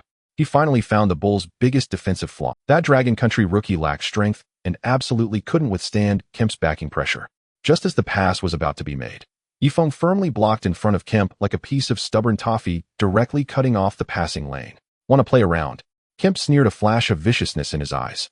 He suddenly dropped his shoulder and exerted force. Bang! Yi Feng was knocked back a step by this sudden force. Worse yet, Peyton's pass had already reached Kemp's hands. Rookie, welcome to the hell of the NBA. Kemp laughed sinisterly as he received the ball, his broad back pressing in like a wall. Yi Feng gritted his teeth, retreating a few steps, but quickly moved forward again, firmly resisting Kemp. Is this all the strength you have? Kemp charged again. Yi Feng grunted, but stubbornly refused to yield. A glimmer of surprise flashed in Kemp's eyes, followed by a cold smirk. As he prepared to execute a back shot, he suddenly made a nimble turn discreetly, using his right elbow to bypass Yi Feng's defense, ready to attempt a layup. Just as he was about to make his move, Yi Feng, quick-witted and swift, reached out and poked the ball away from him. He then swiftly passed it to Pippen. Jordan sprinted towards the front court, effortlessly scoring with a layup after receiving the pass. Oh my God! One block, one steal. Our Rain Man has just taken a big tumble in front of a rookie tonight, the commentator exclaimed. In just a few minutes, this rookie from the Dragon Country has continuously humiliated the all-star power forward. Your back-to-the-basket play was as soft as a day-old bun, his partner remarked. As Yi Feng passed by Kemp, he intentionally bumped his shoulder heavily, his eyes filled with disdain. Damn it! A flash of brutality crossed Kemp's eyes. However, in the subsequent matches, Yi Feng would not have it so easy. Lacking strength, he could only resort to a gambling style of defense.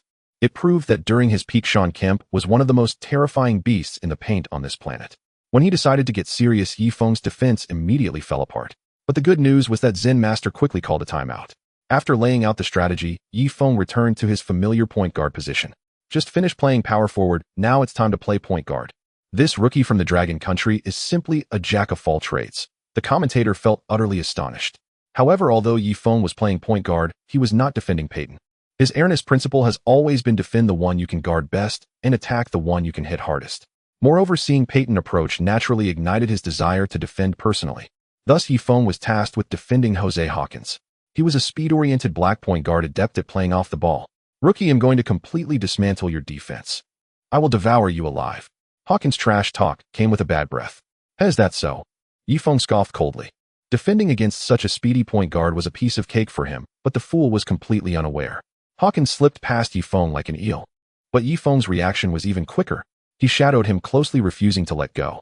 The two engaged in a cat-and-mouse game beyond the three-point line, with Hawkins unable to shake off the troublesome rookie despite 3 consecutive speed changes. Damn, how is this kid like sticky candy? Sweat beads formed on Hawkins' forehead as he decided to unleash his trump card. Off-ball faint screen. He first pretended to dash towards the corner. The moment Yifeng shifted his weight, he suddenly made a backgut straight into the paint. Schrempf had already set a screen blocking Yifeng's pursuit. It's open. Peyton's pass landed as precisely as a scalpel. No way. Yifeng's furious. His reaction speed was astonishing. Just as he was about to collide with Schrempf, he made a nimble sidestep and squeezed past. The moment Hawkins caught the ball, he caught a glimpse of the red figure rushing at him out of the corner of his eye. He had no choice but to hurriedly leap and shoot. Bam! It hit the iron. Good shot. Phil Jackson whistled and applauded. Yifeng's defense truly left him somewhat astonished. Phil, don't you think it's a waste of resources to have Yifan play inside? You're right.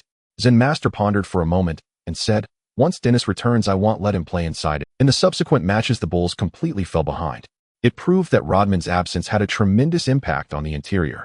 Even if Pippen performed heroically, it was of no use. Whether it was Kukoc Longley or Yifeng, no one could stop Shawn Kemp's rampage in the paint. In the end, the Bulls suffered a crushing defeat with a score of 9-9. However, the team lost, but Yifeng did not. In this match, he recorded 7 points, 1 rebound, 2 steals, and 1 block. Considering he only played for 20 minutes, these statistics were at least magnificent in terms of defense. Across the ocean in Yangqing Dragon Country, Yang Chao was sitting in a tea house waiting for his good buddy Wang Chong to come over for breakfast. Strangely, it was already 8 o'clock, and the usually punctual Wang Chong was half an hour late. Chowsy, sorry I'm late. After a while, Wang Chong finally rushed in. What the hell are you doing? You were slower than a woman today. Yang Chao complained loudly. I actually arrived around 7, but when I saw a crowd in front of the newsstand, everyone was scrambling for the Sports Weekly. I just went to inquire, and guess what? Wang Chong sat down, speaking mysteriously. Hurry up and tell who has the patience to guess. I'm telling you, a star from our Dragon Country has emerged in the NBA named Yifeng. What? He is also an important rotation player for the Bulls dynasty. No way. He scored 10 points, 1 rebound, and 1 block in a game against the Jazz. He scored 2 points and 1 block at a critical moment, blocking Stockton and saving the Bulls. Damn. Yang Chao suddenly jumped up from his seat. Did you manage to buy the newspaper? Take it out, and let's see. I didn't get it. I waited in line for half an hour, and when it was my turn, they were sold out. Then go buy it from another newsstand. Wasn't I worried you'd be anxious? Let's go now. Not drinking tea. Drink what? Yang Chao rushed towards the newsstand, and the sight before him left him stunned. No wonder Wang Chong couldn't buy it after waiting for half an hour. There was a long line in front of the newsstand with at least 70 or 80 people. Some brought small stools to sit and wait, some were eating buns while standing in line, and many craned their necks to look ahead. Damn, this is more exaggerated than buying train tickets during Spring Festival. Yang Chao was instantly dumbfounded. In the queue, everyone was discussing, when did our Dragon Country produce such an amazing player? Fake news, right? A rookie blew up Stockton. It's exaggerated, but he did score 2 points and 1 block at a crucial moment, blocking Stockton and saving the Bulls. These facts are indeed true. From today onwards, I'm a Bulls fan. At 9 a.m. that day, bang, bang, bang. A gentle knocking sound came from Vivian's apartment door, breaking the morning tranquility. What the hell? Who's knocking so early? Vivian angrily climbed out of bed, cursing the person outside the door 100 times in her heart. She yanked the door open, ready to explode, but was instantly stunned. Standing outside was a beautiful girl with yellow skin. Her long hair cascaded down her shoulders, and she wore a composed smile on her face. Hello, my name is Lin Xiaolei. I'm here to find Yifeng. The girl's voice was gentle and clear. Bang! Vivian slammed the door shut without waiting for her to finish. All right, Yifeng, your game is terrible, but your ability to attract women is top-notch. You actually managed to find your way to my doorstep. In her mind, she cursed her 2 treasures, trembling with anger. Ever since Yifeng had pursued her best friend, she had found him increasingly displeasing. Did I just hear someone knock? At that moment, Yifeng, wearing a coat, walked out of the bedroom. No, you heard wrong. It's the property fee collector, and I've already sent them away. It's impossible. The property fee collector is a man, but I clearly heard a woman's voice, and it was quite pleasant. Oh, I just remembered. I have an appointment with a reporter for an exclusive interview, and it's right now. Yifeng raised his eyebrows and said, Huh, that girl just now was a reporter. What else could she be? With your level as a water cooler player, there's actually a reporter interviewing you. She's a reporter from Long Nation. Oh, sorry. Vivian's frown instantly cleared. So it's just a reporter, then it's fine. As Yifeng was about to open the door, he suddenly turned.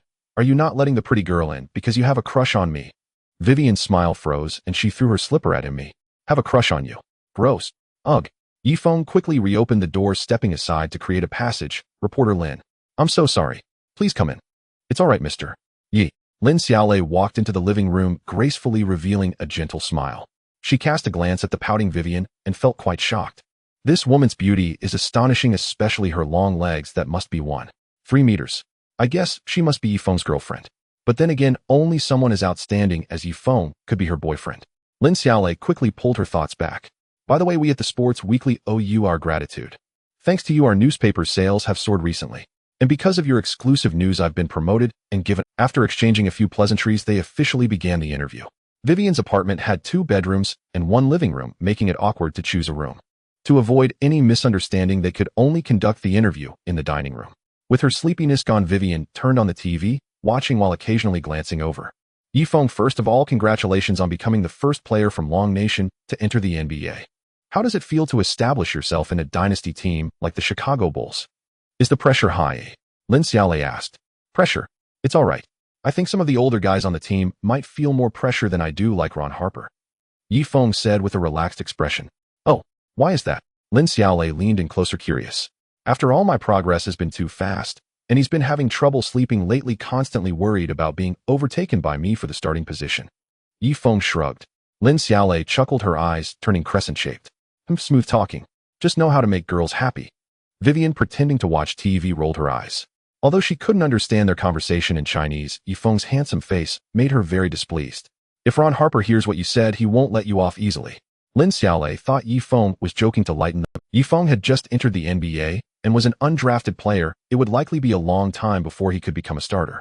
After all, Kobe, who was picked 13th in the first round, was still coming off the bench. And there's Pippen, who was also picked 5th in the first round and spent a whole year as a bench player on the Bulls.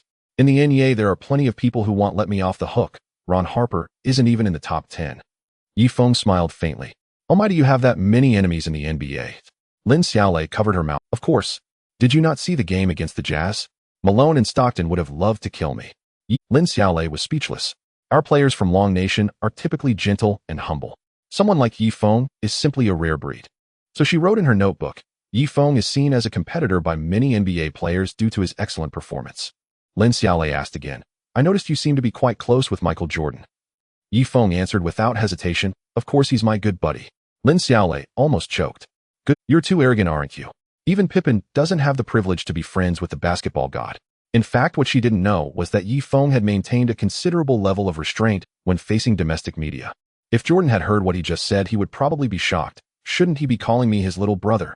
Then why is your relationship with him so close? Or rather, why is he so nice to you? Lin Xiaolei asked again. The friendship between us was forged on the court. Oh, what do you mean? It means I often go unknown with him, and every time he ends up with injuries all over. So what are the results of your unknowns? To put it simply, I didn't win, he didn't lose. Lin Xiaolei was on the verge of going crazy. This guy has some serious thick skin. So she continued to embellish in her notebook. Yifeng has always maintained a high-spirited fighting spirit in team competition, establishing a precious friendship with the basketball god that is both mentor and friend. Soon the interview concluded. Lin Xiaolei stood up gracefully, extending her hand. Mr. Yi, thank you very much for taking the time for this interview today. Your remarks were truly brilliant, and I believe fans back home will love it. Yifeng smiled and shook her hand. It was my honor. After sending Lin Xiaolei off, he turned around and almost bumped into Vivian, who had slipped behind him without him noticing. Oh, so you're already feeling reluctant to see her go. Vivian crossed her arms, glancing at him sideways. Was the little reporter's hand nice to hold? Was it particularly soft? Yifeng leisurely replied, well, it is indeed quite soft, and she has a sweet smile, and her voice is pleasant. You playboy, you're interested in every woman. Vivian's eyes widened, her treasures heaving violently. Seeing her flushed cheeks and pouting lips, Yifeng's mischievous instincts reached their peak. He cornered Vivian against the wall with a wicked smile, still saying, you don't like me. Why are you so excited then? You stay away from me. Who allowed you to get so close to me? Vivian stretched out her hand to push him away, but it was weak and ineffective. Just when she thought he was going to do something, Yifeng suddenly let her go. Who's interested in being close to you? I'm off to the training hall. He shrugged and left, leaving Vivian to roar. Next, the Bulls faced off against the Nuggets, Grizzlies, and Celtics, winning all 3 games. Although Rodman's absence had a significant impact on the Bulls, these 3 teams were relatively weak, ranking at the bottom of the regular season standings. As the game entered garbage time, 2 early, Jordan and Pippen left the court to rest. This gave Yifeng the opportunity to rack up stats. In the 3 games, he averaged 13. 1 points, 1. 4 rebounds, 0. 2 assists, 1. 8 steals, and 1. 6 blocks per game. Additionally, his defensive rating once again accumulated to 1,000. Finally, the Bulls arrived at the last stop of their away journey, Los Angeles Lakers. They welcomed the Big Shark O'Neal and selected the young rookie Kobe with the 13th pick, marking the official formation of the OK duo. However, Kobe was still coming off the bench, averaging only 15 minutes of playing time. He had a long way to go if he wanted to become the team's leader. Apart from O'Neal, even Eddie Jones and Van Exel were riding on his shoulders. At 9 p.m. that evening, the game was about to begin. The Staples Center was packed with a bustling crowd, every seat filled. The lights suddenly went out, plunging the entire arena into darkness. Suddenly, a spotlight pierced through the player tunnel. The first to take the court was Eddie Jones. As the team's second-in-command, he was the most reliable offensive and defensive core on the Lakers' perimeter. Next, Van Exel made his entrance. The guard known as Crazy Van was famous for his unconventional playing style. When the DJ extended the call for Shaquille O'Neal, the entire arena erupted. The giant in number 34 strode out with the gait of a T-Rex, and the home fans went wild wherever he went. He was indeed the only king of Los Angeles, one of the 4 premier centers, Big Shark. When the Bulls players took the court, they were not met with boos or insults from the home crowd. After all, the Staples Center was not the kind of devilish home court like Salt Lake City. During warm-ups, Yifeng spotted Kobe among the crowd. At 18, Kobe Bryant had just joined the league. With his afro and beard, he looked particularly fierce. Yifeng suddenly felt excited. If Michael Jordan was his first idol, then Kobe surely ranked second. Hello, Kobe, nice to meet you. If you have time, let's grab some tea, chat about life, and talk about ideals. He approached warmly, hoping to befriend Kobe. From Kobe's defense value 53, 51, 49. Kobe's expression darkened as he replied, "Kid, don't be cocky. They'll make you cry like a baby later." Having just entered the NBA, he was unruly and arrogant. Seeing Yifeng, who was even more arrogant than he was, and wearing the same jersey number, naturally irked him. "Mako, was I being cocky just now? I wasn't right." Yifeng looked confused as he turned to Jordan. Jordan was shaking, trying hard to suppress his laughter. For some reason, seeing Yifeng in distress made him very happy. However, the next moment his smile froze. Kobe stepped in front of Jordan, saying, "I heard you're the basketball god. Tonight, I'm going to break your ankles like Allen did." Jordan's expression darkened immediately. This time it was Yifeng's turn to hold back laughter. At that moment, the system's voice suddenly rang out, detected that the host is about to compete with his rival Kobe for the first time. The following mission is issued: score 20 points in this game and completely outshine Kobe's stats. Mission successful, reward 100 defense value. Mission failed, run naked on the streets of Chicago. Yifeng's breathing quickened. Oh my goodness. 100,000 defense value. I am confident that if I can get 100 defense value, I will immediately turn my fate around. Easily replace Kukoc as the Bulls' best 6th man, and even starting wouldn't be an issue. However, the system's next words instantly calmed him down. In this game, the host will be unable to use any offensive skills and must rely entirely on his existing abilities. Yifeng frowned. He had once acquired a one-time skill, Kai's incredible three-pointer, when playing against the Rockets. Even then, he only scored 19 points. But this time, he couldn't acquire any offensive skills. To complete this mission, to be honest, was really too difficult. After all, LeBron's jump shot skills were somewhat lacking. However, Yifeng's lips curled into a slight smile. "I can ask my teammates for help to rack up some stats." So he walked over to Jordan. "Mako, I want to discuss something with you." "There's nothing to discuss. Don't you want to hear what it is?" "Looking at your sneaky face, I know there's no good news." Yifeng had no choice but to find a second target. "Scott, have you heard of my good brother, LeBron James?" "Never heard of him. What's up?" "He said that in terms of versatility, he could crush you and beat you." "Who the hell is he that arrogant?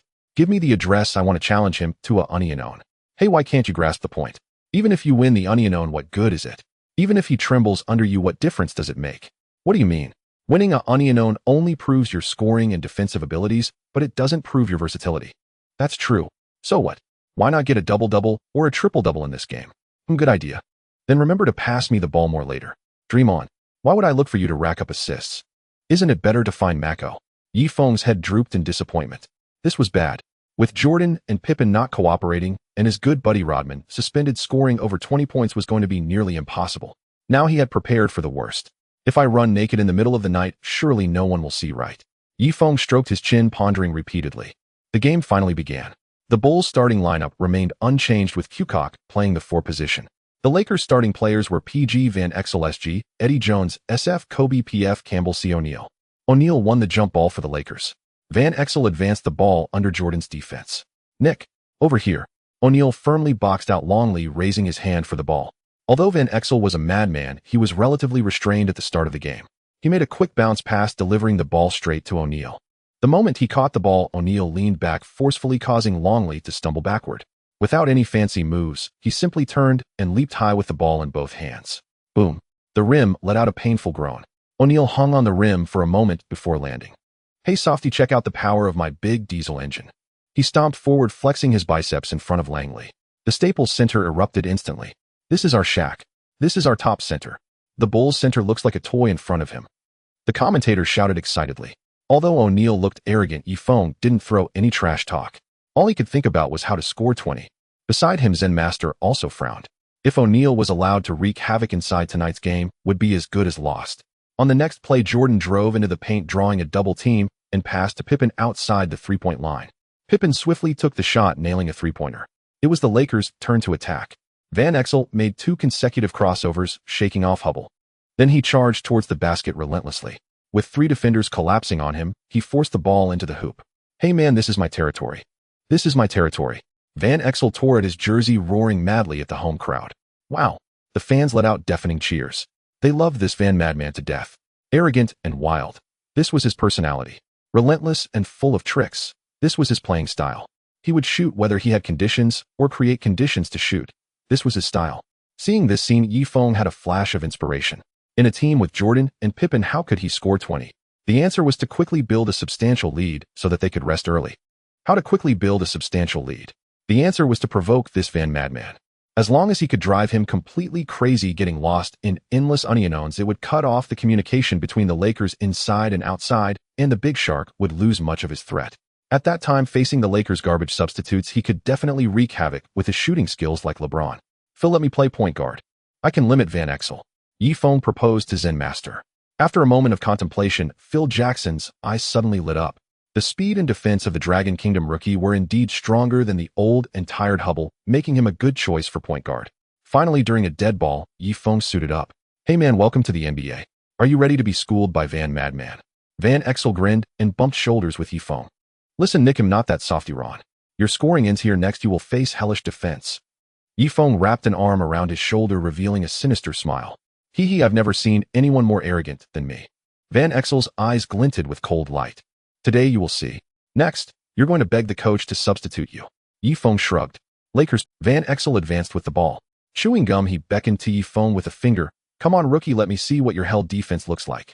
But the next second his smile froze. Yifeng was sticking to him like a mad dog, like a clingy girlfriend impossible to shake off.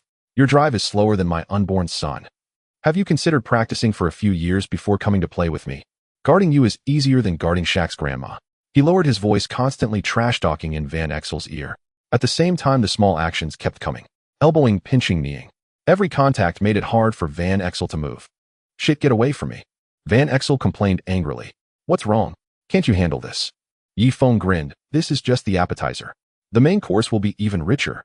He suddenly made a fierce close-press defense, almost stealing the ball. The commentator gasped, God. This Dragon Kingdom rookie is like a mad dog. His partner slammed the table and shouted, he's not playing ball, he's torturing mentally. Van Exel was completely provoked. I'm going to blow you up today. Anger ignited in his eyes as he gestured for his teammates to clear out. Van Madman finally got a little too excited. He dribbled between his legs consecutively, suddenly changing direction at high speed. Yifeng, like a shadow, stuck closely, and in the moment he jumped to shoot, his fingers directly sealed his face. Boom. The basketball bounced off the rim, and Pippen grabbed the rebound. Is that it? What a trash. Yifeng scoffed, turning to defend and leaving a remark. Van Exel stood still, his chest heaving violently, his mind filled with one thought. Next round he had to go unknown. He had to blow up this arrogant rookie. Next, Van Exel completely forgot there was a top NBA center standing under the basket. His eyes were only on Yifeng, only on the hoop. But Yifeng's defense was like a wall of copper and iron, and his lateral movement speed was astonishing. He failed all 2 consecutive unknowns, one of which was even directly stolen. The Bulls quickly took a 1-5-4 lead. Beep. Lakers coach Harris could no longer bear it and urgently called for a timeout. Good boy. Well done. Phil Jackson gave Yifeng a thumbs up, his face displaying a kind smile reminiscent of the McDonald's mascot. In terms of defense, you've far surpassed me. Ron Harper wrapped an arm around Yifeng's neck, shouting but Yifeng's face showed no smile. His mind was filled with one thought. Would the Lakers coach substitute Van Exel? What if Van Madman was substituted and they started playing rational basketball? What if they began to feed Shaq the ball honestly? It turned out Yifeng's worries were unnecessary. Harris indeed wanted to substitute Van Exel. But the problem was, he had no one left. On the Lakers bench sat two backup point guards. Byron Scott, this veteran from the 80s Showtime dynasty, now suffering from a serious back injury, had become a defensive liability. Derek Fisher, this rookie point guard who entered the league the same year as Kobe, had decent abilities, but Harris was a rather conservative coach and wasn't keen on using newcomers. So no matter how reckless Vin Madman played, Harris wouldn't easily substitute him. After the timeout, the game continued. After being reprimanded by Shaq and the coach, Vin Madman slightly toned down and began attempting to pass to O'Neal. "Little trash, keep going onion." Van Exel gritted his teeth, trying hard to ignore the harsh words. If he continued to go onion, Shaq would definitely tear him apart. "Hey, why are you passing? Are you afraid of me?" His hands trembled slightly, but he still pushed the ball into the paint. Shaq received the ball and scored, finally stabilizing the situation. "Come on, you're a star player. How can you be afraid of a substitute? What a disgrace. If I were you, I would just crash and die." Van Exel finally couldn't hold back any longer, completely losing his sanity. At this moment, all that remained in his eyes was the hoop, and Yifeng, who was incessantly shouting in his ear. Team strategies, the coach's arrangements, and even Shaq's furious roars were cast aside. Bang! Swish! Bang! Time and again, he forced shots that mostly ended up hitting the iron. The score quickly widened. Beep! The Lakers were forced to call another timeout. "Do you still see me as the boss? Open your eyes wide and have a good look." Standing under the basket is a top NBA center. O'Neal completely erupted, grabbing Van Exel by the neck. As the timeout ended, Van Exel finally returned to normal. While Yifeng sprayed insults at him, he retorted, but refused to play onion. However, it was too late. The Great Flying King had completely switched to kill mode, overwhelming the Lakers' perimeter defense. Although O'Neal received a few passes from Van Exel, the duo of Chiao and Pai was not to be underestimated when it came to their ability to double-team the paint. Seeing the situation turning favorable, Yifeng took the opportunity to rest and regain his strength on the bench. Phil Jackson waved his hand and Jordan Pippen and Hubble all exited the court. Lakers head coach Harris hesitated for a moment before substituting a few core players as well. The game officially entered the period of bench players battling it out. At this moment, the lineups on the court were as follows: Bulls Kerr, Randy Brown, Yifeng, Kukoc, Winnington, Lakers Byron Scott, Kobe, Ceballos, Robert, Horry Campbell. Haha. Finally, it's time for the fun data stacking. Yifeng was overjoyed. Next, he not only aimed to score relentlessly, but also to defend vigorously. Only by doing so could the Bulls maintain their lead, preventing Jordan and Pippen from returning to the game. As soon as Yifeng stepped onto the court, he dashed around, easily shaking off Ceballos, who was supposed to guard him. Kukoc, the left-hand magician, delivered a precise pass right into his hands. Bang! Swish! The ball went in. Yes! Yifeng clenched his right fist, excitement glinting in his eyes. His score had silently reached 7 points.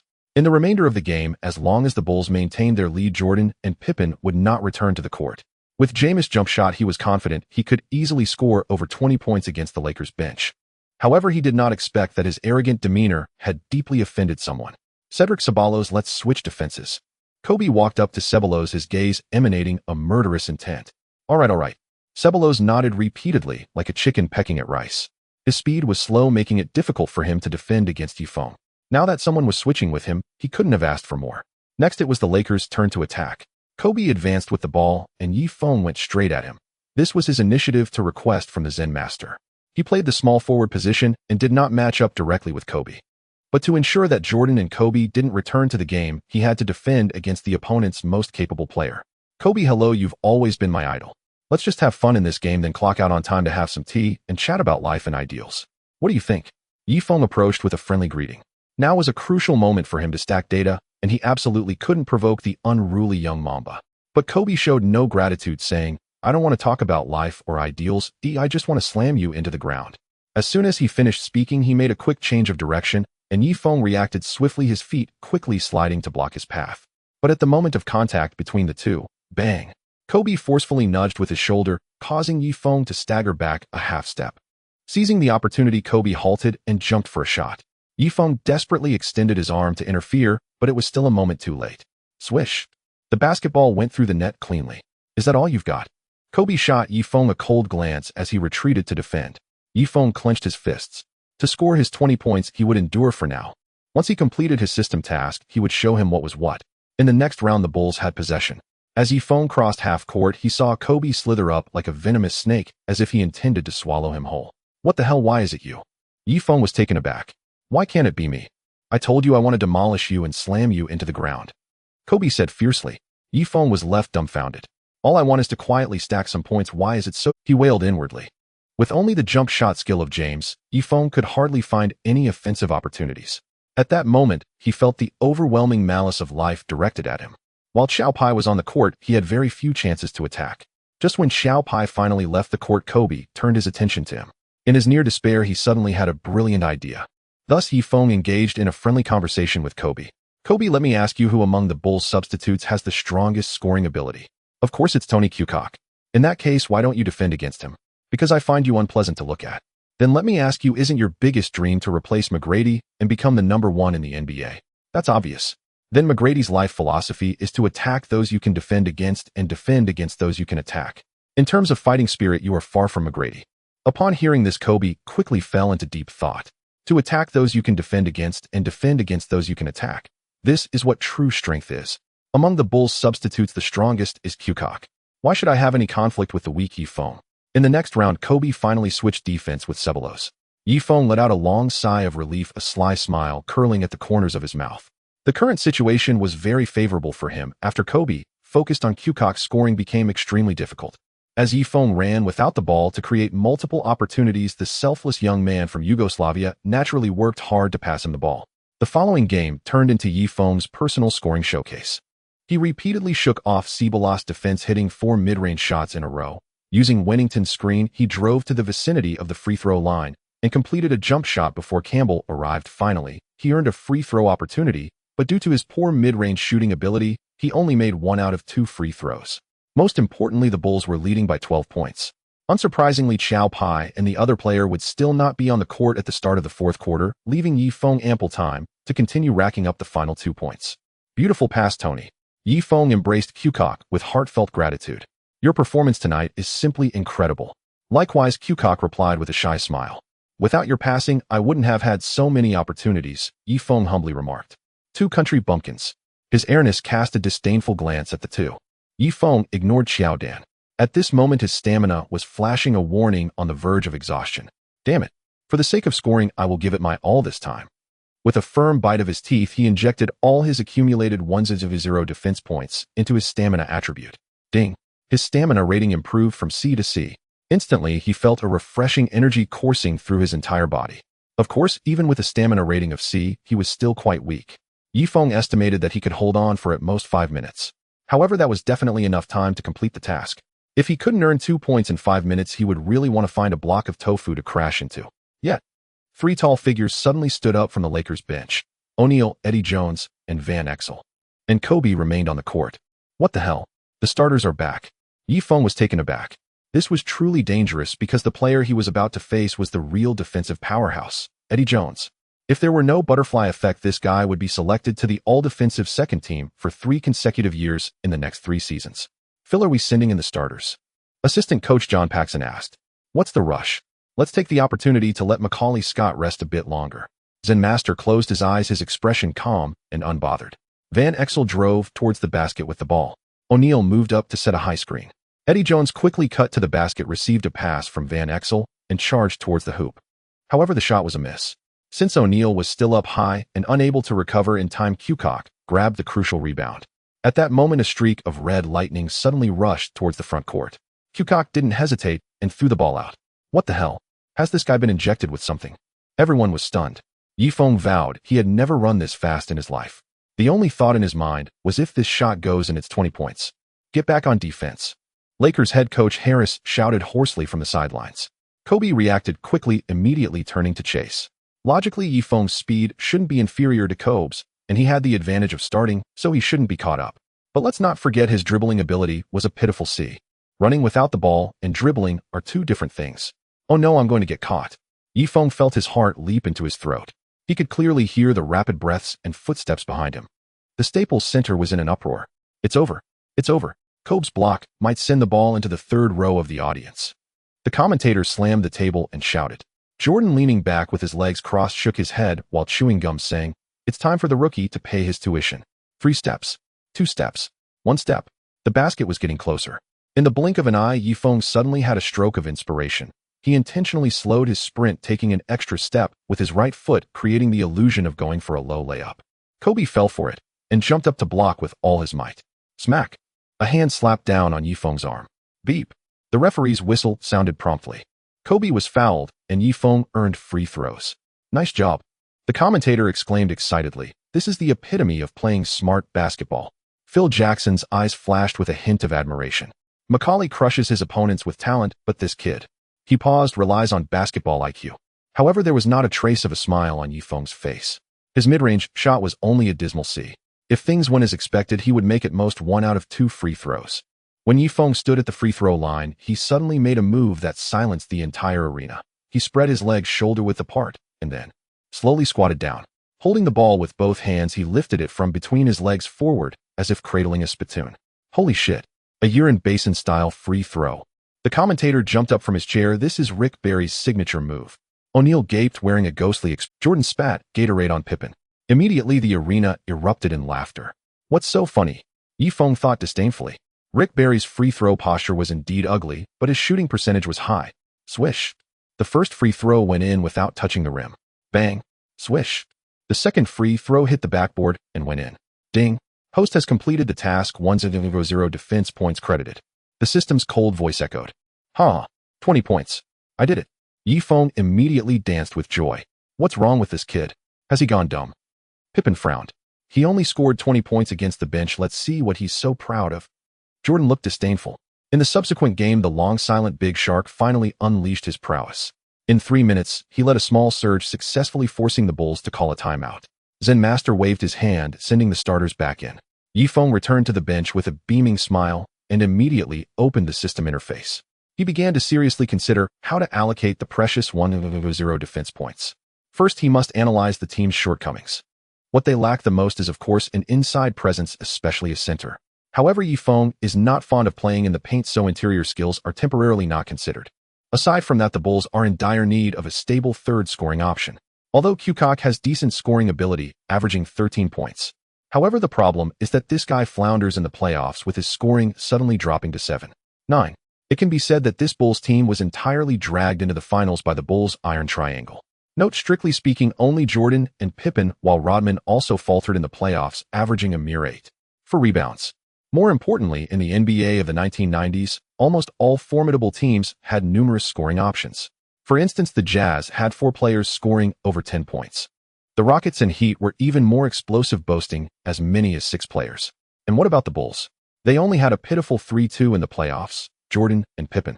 Thus, Yifeng decided to invest all his defensive breach points into enhancing his offensive capabilities. And for offensive ability, the most crucial aspect is, of course, the three-point shot. Within the Bulls, Kerr has a high three-point shooting percentage, but he takes too few shots, averaging 2.9. Kukoc's situation is even worse. Not only does he take few shots, but his shooting percentage is also lower than that of Jordan and Pippen at a meager 33. When Yifeng poured all 1-0 defensive breach points into the three-point attribute, his three-point rating skyrocketed from C to S. His information was subsequently updated. Physical attributes: jumping C, speed S, strength C, stamina C, agility B, coordination B, offensive ability mid-range B, three-point S, dribbling C, passing D, penetration C, layup, dunk C, defensive ability, rebounding C, stealing A, blocking A, onion 1, defense S, help defense B, skills, steel bones, invincible, iron fist, LeBron James, jump shot, Beverly's rabid dog biting, Dwayne Wade's chase, down block, Westbrook steal. Haha buddy, you're now a top-tier 3D player in the NBA, aren't you? Yifeng looked increasingly satisfied, unable to contain his joy. Now his unknown defense, speed, and three-point shooting had all reached all-star levels. What made him happiest was that due to his high three-point ability, he was likely to unlock an extraordinary three-point skill in the future. At that point, he would surely become the third scoring option for the Chicago Bulls. Why are you smiling foolishly all the time? I strongly suspect there's something wrong with your mind. I suggest you see a psychiatrist. Steve Kerr said with concern. The final buzzer sounded and the scoreboard froze at 9-8-8-1, with the Chicago Bulls crushing the Los Angeles Lakers by 17 points. In this match, Yifeng racked up an impressive 20 points, 1 rebound, 3 steals, and 2 blocks. However, the media did not report extensively on him, because most of his stats were accumulated against the Lakers' bench players. What Yifeng did not anticipate was that a small incident after the game would lead Kobe to regard him as a lifelong rival. Los Angeles media released a sensational news article titled, "Undrafted Player Brutally Defeats Genius. Kobe Completely Suppressed by a Discarded Player of the Same Year." The article stated, Yifeng entered the NBA the same year as Kobe. One is an undrafted player with no attention, only able to sign a temporary contract. The other is a nationally renowned genius high school player, selected 13th overall by the Hornets in the first round. Yet tonight, this discarded player scored 20 points, while the genius Kobe only managed 9 points and left the court in dejection. After seeing this news, Kobe's eyes burned with fury. Next time we meet, I will not only win the game, but I will also ensure he scores not a single point. The next morning, Yifeng arrived at the familiar United Center. The empty arena had only Jordan training alone. "Good morning, Mike," he greeted Jordan warmly. However, the flying legend did not respond as he was busy with his. Yifeng also took off his jacket and began to warm up. After finishing his warm-up, Jordan had completed his running and was sitting on a chair drinking water. "Hey, Yifeng, are you interested in being schooled by me today?" he joked. Yifeng ignored him, picking up a basketball and moving to the three-point line. "This morning when I woke up, a flash of inspiration struck me. I have comprehended the ultimate essence of three-point shooting. I might be stronger than Reggie Miller's three-point shooting now," he said solemnly, as if explaining the truth of the universe. Jordan spat out his water. "Haha, are you here to make me laugh? If the essence of three-point shooting could be comprehended, I would go and figure out how to jump from beyond the arc for a dunk tomorrow." With a swish, the basketball went through the net. Jordan paid no mind.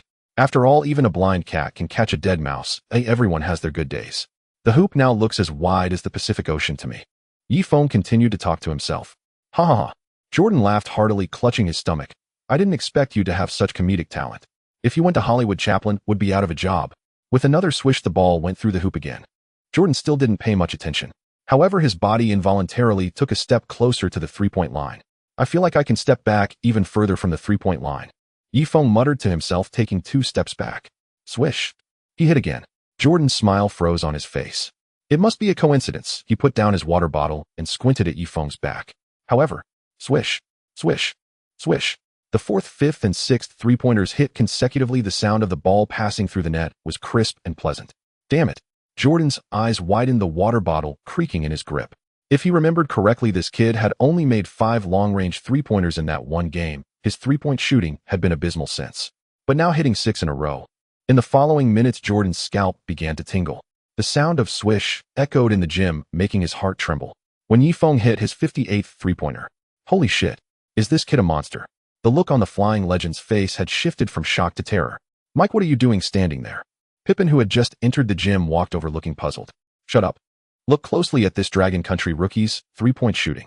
Jordan impatiently interrupted Pippen's words. "Hiss. He has already hit 23 pointers in a row."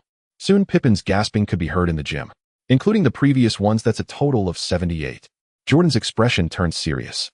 As time went by, more and more teammates gathered around Yifeng. "I can't believe it. Damn it. This guy is simply a three-point machine." The gym was filled with the astonished voices of Kukoc, Kerr, and others. "Wow, my good brother, you are simply the best shooter in the NBA." Just then, a tardy Rodman shouted loudly. Logically speaking, Yifeng's three-point skill was only rated level, not top tier in the NBA. In later years, shooters like Curry and Klay Thompson would easily overshadow him. But the issue was, this was not 2016, it was 1996. In this era, the three-point shot had yet to be fully developed, and most teams merely viewed it as a supplementary weapon. Even the top shooter at the time, Reggie Miller, averaged only 6 three-point attempts per game. Yet now Yifeng's three-point performance had completely exceeded their understanding. "Phil, I think we should formulate a strategy specifically for Yifeng," assistant coach John Paxson said excitedly. "Yes, this kid will become an important part of our team." The Zen master nodded emphatically, his eyes shining with excitement. Just as Yifeng had analyzed, the Bulls indeed had 3 major weaknesses. First, they lacked an excellent center. Second, they lacked a stable third scorer. Kukoc's performance was inconsistent. Third, they relied too heavily on their iron triangle for defense. Yifeng could cover 2 of these major gaps on his own. "We have truly struck gold this time." The Zen master and Paxson exchanged excited glances. Yifeng stopped after making 200 three-pointers. Jordan and the others calculated, utterly shocked. His shooting percentage was as high as 85. Ray Allen was impressive, right? It is said that his shooting percentage in training was only 80. TCH, what's so surprising about that? Just because you shoot well in practice doesn't mean you can do it in games. Randy Brown said sarcastically. He did have a point. In games, the pressure is high, the distractions are many, and the physical drain is significant. Shooting well in practice does not guarantee shooting well in games. Yifeng had always found him unpleasant, raising an eyebrow and saying, "Let's see what kind of horse or donkey he is once we take him out for a spin. We can test it out during the training match later." Next, the time for the training match arrived. To assess the situation, the master specifically placed Yi Feng in the starting lineup as the point guard and assigned Ron Harper to closely guard him. What followed was a moment of face-slapping. During the game, Yi Feng repeatedly shook off Harper with his level speed. Jordan and Pippen also cooperated exceptionally. Whenever he broke free, they would deliver the pass. In just one quarter of the game, he scored 4 three-pointers and 1 mid-range shot. The entire arena fell silent, followed by a wave of whispers and gasps of astonishment. "Hey man, we've got an incredible player on our team," Rodman exclaimed excitedly as he hugged Yi Feng.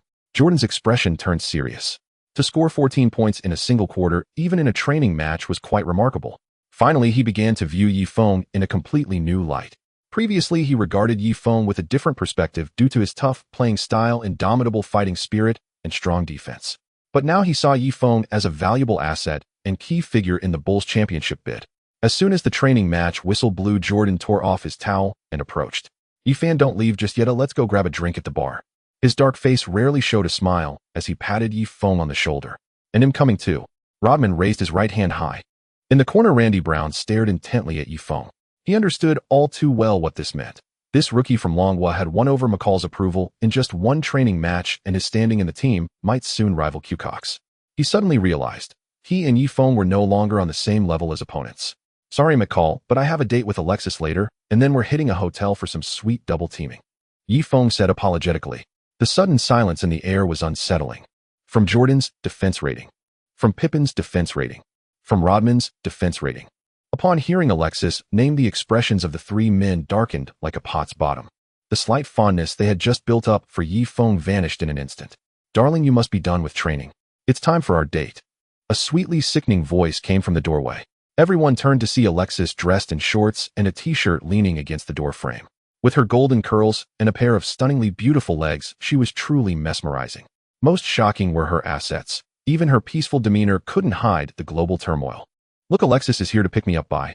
Yi Feng smiled shyly and turned to leave. Under the murderous gazes of the entire team, he walked toward the door, casually wrapping an arm around Alexis' slim waist. Alexis smiled charmingly, linking her hands around his right arm. "Give me a knife, oh I want to kill him. Give me a hammer, I want to smash his handsome face. Give me a stick, oh I want to make him a eunuch." The gym echoed with roars. "Darling, don't look at people like that." They walked side by side and Alexis shyly said, "This is too shocking." Someone was keenly observing the global situation. "It's so breathtaking." Yi Feng couldn't stop marveling. Not long ago, although they had enjoyed a sweet double teaming, it had been too rushed, leaving no time to appreciate the details. This time he discovered the grandeur of it all. "By the way, I've never asked, what do you do for work now?"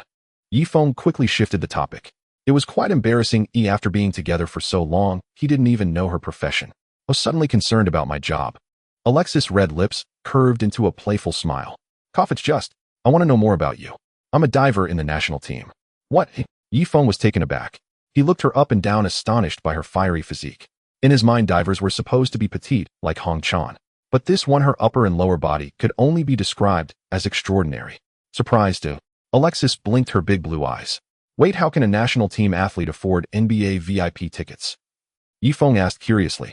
"In our country, diving is not a profitable sport, unlike you NBA players who earn millions a year without. Moreover, my skills aren't that great. I rank at the bottom of the national team."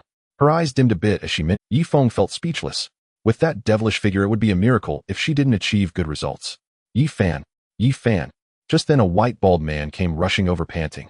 "I've finally found you. Luckily, you haven't gone far." This man was David Falk, originally Jordan's agent. Since Yi Feng had no agent, the flying man generously lent him to Yi Feng. "David, what do you want?" Yi Feng asked curiously. "Good news. Great news." Falk caught his breath, his eyes gleaming with excitement. "A sports brand from Longwa and Ta wants to invite you to be their brand ambassador. You only need to film an advertisement for a few minutes to earn 4,000. Wow. Alexis couldn't help but exclaim. 4,000. That was a huge amount, at least for her. "I just got into the rotation and a brand is already seeking me out." Yi Fan was stunned for a moment, then a look of surprise spread across his face.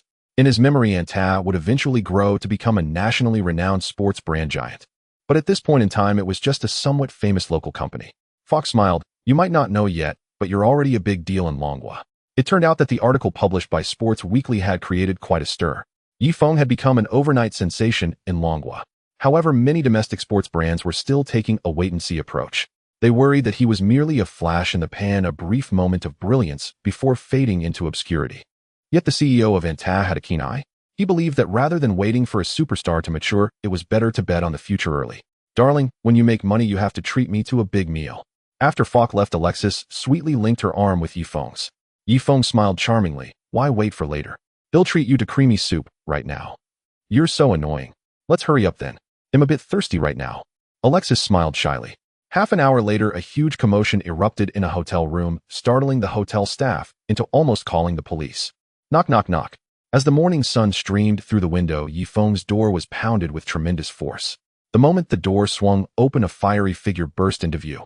Vivian was dressed in a tight-fitting t-shirt and shorts today. Though her assets were slightly smaller than Alex, her stunning beauty was still breathtaking. Good morning, do you have some time this morning? I would like to invite you to go shopping together. Though the words were an invitation, her tone was filled with a hint of pride. It turned out that this young lady had been cooped up at home binge-watching dramas for too long and was feeling quite restless. She initially wanted to invite her best friend Alex, but that guy who prioritized looks over friendship had gone back to the training center after finishing his live's Great Harmony last night. So she thought of Yifeng, the backup option. Although this man had an annoyingly handsome face, at least he wouldn't embarrass her when taken out. Wow, I actually have the fortune to go out with a stunning beauty today. Truly a stroke of luck. Yifeng exclaimed with surprise, his face filled with disbelief. At least you know how to flatter. Vivian proudly pushed out her assets, her eyes gleaming with satisfaction.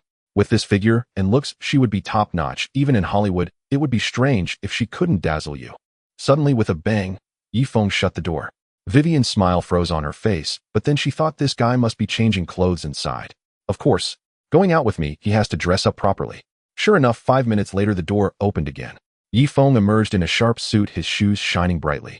Reluctantly, he looks somewhat presentable. Vivian's eyes lit up, then she turned her head. Let's go. Don't. What do you mean waste time? Yifeng replied with a puzzled expression. Shopping. Didn't you just agree to it?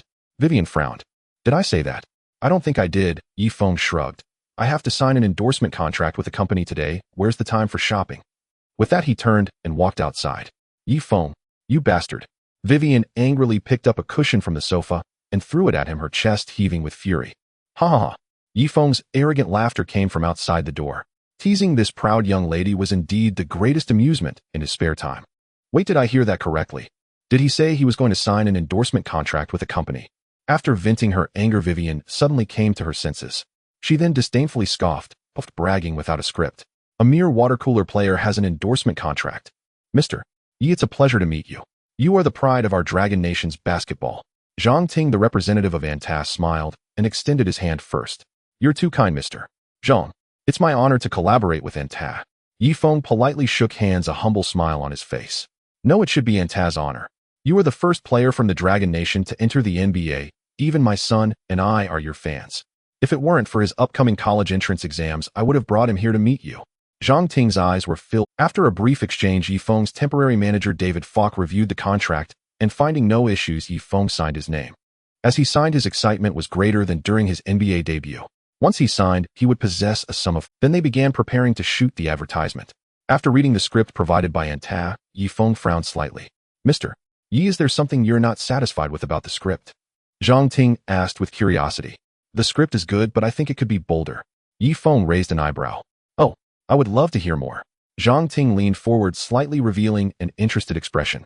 I want to play a hidden sweeping monk. Disguised as a trembling old man with white hair, I would go to a street court and teach those arrogant young players a lesson. A playful smile curled at the corners of Yifeng's mouth. The meeting room fell silent. Yifeng stood up, waving his hand. Imagine this, a rundown community court, a group of self-important young people bragging away. At that moment, a stooped old man with white hair, me, stumbles over with a cane requesting to join. Of course, the young people would look down on him. But once the game starts, the old man suddenly transforms, showcasing various fancy dribbling and sharp breakthroughs, leaving the young players dizzy. He paused for a moment, surveying the crowd. Finally, when the shocked young people ask, "Who are you really?" the old man replies, "Don't be deceived by appearances. True strength never stops." And tab basketball. The room fell silent for a few seconds before erupting in warm applause. Genius. What a brilliant concept. Zhang Ting excitedly slammed the table. This twist is not only entertaining, but also perfectly showcases the product's performance. When the Anta translator conveyed this idea to David Falk, the legendary manager was so shocked he stood up. As Jordan's manager, he was well aware of the value of this idea. If used in an AJ advertisement, it would certainly create astonishing commercial benefits. However, there was some regret. Such a brilliant idea would now belong to a Dragon Nation enterprise. Yifeng smiled slightly. This idea was not originally his. Rather, it came from a past advertisement by Irving and Pepsi. This advertisement had swept the entire U.S., at the time being one of the most successful marketing cases. If Antaz's advertisement could reach the explosive popularity of that past campaign, his commercial value would surely soar. Immediately redesign the script. Zhang Ting decisively ordered the team. Budget is not an issue, we want to create a phenomenal advertisement. Then he turned to Yifeng and said seriously, Mr. Yu, we have decided to pay an additional 100 for this creative idea.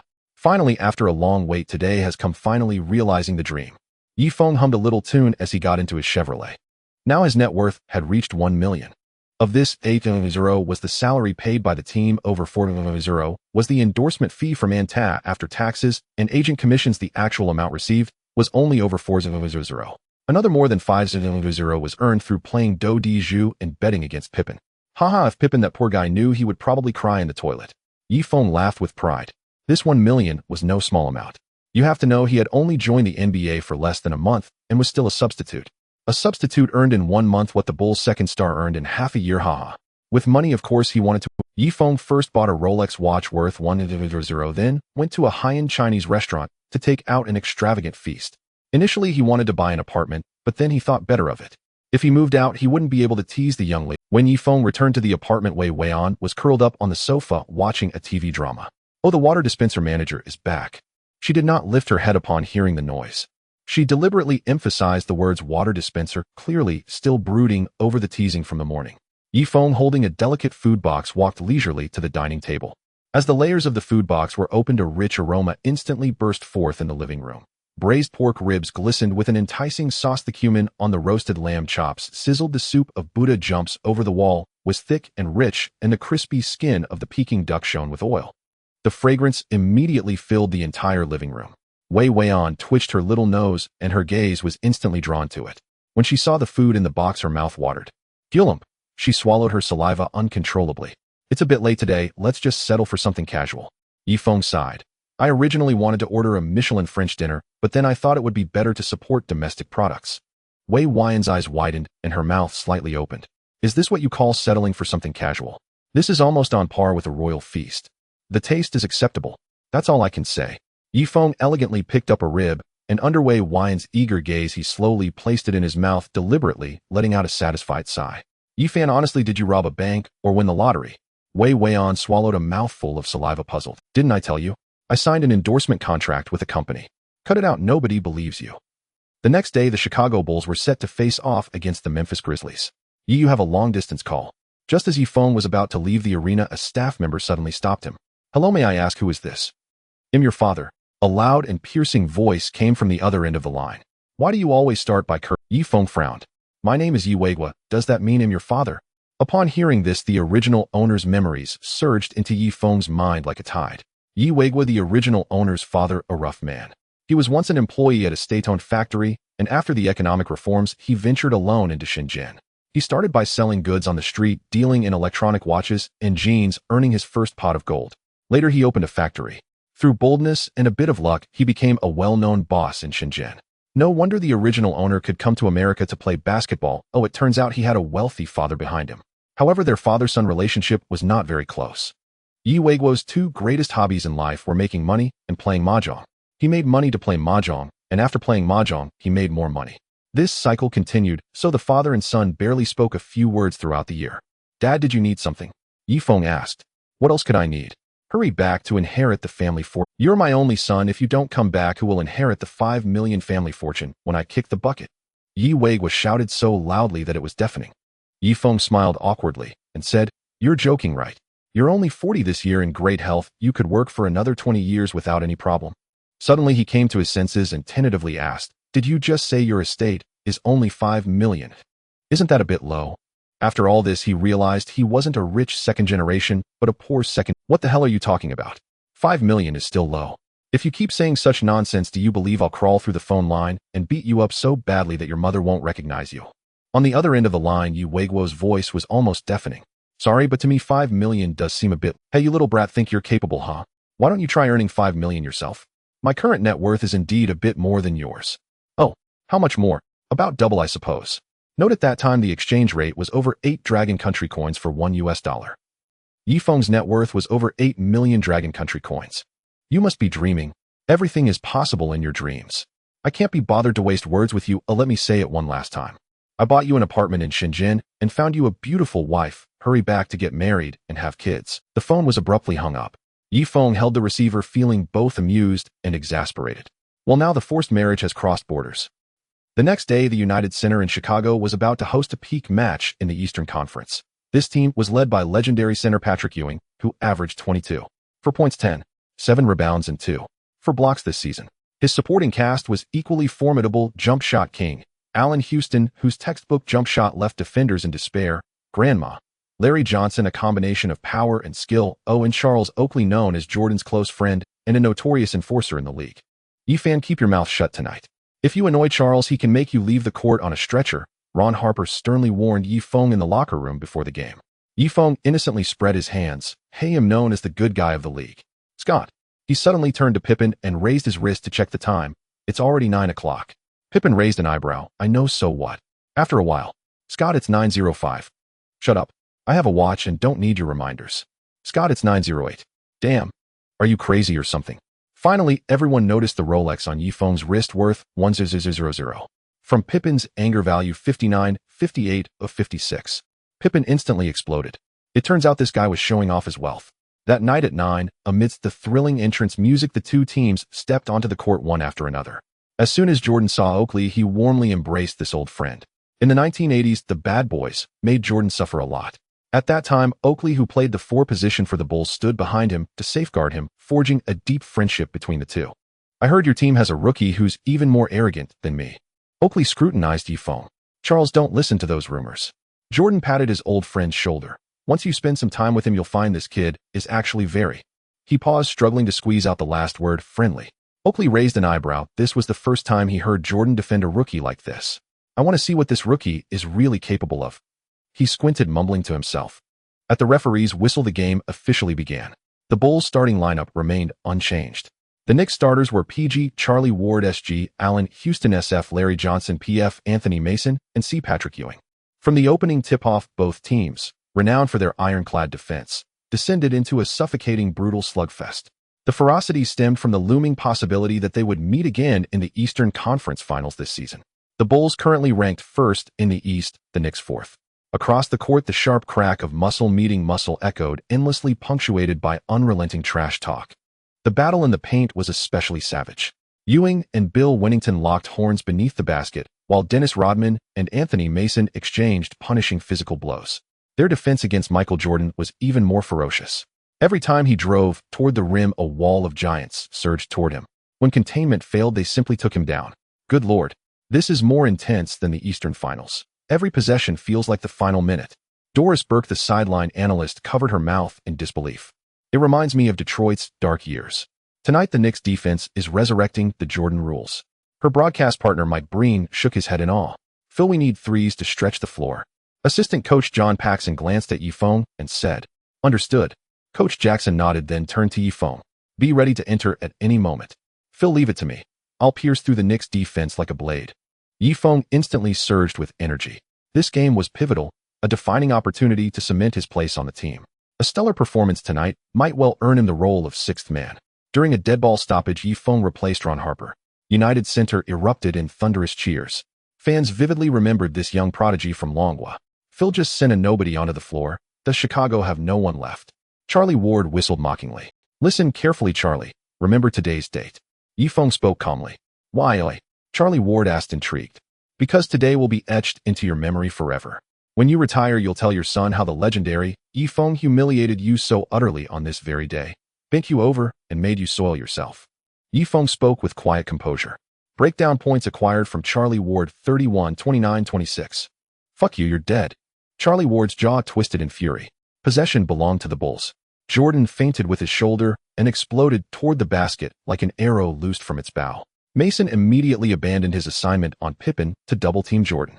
Without hesitation, Jordan whipped the ball out. Scott is wide open. Knicks head coach Jeff Van Gundy roared from the sideline.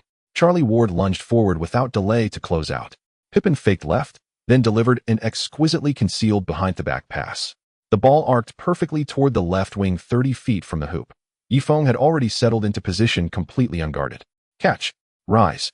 Flick the wrist. Fluid as textbook perfection. Charlie Ward scrambled back, but the instant he left the ground. Swish. The ball traced a flawless parabola straight through the net. Oh my God, textbook three-pointer.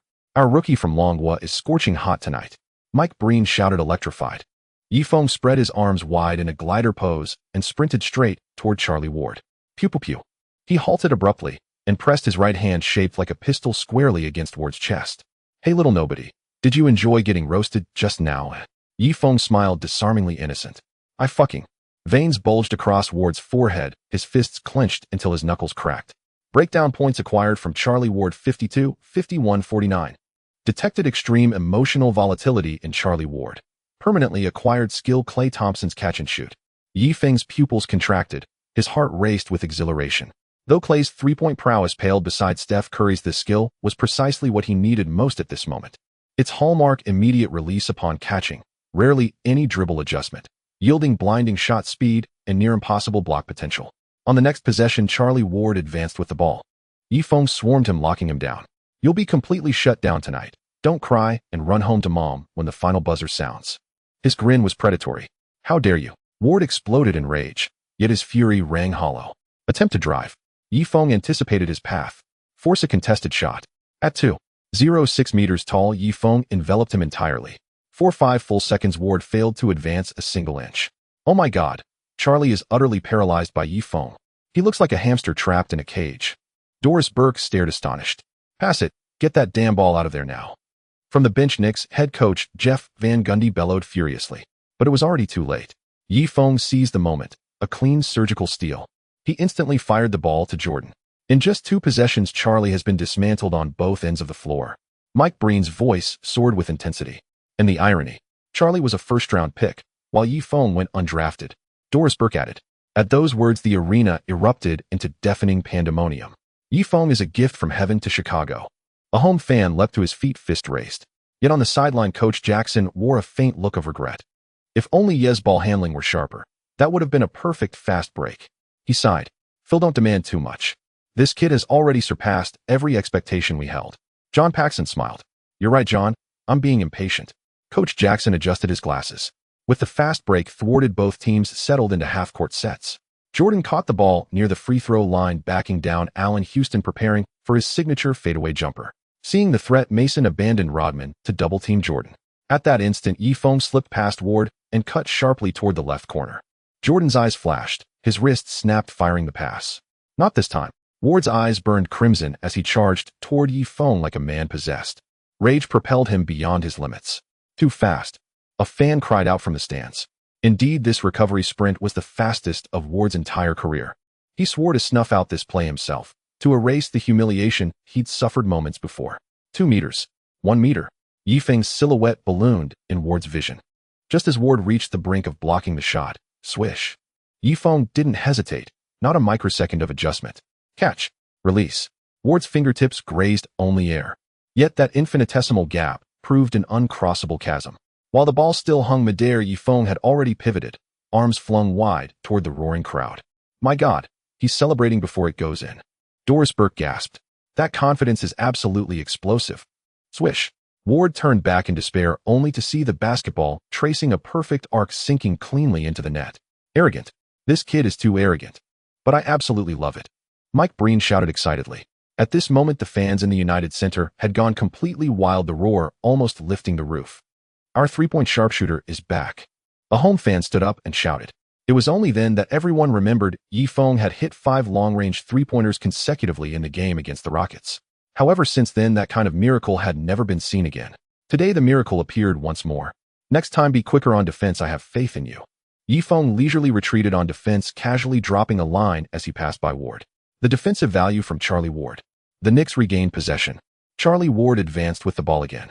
This time, he wanted to continue unknown against Yifeng to redeem his pride from the previous possessions. However, Van Gundy's roar snapped him back to reality. The leader of this team is Ewing. Ward bounced the ball into the paint. After receiving the pass, Ewing turned to face the basket for an offensive move. The legendary center made a sharp crossover step, shaking off Longley by half a body length before pulling up to just as the basketball was about to leave his hands. A red figure shot in. Rodman abandoned his defensive man and lunged at Ewing with astonishing explosiveness. Although he couldn't block the shot, his interference caused the jumper to clang off the iron. The entire paint instantly transformed into a battleground. Countless massive hands intertwined in the air, ready to fight for the rebound. However, our Lord Rodman was back again. Oh my, it's all me. Rodman squeezed through the crowd and forcibly snatched the rebound from Ewing's head. Shoot as much as you want. Here, the rebounds are here.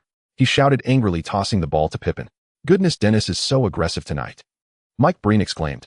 Before his words fell, the crisp sound of the basketball swishing through the net echoed again on the court. My God! Yi Fan hit another three. His partner Doris Burke shouted. It turned out that just as Pippen received the pass, Yi Fong executed the same trick again, running out to an open spot.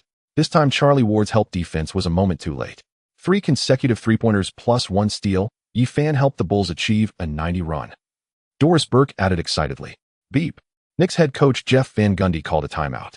Wow. The crowd erupted, the cheers sweeping through the arena like a tsunami. Yi Fan, I love you so much. In the stands, a bald, muscular man jumped onto his seat and yelled, What the hell? Yi Fong was startled by the sudden confession, nearly losing his balance and falling. My good brother, tonight you're unstoppable. Rodman pounced on Yi Fong, hugging him tightly. Rookie from Dragon Country, well done. Jordan's dark face rarely revealed a smile. If Yi Fong's three-pointers could remain this accurate, he might even consider shooting less and saving some energy to gamble in Las Vegas. Listen, Charlie, dealing with McCoy and Scott is already enough to tire us out. Now you're letting an undrafted player run wild over us. Jeff Van Gundy nearly spat on Ward's face. Ward opened his mouth, but was interrupted. Next round, I want that rookie from Dragon Country to be completely extinguished. If you can't do it, go guard the water cooler.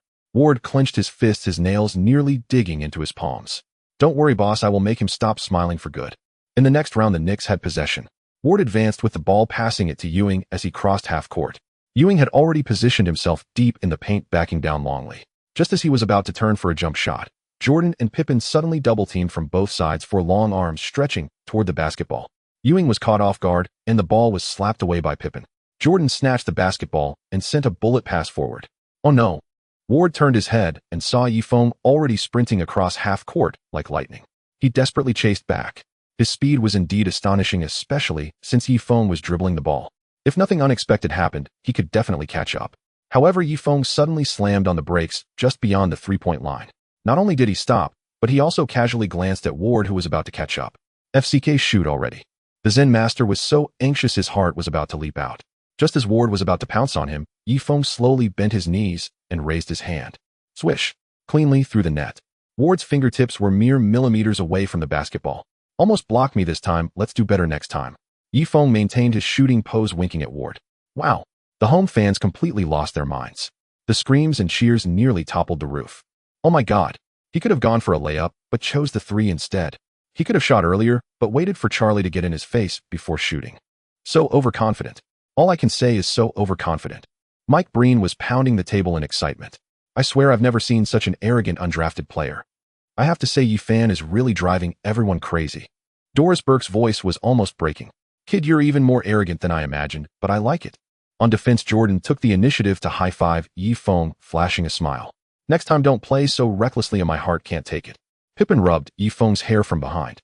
Yi Fong rolled his eyes. Do you think I want to play with my heart racing? With my layup skills, if I drove into the paint, guess how Ward would abuse me. Dribbling and shooting were also terrible.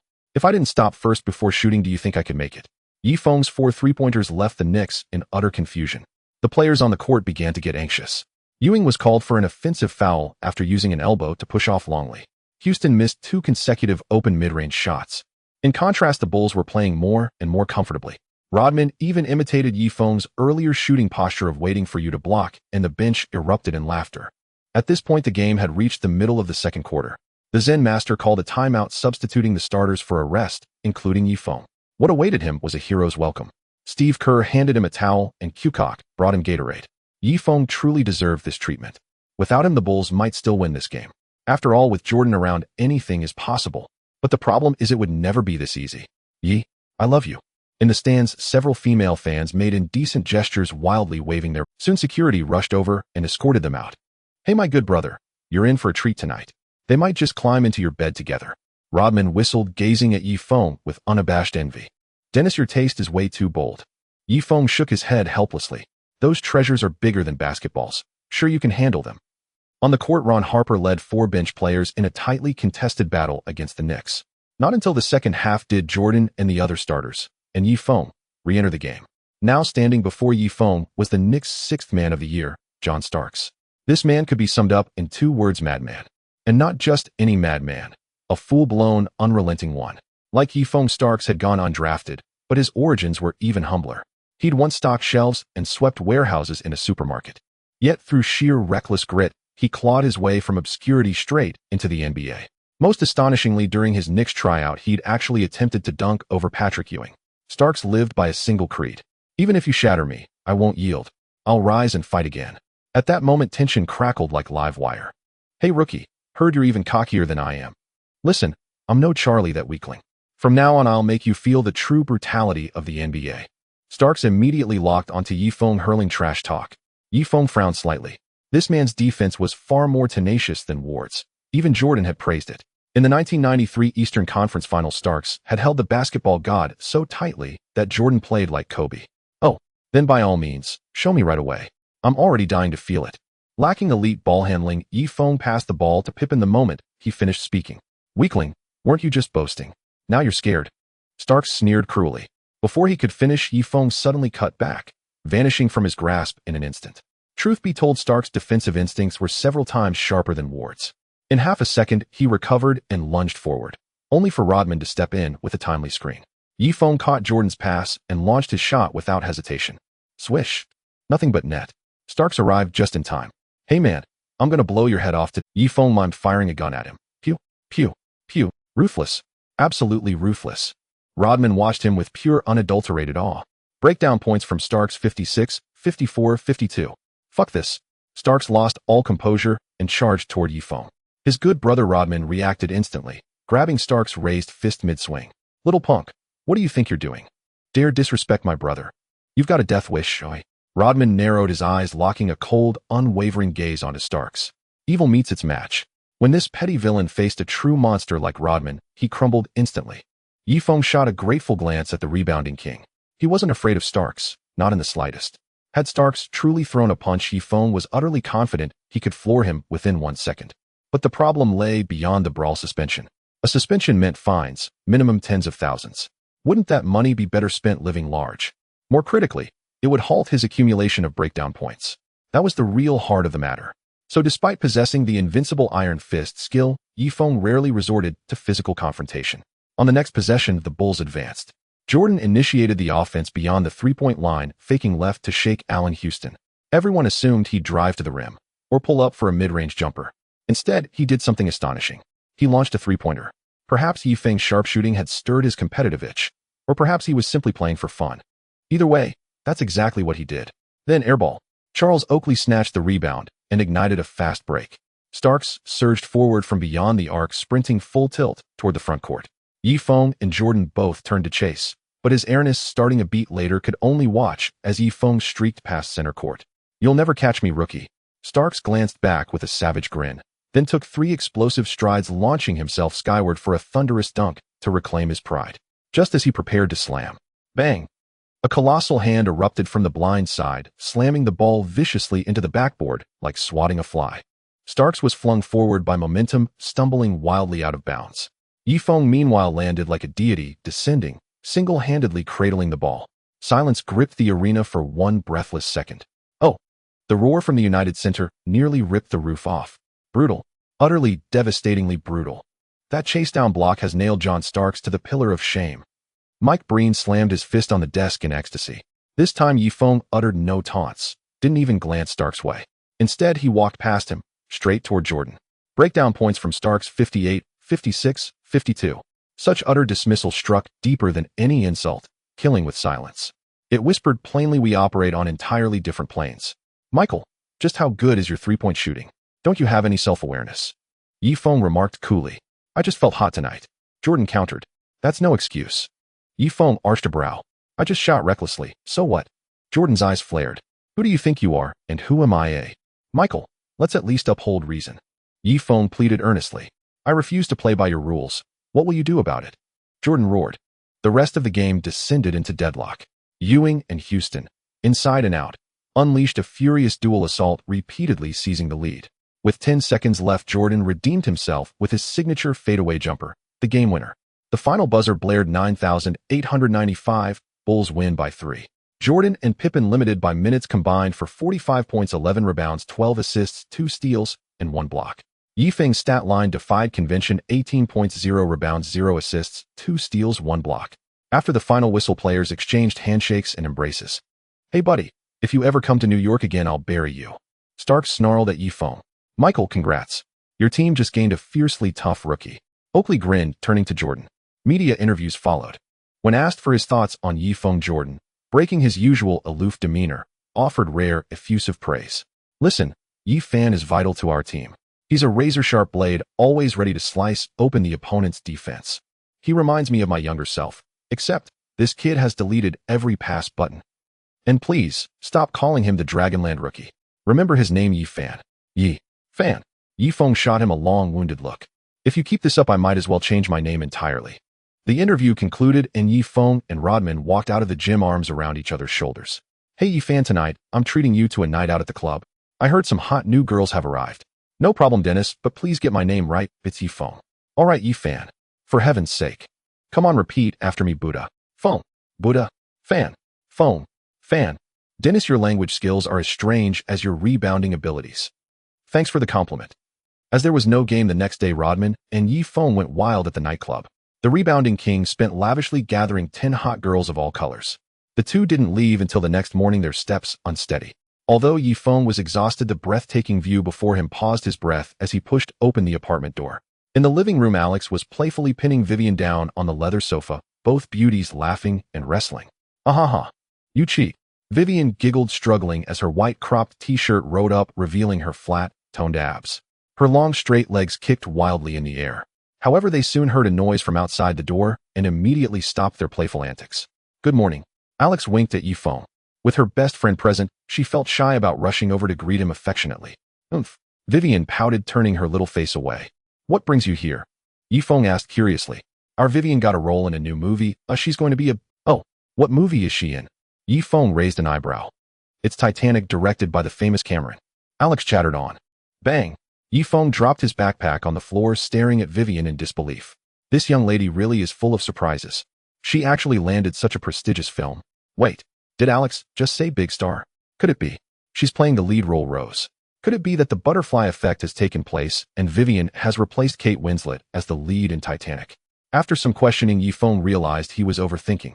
Vivian plays a young socialite in first class with her screen time lasting about 10 seconds. Her daily pay is a whopping 1500. Then she'll be working for 10 days, so she will earn 1500. Alex said excitedly.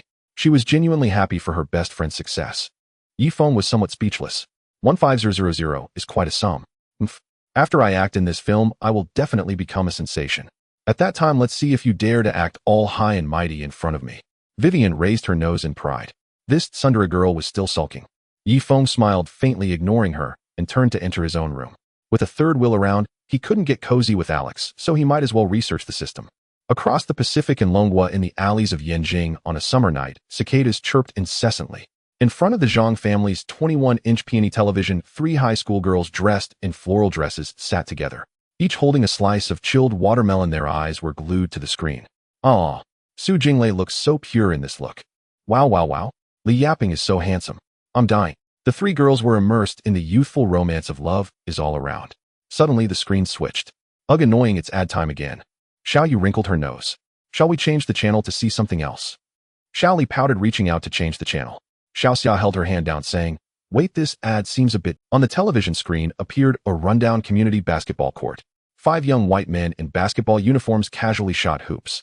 At that moment, a hunched elderly man with yellow skin and reading glasses appeared. He walked slowly, as if he might fall apart at any moment. Hey old man, this isn't a place for you. A tall young man scoffed at him. Young man, how about we have a game? The old man's voice was hoarse and trembling. Sure, old man, I hope you don't end up in the hospital later. The young men exchanged mocking glances. A young man deliberately slammed the ball towards the old man. Just as the ball was about to hit him, his hand shot out like lightning, firmly catching the basketball. Thank you. A glint of sharpness flashed in the old man's murky eyes. The next scene made the three girls in front of the TV hold their breath. The old man suddenly performed a behind-the-back dribble, easily shaking off the defender in front of him. Then came a series of crossovers, the basketball weaving between his legs as the second defender fell directly to the ground. This is impossible. Xiao Yes watermelon dropped to the ground, completely oblivious. The most exciting moment arrived. The old man drove the ball to the basket facing the last defender. He suddenly leaped into the air, his body bending like a bow. Bang! The basketball was violently slammed into the hoop.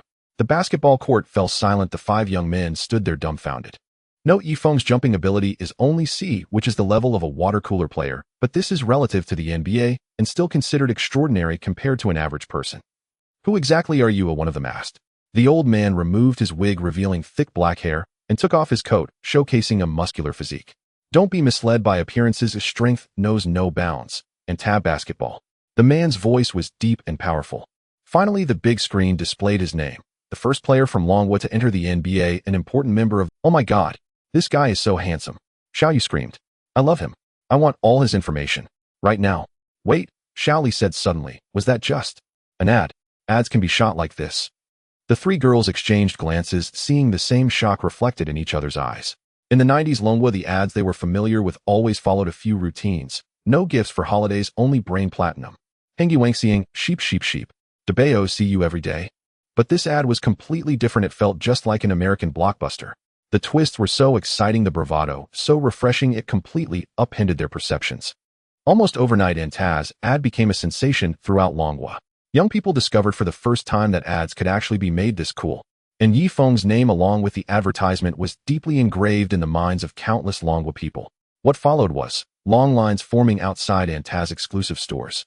A day later, the Bulls headed to their next away game, traveling to Atlanta to face the Hawks. This team isn't very famous, and apart from Mutombo, there are hardly any notable stars. In this game, Yifeng faced the greatest challenge since joining the NBA, because the one defending him was named Muchi Norris. Many may not have heard of this name. However, he was quite well known in the NBA during the 1990s.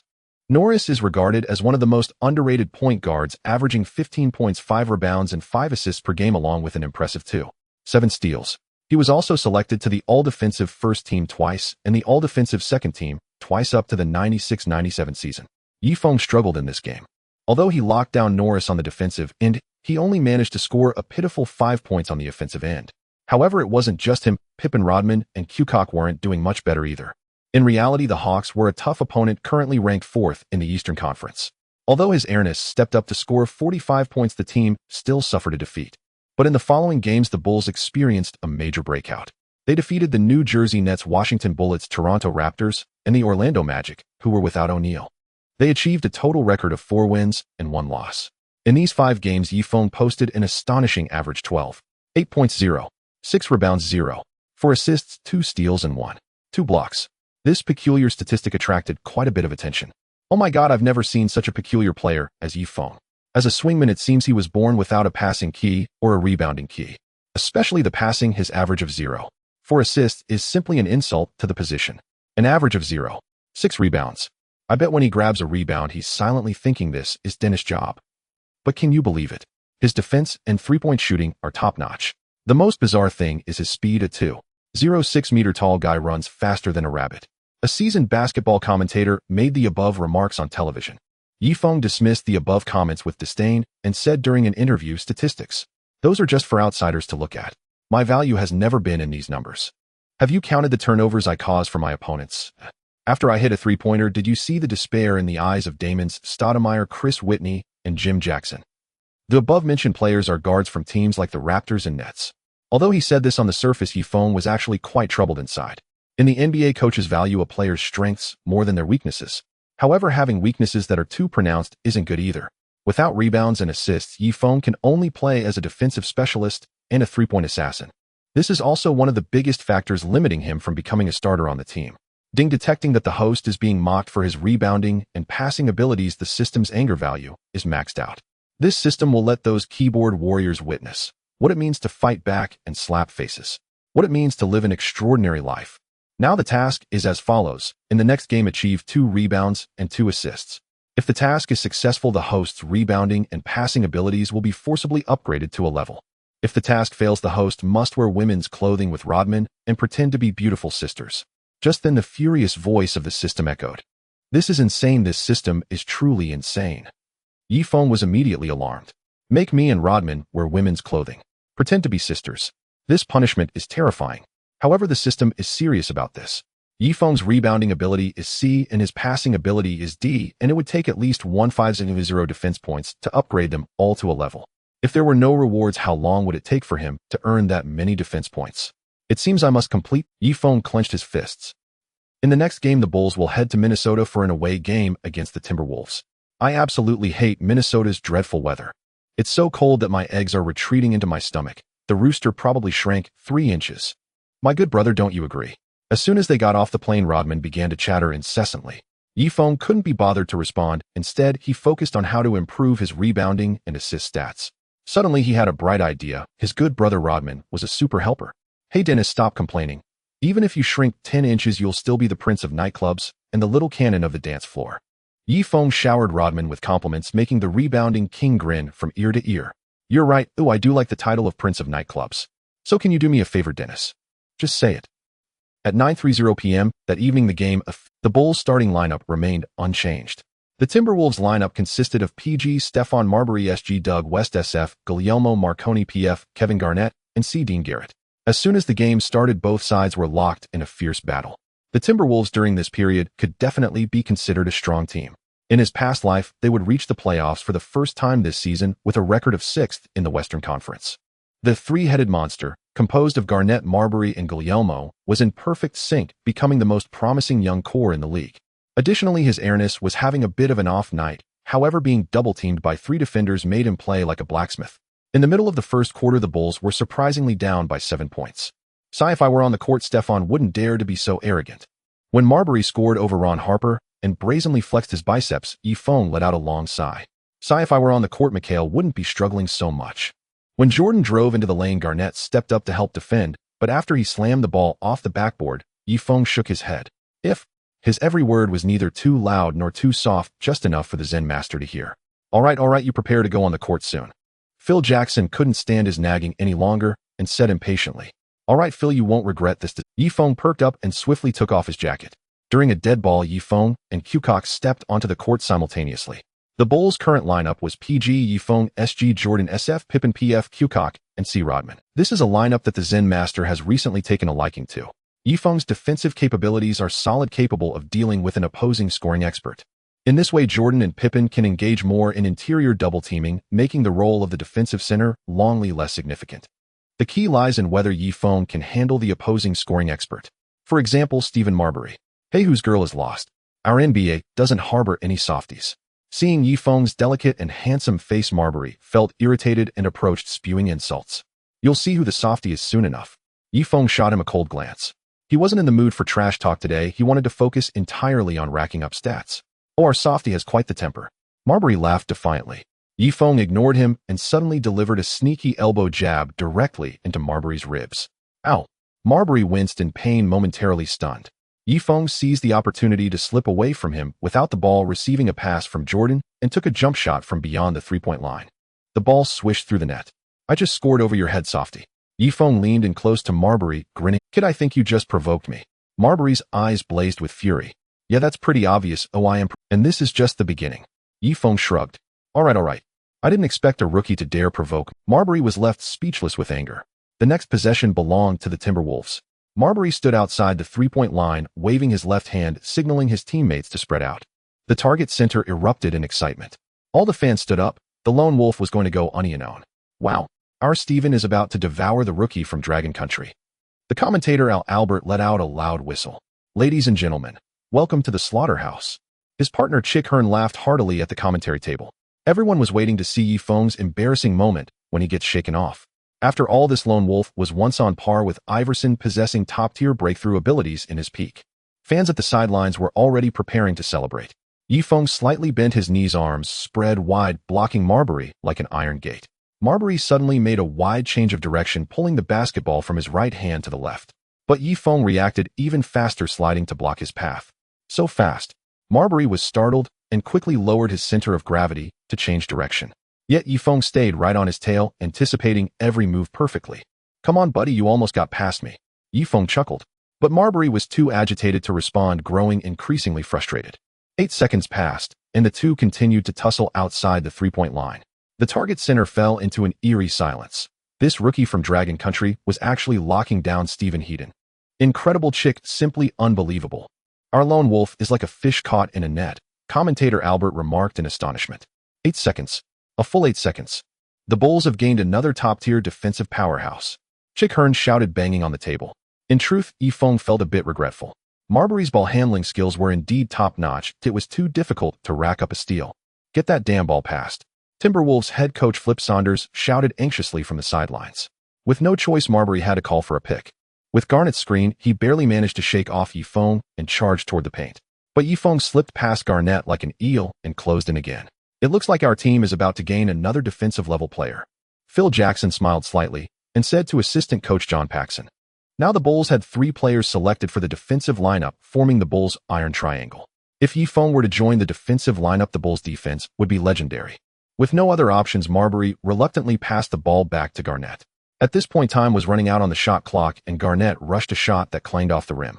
Timberwolves center Dean Garrett was ready to fight for the rebound, but found himself tightly boxed out by Rodman. Meanwhile, Yifeng easily snatched the rebound. Damn it.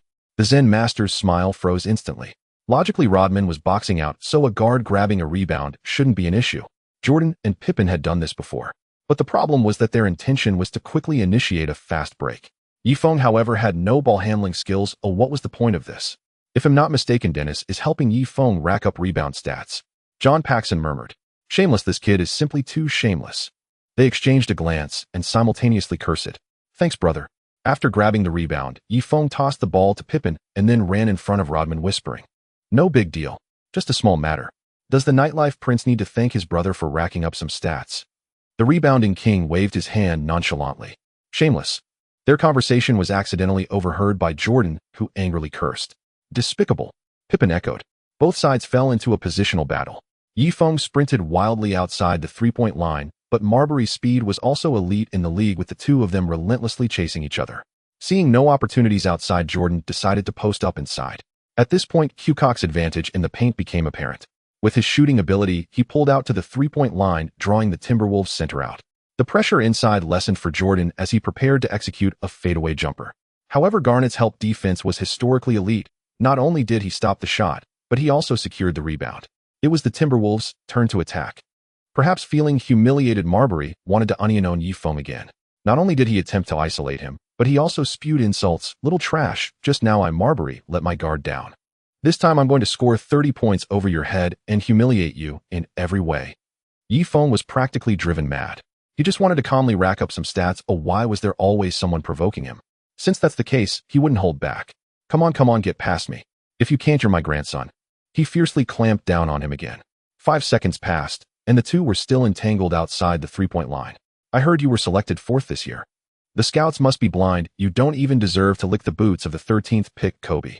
Yifeng grinned grimly, filled with rage. From Marbury's defensive breakdown, 59-58 of 57. Detected severe emotional fluctuations from Marbury, triggering the permanent skill drop. Ben Wallace's iron wall block. Go to hell. Marbury exploded in anger.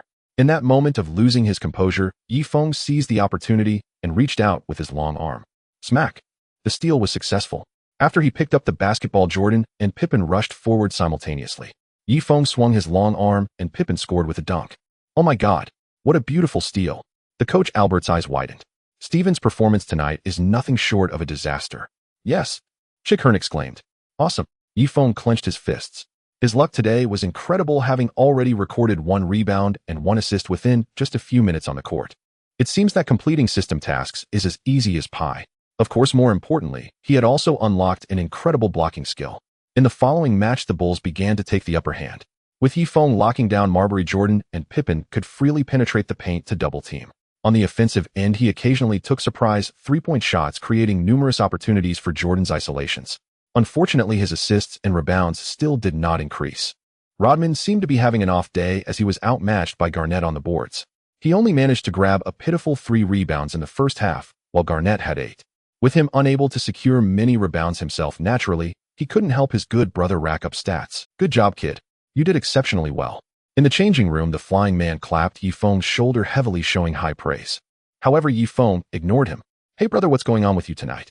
Can Kevin's weak play really dominate the rebounds? He pulled Rodman aside and whispered, Yeah, I told you my performance has shrunk. I'm not in shape tonight. Rodman shrugged. Yifeng was completely well without any helpers. He had to rely on himself. As the halftime break ended, the game continued. Both coaches sent all their starters onto the court, leaving Yifeng to sit idly on the bench. But even if he played, it wouldn't help. His stamina couldn't last that long. The situation on the court was changing rapidly. During a rebound scramble, Rodman elbowed Garnett in the chin. Garnett fell to the ground with a cry, curling up in pain. This caused a huge problem. After all, Garnett was the future of the Timberwolves, a prized possession in the hearts of the fans. The entire Target Center erupted. Murderer! Get out of Minnesota! Angry fans roared madly, with several strong men even attempting to climb over the barriers into the arena. The referee hurriedly stopped the game, and medical personnel carried Garnett away on a stretcher. In this chaotic moment, Rodman suddenly did something that left everyone dumbfounded. He yanked off his shorts, revealing his dark behind, and began to shake it wildly at the audience. Come on. If I back down, you're my grandson, he shouted while shaking. Get him. The fans went completely wild, and the situation spiraled out of control. Who dares to touch my brother? Yifeng rushed forward and stood in front of Rodman. Fortunately, security arrived just in time, working hard to restore order. The referee immediately issued a penalty due to Rodman's indecent gesture. He was assessed a technical foul and ejected from the game, and he would face a suspension afterward. SHD. I've seen bizarre things, but nothing like this. Zen Master lamented with his head in his hands. Yifeng was also left dumbfounded. Without Rodman, the upcoming rebound statistics would be even harder to manage. After a while, Garnett suddenly walked out from the player tunnel. Cheers erupted in the Target Center. It turned out that after a few stitches on his chin, he decided to return to the game. Coach Saunders couldn't refuse him and had to agree. The game reached the last 2 minutes of the third quarter. Yifeng, get ready to play the 4 position. Zen Master suddenly spoke. Playing the 4 position was actually a waste of resources for Yifeng. His defense and three-point shooting were exactly what the 1 position needed. But there was no choice. Without Rodman, he had to step up. The inside needed a bulldog not afraid of physical confrontation to wear down Garnett's stamina. Hearing this, Yifeng's emotions were mixed. The good news, his recently acquired blocking skill had found its use. The bad news, facing a rebounding monster like Garnett, he might end up with nothing. Rookie, did Phil send you this little weakling to die? Garnett's eyes lit up with excitement as he saw Yifeng. You think you can dominate the paint and completely crush me? Crush you? With what? Your ironclad jump shot. Yifeng retorted. Your jump shot is as soft as a donut. Garnett's defense value dropped by 31, 29, 26. At that moment, Pippen arrived near the free throw line. He dodged left and right, finally lifting the ball with his left hand for a difficult layup. It must be said that Pippen resembled Jordan. This shot had the flair of the flying man. Unfortunately, bang, the basketball slammed against the front of the rim. Rebound is mine. Garnett used his muscular behind to shove Yifeng aside and soared up like a spring. Yifeng staggered back from the impact. His strength and rebounding were no match for Garnett, leaving him to watch helplessly as Garnett grabbed the rebound. In the next round, Garnett called for the ball outside the paint. Rookie, get ready to have nightmares tonight. After receiving the ball, he let out a sinister laugh, planning to use his agile footwork to shake off Yifeng and storm into the paint for a violent dunk. But Yifeng wasn't fooled. Come on, no matter how sharp Garnett's footwork was, could it compare to Marbury on the perimeter? What's this? Is that all you've got? Yifeng sneered. Try a little harder. You were almost able to get past me. Garnett's forehead bulged with veins as he suddenly lowered his shoulder and slammed into him. Yifeng staggered back from the collision. But the next second he sprang back like a spring just as Garnett was about to dunk. Smack. A colossal volleyball-style block pinned Garnett's dunk firmly against the backboard. Oh my God.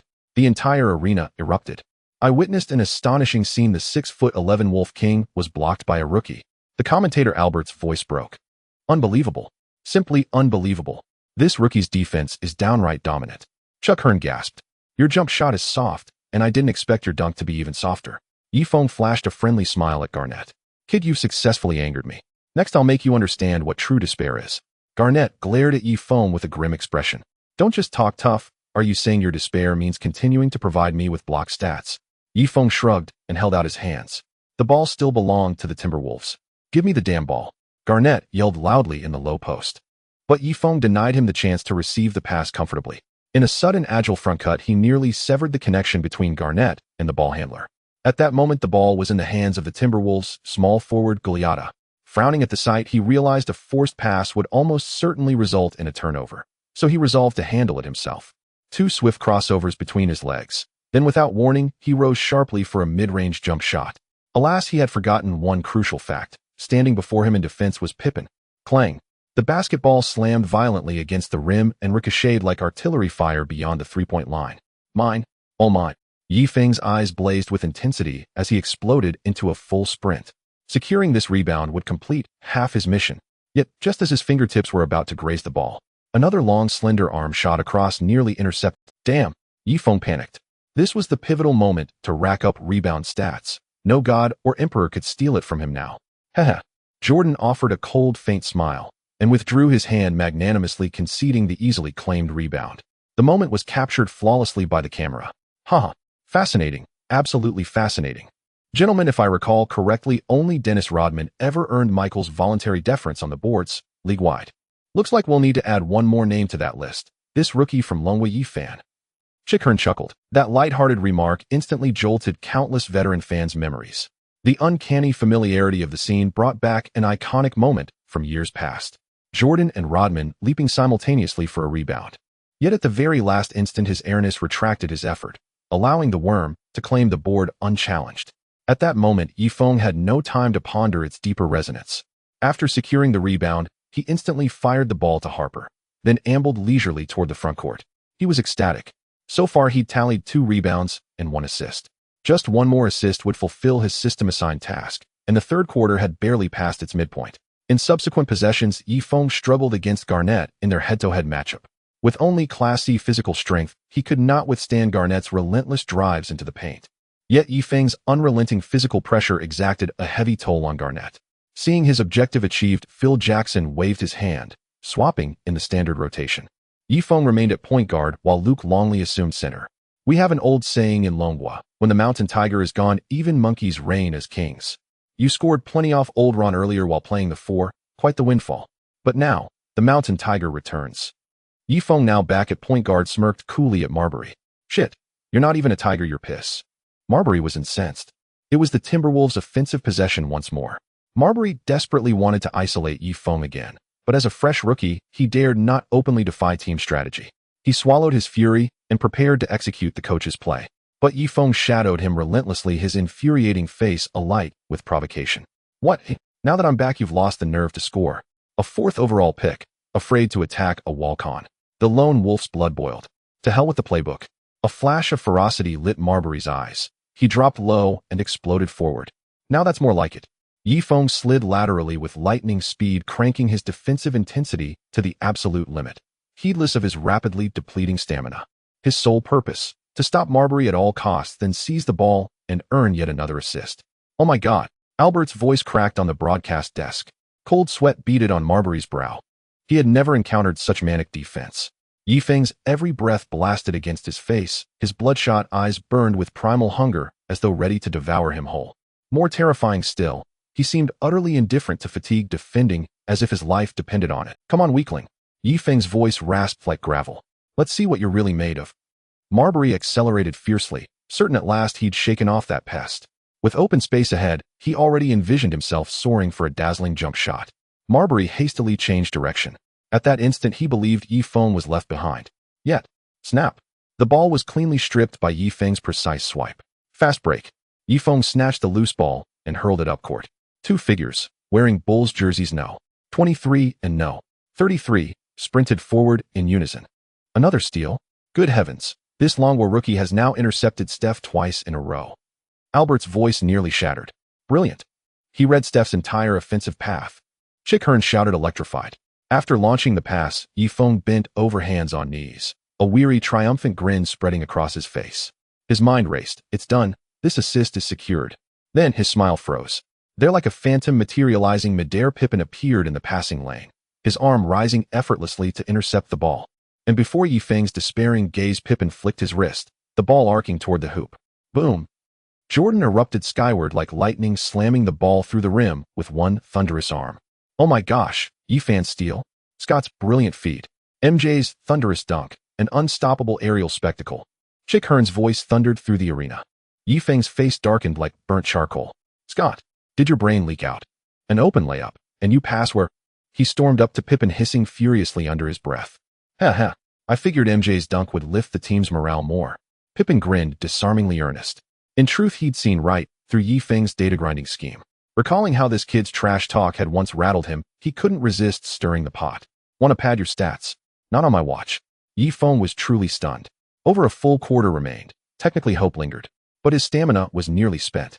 Worse still, Coach Jackson would likely sub him out any moment. Ron Harper's three-point shooting and perimeter defense lagged behind Yifeng's, but his ball handling and game intelligence far surpassed his. "I'll have to go all out, truly all out." Yifeng's chest heaved violently. Otherwise, he'd end up sharing a tragic sisterhood with Rodman. Timberwolves offense again. The coach's gaze at Marbury had grown deeply unsettling, yet Marbury prepared for one more isolation attempt.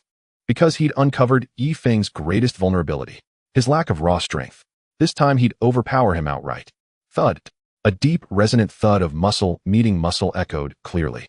Yifeng staggered backward from the impact, yet instantly rerouted his stance. Unyielding, resolute, standing firm before him. My God. This rookie from Longwa, he's insane. This isn't basketball, it's a battle of wills. Commentator Marvin Albert exclaimed from the broadcast booth. Steven passed the ball. "I'm wide open, give me the damn ball now." Team captain Kevin Garnett roared. Hurry up, what's all the rushing for?" Marbury grumbled inwardly. Garnett's impatience, compounded by Yifeng's relentless trash talk, frayed his focus and exposed a fleeting gap. Yifeng moved. Abandoning brute resistance, he shot forth his long arm like lightning. Snap. The basketball was cleanly stripped, precise, surgical. Unbelievable. It's unbelievable. Marvin Albert slammed his fist onto the desk. Ladies and gentlemen, history is unfolding before our eyes. A second-round draft afterthought has stolen the ball from Steven 3 times, a ruthless, humiliating dismantling of his pride. Look at Steven's face. He's on the verge of tears. Chick Hearn shouted. Once this kid refines his ball handling and passing, he must start. Coach Zinn nodded to assistant coach John Paxson. Yet the very player who had so thoroughly impressed him did something the next second that left Coach Zinn utterly dumbfounded. He didn't pass. Instead, he drove the ball up court alone. His dribbling was clumsy but took him an agonizingly long time just across half court. Had Marbury recovered even a fraction sooner, the ball would have been stolen outright. But what followed was even more astonishing. Yifeng mimicked Pippen, tossing the ball high toward the rim. Clang! It struck the side of the backboard with jarring force, clearly overpowered. What in the world? Coach Zinn's clipboard clattered to the floor. Jordan's eyes widened, but his body had already launched skyward, reflexes overriding thought. The Black Mamba twisted midair, defying gravity with extraordinary leap, and hang time barely snatching the ball back before forcing it through the hoop. Shit. He landed awkwardly, nearly twisting his ankle. Rookie, was that pass meant to murder me? With your passing skills, you think you can pull off alley-oops like Scotty? Go practice for another 10 years first. The Air King glared darkly at Yifeng. Sorry. I forgot you're already a greasy 33-year-old. Yifeng offered an awkward smile, conscience pricking faintly. If the Black Mamba had thrown out his back, the guilt would be unbearable. Jordan quickly fell silent, his expression softening back into calm. Even someone as audacious and arrogant as Yifeng had just apologized. What more could one demand? Besides, he'd stolen the ball from Marbury 3 times. Such a feat deserved leniency, even for a misstep. Exhausted, Yifeng was soon subbed out. Mission accomplished. Rebounding and passing abilities forcibly upgraded to level aminous. At that moment, the system's voice chimed. Yifeng's delight surged. He immediately summoned the system interface. His stats had updated. Physical attributes: vertical jump minus speed minus strength C, stamina C, agility B, coordination B. Offensive skills: mid-range shot B, 3-point shots minus dribbling minus passing aminous penetration C, layup dunk C. Defensive skills: rebounding aminous steal A plus block aminous onion 1 defense minus help defense minus. Skills: ironbone body invincible iron fist LeBron James jump shot Patrick Beverley's rabid tackle Dwayne Wade's chase down block Russell Westbrook's steal Klay Thompson's catch and shoot Ben Wallace's iron wall defense. Without Rodman, the game grew arduous. Yet the Black Mamba stepped forward. In the final minute, he sank 3 consecutive baskets, securing victory by a razor-thin 2-point margin. He tallied a staggering 45.7 rebounds, 4 assists, 3 steals, and 1 block. Yifeng's line was equally impressive: 10 points, 2 rebounds, 2 assists, 3 steals, 1 block. The Black Mamba held Yifeng's stat padding in utter disdain, yet pretended not to notice. His leadership philosophy was unambiguous, relentlessly demanding of those around him, yet tolerant of occasional eccentricities so long as one fulfilled their duty flawlessly. Rodman was the quintessential example. The worm routinely arrived late to practice, or skipped entirely, citing ever more bizarre excuses. Yet Jordan consistently granted him leeway. Now Yifeng too enjoyed this rare privilege. Moreover, in the post-game press conference, Jordan bestowed high praise. Mike, tonight we witnessed Yifeng steal the ball from Marbury 3 times. As a legendary defensive master, how do you assess this rookie's performance? An ESPN reporter asked. When I saw that boy strip the ball from Steven for the 3rd time, I nearly chewed through my jersey. Honestly, that kind of defensive instinct isn't teachable. It's raw innate talent. A warm, satisfied smile crossed Jordan's face. You seem especially fond of this Longwood rookie. A Chicago Tribune reporter asked. Listen, everyone spent years searching for my successor. In defense, Yifeng is my true heir. The kid defends like a rabid Doberman with hydrophobic. Jordan laughed heartily. His towering endorsement catapulted Yifeng to sudden fame, yet also made him a target for countless rivals. Yifeng, however, couldn't care less. I've got enemies across the NBA. What makes you special at? Right then he was walking sweat-dampened toward Jordan. Mike, thank you truly. He spoke sincerely, every word genuine. Jordan had witnessed nearly every one of his stat-chasing maneuvers, yet still extended boundless grace. What? Speak up. I can't hear you. Jordan feigned ear cleaning. Didn't hear you? Then forget it. Yifeng refused to indulge the legend, turning on his heel and walking away. Hey, wait. What do you want? That's all you're giving me. No gesture at all. What else can I give? You lack for nothing. What could I possibly offer? Fine. Teach me your woman-charming technique. Done. Deal. In truth, Jordan lacked for no woman. Countless women pursued him, eagerly drawn by his wealth, fame, and the halo of the god of basketball. More crucially, when courting truly exceptional women, the Black Mamba often failed. Just years earlier, both Jordan and Pippen had fallen for pop icon Madonna. Yet Madonna chose Pippen. Jordan seethed. And what stung worse? Before the 1995 season, newly acquired teammate Rodman somehow won Madonna over 2. Humiliation. Profound, unbearable humiliation. Thus, Jordan felt a sense of envy toward Yifeng in this regard. A player who merely served water, lacking money, skills, and fame, somehow managed to win over the exquisite beauty Alex. At this moment, the press conference had concluded, and the two walked out of the gym with their arms around each other. Yifeng unreservedly shared with Jordan the accumulated insights he had gathered over the years about charming women. From flirting techniques to dating strategies, and even romantic lines, he imparted every secret, including his ultimate killer move. Jordan listened intently, taking notes in a small notebook. As for the effectiveness, let's just say that the art of wooing requires both talent and looks that rival those of the readers. And as for the old rogue, clearly he possessed neither. When Yifeng returned to the hotel, it was already 2 a.m. Upon opening the door, a strong mix of alcohol and perfume rushed towards him. His new roommate Rodman lay sprawled on the bed wearing nothing but a pair of women's thong panties. Hey, tonight was insane. Rodman, inebriated, waved his arms. 8 beauties nearly got into a fight over who could sit on my lap. Yifeng silently turned his face to the wall. Dennis, I'm really puzzled. You elbowed Kevin, and that's one thing, but provoking the fans is no big deal. I just want to ask, why did you take your pants off? Sighing to change the topic, he finally asked the question he had been wanting to. I just wanted to tell the Minnesota fans that tonight I couldn't grab rebounds against Kevin simply because my rooster shrank. Otherwise, how could he have outperformed me in rebounds? The rebounding king shrugged. You got suspended, which put us at a disadvantage in this game. Now do you realize my importance? Without me, Rodman, holding down the paint, how could the team possibly win? Rodman stated with confidence. By the way, Dennis, can I ask you for tips on rebounding?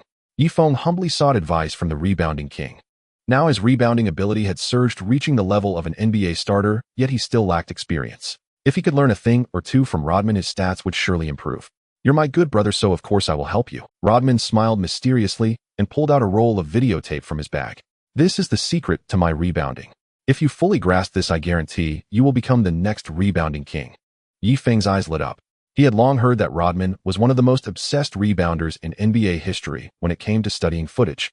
It was said that he spent hours every day watching his opponents' shooting habits to determine the trajectory of rebounds. Therefore, he surely had more than just this one tape. Since he treasured this tape, it must contain the essence of his knowledge. Dennis, I really can't thank you enough. We're brothers, so no need for pleasantries, really. Yifeng carefully took the tape, inserted it into the VCR, and eagerly prepared to watch. However, Kamoan, oh despicable Kamoan, Yao so si zhuang.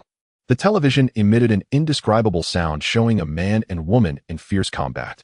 Yifeng's expression darkened. Is this your secret to rebounding? Rodman awkwardly smiled. Sorry, I took the wrong tape. Yifeng, come here, let's continue playing Do Di Zhu. Just as Yifeng was about to pull out the tape, Jordan burst through. When he saw the scene in the room, he was utterly stunned. Two big men were watching an adult film in the hotel room, and one of them was completely naked. You two continue, I'll take my leave. Jordan said this and quickly slipped away. Wait, Mike, you have to let me explain. Yifeng panicked and chased after him. NTA headquarters. Conference room. Marketing Director Li Ming held a data report, his voice steady, yet brimming with excitement. Our company's overall sales of sports brands have increased by 283 month-on-month. The newly launched 100 pairs of basketball shoes sold out within 3 days. All these achievements are thanks to Yifeng. Honestly, the value Yifeng has brought to the company has far exceeded our expectations. The endorsement fee of 5000 is indeed not commensurate with his value. The president of ANTA, Ding Shirqing, leaned back in his chair, lightly tapping the table, lost in thought. Mr. Ding is right. More importantly, at this pace, it's only a matter of time before he makes the All-Star. In the last game, he stole from Stephen Marbury 3 times, and even Jordan himself praised him highly. I believe we should offer him a more generous compensation to solidify our partnership. Marketing Director Li, but the company currently has limited funds in the account. We've only just started, and it might be difficult to afford a higher endorsement fee. The financial director said with concern. If there's not enough money, then let's make up for it with sincerity. Ding Shirqing suddenly sat up straight, looking at Zhang Ting, the person in charge of ANTA in the US. What does Yifeng still lack? As far as I know, Yifeng currently drives a rundown second-hand Chevrolet and is living in a shared apartment in Chicago. After thinking for a moment, Zhang Ting said. Bang! Ding Shirqing slammed the table, his face filled with anger. Our Dragon Kingdom star in the NBA is still renting a place. No way. Absolutely not. We need Yifeng to know that even though ANTA isn't large now, we will never treat our stars poorly. Then he surveyed everyone decisively, stating immediately buy him an apartment in the best area of Chicago and get him a brand new Chevrolet. Everyone nodded.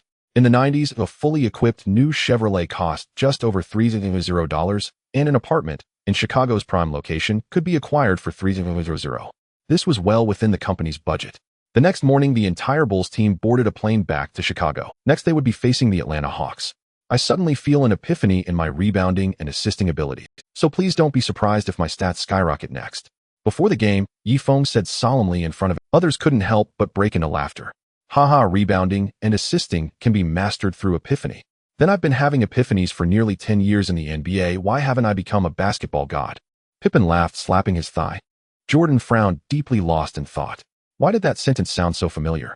If his memory served him right, Yifeng had uttered the very same words just last time, right before sinking three-pointers with uncanny flawless precision. Could it be that today? Indeed, Yifeng's performance in this game left everyone utterly astounded. Early in the first quarter, he entered the court, received a pass from Jordan, and delivered an instantaneous, perfectly timed assist. Hucock buried the three-pointer. Yifeng, your passing is spot on. You've improved remarkably. Hucock raised his thumb in approval. Pippen curled his lips, skeptically, lucky guess. Yet immediately afterward, Yifeng seemed to shift into another gear, dishing out assists relentlessly and snatching multiple rebounds. The most electrifying moment came late in the fourth quarter. With ghost-like agility, he sliced into the paint, seized an offensive rebound over Mutombo's outstretched arms, then fed Jordan for the game-winning shot. When the final buzzer sounded, the Bulls secured victory 9,891. Yifeng's stat line glowed starkly: 12 points, 4 rebounds, 3 assists, 2 steals, 2 blocks. The entire Bulls roster stood frozen in disbelief. At first glance, those numbers hardly seemed extraordinary. After all, Hucock himself had tallied 11 points, 4 rebounds, 5 assists, and 1 steal, nearly matching Yifeng's output. Yet upon closer scrutiny, the sheer weight of those statistics became terrifyingly apparent. First and foremost, their staggering efficiency. Owing to limited stamina, Yifeng logged only 21 minutes, 6 fewer than Hucock. And yet in significantly less playing time, he delivered superior production, an efficiency bordering on the phenomenal. Second, and far more crucial, Yifeng possessed virtually no ball handling or isolation scoring ability. What did that imply? A player who scarcely dribbled managed through lightning-quick decision-making and precise distribution to generate 3 clear scoring opportunities for his teammates, a mark of exceptional basketball intelligence and selflessness. Lastly, his defensive contributions, 2 steals and 2 blocks, spoke volumes. So in the locker room after the game, teammates swarmed Yifeng, demanding to know how he'd done it. Rookie, fess up. Steve Kerr clamped an arm around Yifeng's neck. Did you secretly swallow some mystical Eastern tonic? Facing their barrage of questions, Yifeng calmly peeled off his jersey and offered a cryptic smile. These fundamentals, just watch closely, think deeply. That's all it takes. The locker room erupted. Did you hear that? Was that even human speech? Just watch and think, and mastery followed. Breakdown value acquired from Jordan. Breakdown value acquired from Pippen. Breakdown value acquired from Qkok shook his head wryly. You speaking like that will get you punched. Yifeng shrugged. See, that's precisely the gulf between genius and mediocrity. I speak plain truth and you all assume I'm showing off. Half a month slipped by unnoticed. In that span the Bulls faced the Bucks' supersonic Celtics and Spurs, amassing a dazzling 91 record. Across those 10 games, Yifeng averaged just over 20 minutes per contest, but still posted gaudy averages of 10, 5 points 4, 5 rebounds and 3, 1 assist 1, 8 steals and 1, 9 blocks. Moreover, he had already amassed 4,000 breakdown points, a pace nothing short of exceptional. This rapid accumulation stemmed not only from relentless verbal jabs during games and practices, but also from newly unlocked methods, such as flashing his Rolex before Pippen looked Scott. I'm a second-round pick, yet already a millionaire in my rookie NBA season. Or after securing a rebound or dishing an assist, casually shrugging at teammates. These basics are truly effortless. Learn them once, master them instantly. Naturally, over time, such tactics lost much of their potency. The sole drawback: he gained no new skill. The handful of abilities he'd acquired were largely trivial, one-time novelties. Yet his breathtaking performances across these dozen games thrust his name into the spotlight of media analysts and sports writers alike. Columnist Sam Smith wrote, "It's nothing short of miraculous, transforming from a bench warmer into a vital cog of the Bulls' dynasty in under a month." Most astonishing is Yifeng's prodigious defensive talent. An average of 1.8 steals and 1.9 blocks per game is nothing short of terrifying for a guard. His three-point shooting accuracy stands at 53, a mark among the league's absolute elite. Beyond that, his all-around evolution has been meteoric. In the past dozen games, his rebounding and playmaking have visibly surged, averaging 4, 5 boards and 3, 1 assist per outing is no fluke. I can only say, the Bulls have struck gold. Yet what truly ignited a firestorm across the sports world was his earnest verdict. In a press interview, Michael Jordan declared, "Listen, I've heard endless chatter about the next Jordan. But if I must name one player in the NBA who comes closest, I'd say it's Yifeng." Before journalists could recover from that first seismic shock, he dropped a second, far more devastating: "I have a powerful, unshakable intuition someday this young man may well supplant me, not just as a star, but as the undisputed sovereign of the entire league." Those words sent shockwaves through the arena. Reporters went berserk. Blinding flashes of light swallowed the room whole. In truth, Jordan's praise concealed no goodwill whatsoever. It was pure petulant retaliation. Yifeng's brash, insolent demeanor toward him had festered long in Jordan's mind. Yet try as he might, he found no satisfying way to strike back. A physical confrontation, uncertain victory, and beneath the dignity of the basketball god. Trash talk. He'd lose worse. Dominating him on the court, Yifeng simply refused to concede superiority. So the Black Mamba deployed his darkest weapon: overpraise, the ultimate form of sabotage. Yifeng saw through the ploy instantly. Yet instead of concern, he felt quiet elation. That old rogue just handed me a priceless gift. He'd been racking his brain for efficient ways to harvest breakdown points. Now, without uttering a word, hatred flooded in automatically. Where else could one sit idly at home while breakdown points crash down like thunderbolts? Indeed, Jordan's statement detonated like a nuclear device, rocking the NBA, then the entire sporting world. Reggie Miller of the Pacers struck first. Must be senility. Only that explains such nonsense from his airness. The next Jordan. Does Yifeng even deserve the title? Mark my words, we're heading to Chicago next game. And if Yifeng dares guard me, I'll shred him like a sieve. Latrell Sprewell of the Golden State Warriors scoffed openly. He dares call himself the next Jordan. I'll dunk on him 10 times. Tell that Dragonland kid, wash his neck clean. When we meet, I'll slam 10 dunks straight over his head. Facing the reporter's interview, Yifeng appeared lazy and said, "In the league, I have countless enemies and simply do not have the time to pay attention to those insignificant barking mutts. Want to trouble me? You'd better make an appointment first." Currently, the queue stretches from Chicago to New York. His remarks once again ignited the entire NBA, allowing him to crazily accumulate defensive points. From Reggie Miller, defensive points 59, 58, 57. From Sprewell, defensive points 57, 55, 53. After finishing a day of training, Yifeng returned to his quiet apartment. Strangely, Vivian was still in Los Angeles filming Titanic and had not returned. Meanwhile, Alex had also been at the training base for special training. Thus, Yifeng opened the system panel and fell into deep thought. Originally, he had accumulated 4,000 defensive points. Later, with Jordan drawing attention to him plus his own trash talk, he accumulated another 1,000. In total, he had 5,000. What abilities should I enhance? Now Yifeng's speed and single defense ability had reached all-star level. Rebounding, steals, blocks, and passing had reached starting player level. As for other abilities, all were still at water cooler and bench level. In fact, what he needed to improve most was his stamina. However, the problem was that the Bulls bench was full of talent and his playing time was very limited. So it was better to rack up more stats in the limited playing time. After thinking for a long time, Yifeng decided to hold off for now and see how things went before the game. The next afternoon, as soon as Yifeng entered the arena, Phil Jackson mysteriously called him over. "Kid, come to my office for a moment." Hearing this, he saw a knowing smile on Jordan's face, while Ron Harper's eyes were dim. Could it be? I'm going to be in the starting lineup. Yifeng's eyes brightened and his heart raced. He quickly suppressed his excitement and hurried to follow the Zen master. As the office door closed, Phil Jackson brought over a cup of hot coffee. His face wore a gentle smile, as if he could see through everything. "Thank you, Phil," Yifeng said enthusiastically as he took the cup. "I have great news for you. Starting today, you will replace Ron and become the team's starting point guard. Yesterday, our coaching staff held a closed-door meeting. The data shows that your efficiency rating is higher than Ron's. More importantly, your three-point range can create space for McGrady, while on defense you can free up Scott."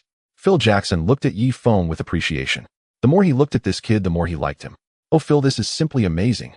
I believe that making me a starter is the best decision you've ever made," Yifeng said with unrestrained joy. The Zen master's lips twitched. "The best decision? Are you sure? Wasn't my best decision in life choosing to coach the Chicago Bulls? By the way, Ron doesn't have any objections, right?" Yifeng suddenly remembered Harper's despondent eyes. "Don't worry, I've already persuaded Ron." His exact words were, "It's time for the young man to face the test." "But," Phil Jackson suddenly changed his tone, "there's a condition. Please go on." Yifeng raised an eyebrow, cursing internally. "Old fox. Have you noticed someone missing from the training facility these days?" "Dennis." "Exactly." Phil Jackson shrugged, looking helpless. "The day before yesterday, he applied for leave saying he wanted to relax in Los Angeles, but he hasn't returned yet." Yifeng was taken aback. In his past life, this scene did occur, but it happened in the 97-98 season, which was the next season. Unexpectedly, due to the butterfly effect, it happened earlier. So I want you to bring him back." "What? Me? You and Dennis are the closest. You should be able to handle it. But shouldn't McGrady be the one to manage this?" Phil Jackson spoke with conviction. "Michael is already 33 this year. Shouldn't a young man help alleviate some of the burden from the veterans? Besides, the team will reimburse your airfare and you can take the opportunity to enjoy the scenery along the way." "Fine," Yifeng reluctantly agreed. "This old man is quite cunning. Enjoy the scenery along the way. It's already past 1 p.m. and the game tonight is at 9:30 p.m. Even if he sets off now, he won't reach Los Angeles until 5 p.m. And then he would have to persuade that troublesome diva. Enjoy the scenery along the way. I might as well just watch the airport lights. If you fail to meet this condition, your starting spot will be postponed. You son of a..." Watching Yifeng's departing figure, the Zen master revealed a sly smile. In fact, even without this condition, Yifeng was destined to appear on tonight's starting lineup. However, as a coach, one must learn to maximize the resources at hand. Jordan, the core of the team, should take more breaks, whereas Yifeng, the rookie, should do more work. When Yifeng hurriedly arrived in Los Angeles, it was already 5:30 p.m. The game tonight starts at 9:30 p.m. and time is very tight. He walked into a hotel and knocked on the door of room 801. When the door opened, "Damn, this is just ridiculous." Yifeng couldn't help but curse. The scene before him was shocking. There were at least 10 hot girls inside. White, black, brown. Everything. "Hey, my good brother is here. You guys go over and keep him company." The rebounding king casually pointed at a few hot girls while doing push-ups. "Oh no, he's too skinny. Oh, I only like real men." A hot girl glanced at Yifeng. This handsome young man clearly wasn't as muscular as Rodman. "Let me tell you secretly, my good brother is quite well endowed." "Is that so? Then I want to try." Immediately 4 or 5 hot girls rushed towards Yifeng. "Get out! Get out!" Yifeng's face turned dark with anger as he rudely shoved them all out. He was not Tang Sung. It was absolutely false to be unaffected by hot girls. But right now time was too tight, and the game was a priority. Besides, he was a person with cleanliness issues and couldn't accept shared economics. "You brat. How dare you drive away the people I brought in?" Rodman suddenly stood up, muscles bulging like an enraged bull. Although Yifeng was his good brother, driving away his women was a bit too much. "The game starts in 4 hours, and the whole team is waiting for you." Yifeng glared at him, unwilling to back. "To hell with the game, I'm on vacation. If you keep jabbering, I won't be polite." Rodman glared. Although he knew Yifeng was strong, he was not someone who could be easily provoked. "Oh, the little lady dares to be arrogant now." Yifeng looked at him with a half-smile. "You're asking for death." Rodman could no longer hold back, stepping in front of Yifeng and throwing a punch. His speed was quick, but Yifeng was faster. One should know the power of the invincible iron fist could make even Tyson kneel. Boom. Yifeng's right straight landed squarely on Rodman's chest. Bang. Rodman was knocked back 3 steps. He widened his eyes, disbelief etched on his face. Do you dare to come again? No need to ask, keep hitting. Bang. Oh. Bang bang. Oh. Are you convinced now? You bastard, stop hitting my face. I'll fight you. Bang. Oh. Bang bang. Oh. What about now? I'm convinced I was wrong, stop hitting. I'll give you 5 minutes, pack your things immediately. Okay. 5 minutes later, a bruised and battered Rodman followed, phone like a good student. In the hotel corridor, the few pretty girls from earlier stared in disbelief at the scene. The troublemaker who turned the NBA upside down was now as docile as a little kitten. Good brother, how is your boxing skill so incredible? It feels like Mike Tyson isn't your opponent at all. Calm down, it's just basic skills. Can you teach me? No problem, as long as you behave and don't cause trouble in the future. All right. That night at 9 p.m. in the Chicago United Center Bulls locker room. Where are Yi and Dennis? The Zen master kept looking at his watch, pacing anxiously in front of the tactics board. I told you that kid Yi Fan can't handle Dennis. Only Maiko can do this. A rookie, and he wants to bring back the rebounding king. Naive. Pippen chewed gum, looking unconcerned. I seriously suspect that kid is currently partying with Dennis in Los Angeles. The old rogue said with a grim face. Jordan's suspicions were not unfounded. If Yi Fong couldn't handle Rodman, he could have returned himself. But now both of them were out of contact, and the most reasonable inference was that he had also been pulled down. The Zen master sighed, feeling regret. That decision made in the afternoon was indeed too risky. Rodman was a wild one, and coupled with the flashy world of Los Angeles. Yi Fong as a rookie certainly couldn't resist temptation. Bang! At that moment the locker room door was pushed open. Yi Fong strode in, looking calm, as if he had just gone downstairs to buy a cup of coffee. You finally returned. Where's Dennis? Phil Jackson looked surprised. At that moment, a colorful figure slowly walked out from behind the door. It was none other than Dennis Rodman. He kept his head down, looking docile, even with a hint of shame. Everyone's breath caught in their throats. Rodman took a deep breath, then, in front of the entire team, he solemnly bowed. Guys, I owe you an apology. He scratched his colorful hair, rarely showing an embarrassed expression. I shouldn't have left the team without permission, shouldn't have made everyone worry, and shouldn't have delayed the game preparations. From now on I will try to change and start anew. Jordan's cigar fell to the floor. Pippen's chewing at Kukoc's mouth dropped open. Rodman, the most unruly villain in the NBA, actually apologized publicly. In the end, everyone turned their attention to Yi Fong. Everyone knew that Rodman's drastic change was definitely related to this guy. However, they had no time to ask more as the entrance ceremony was about to begin. Ladies and gentlemen, let us welcome the Chicago Bulls starting players to the stage.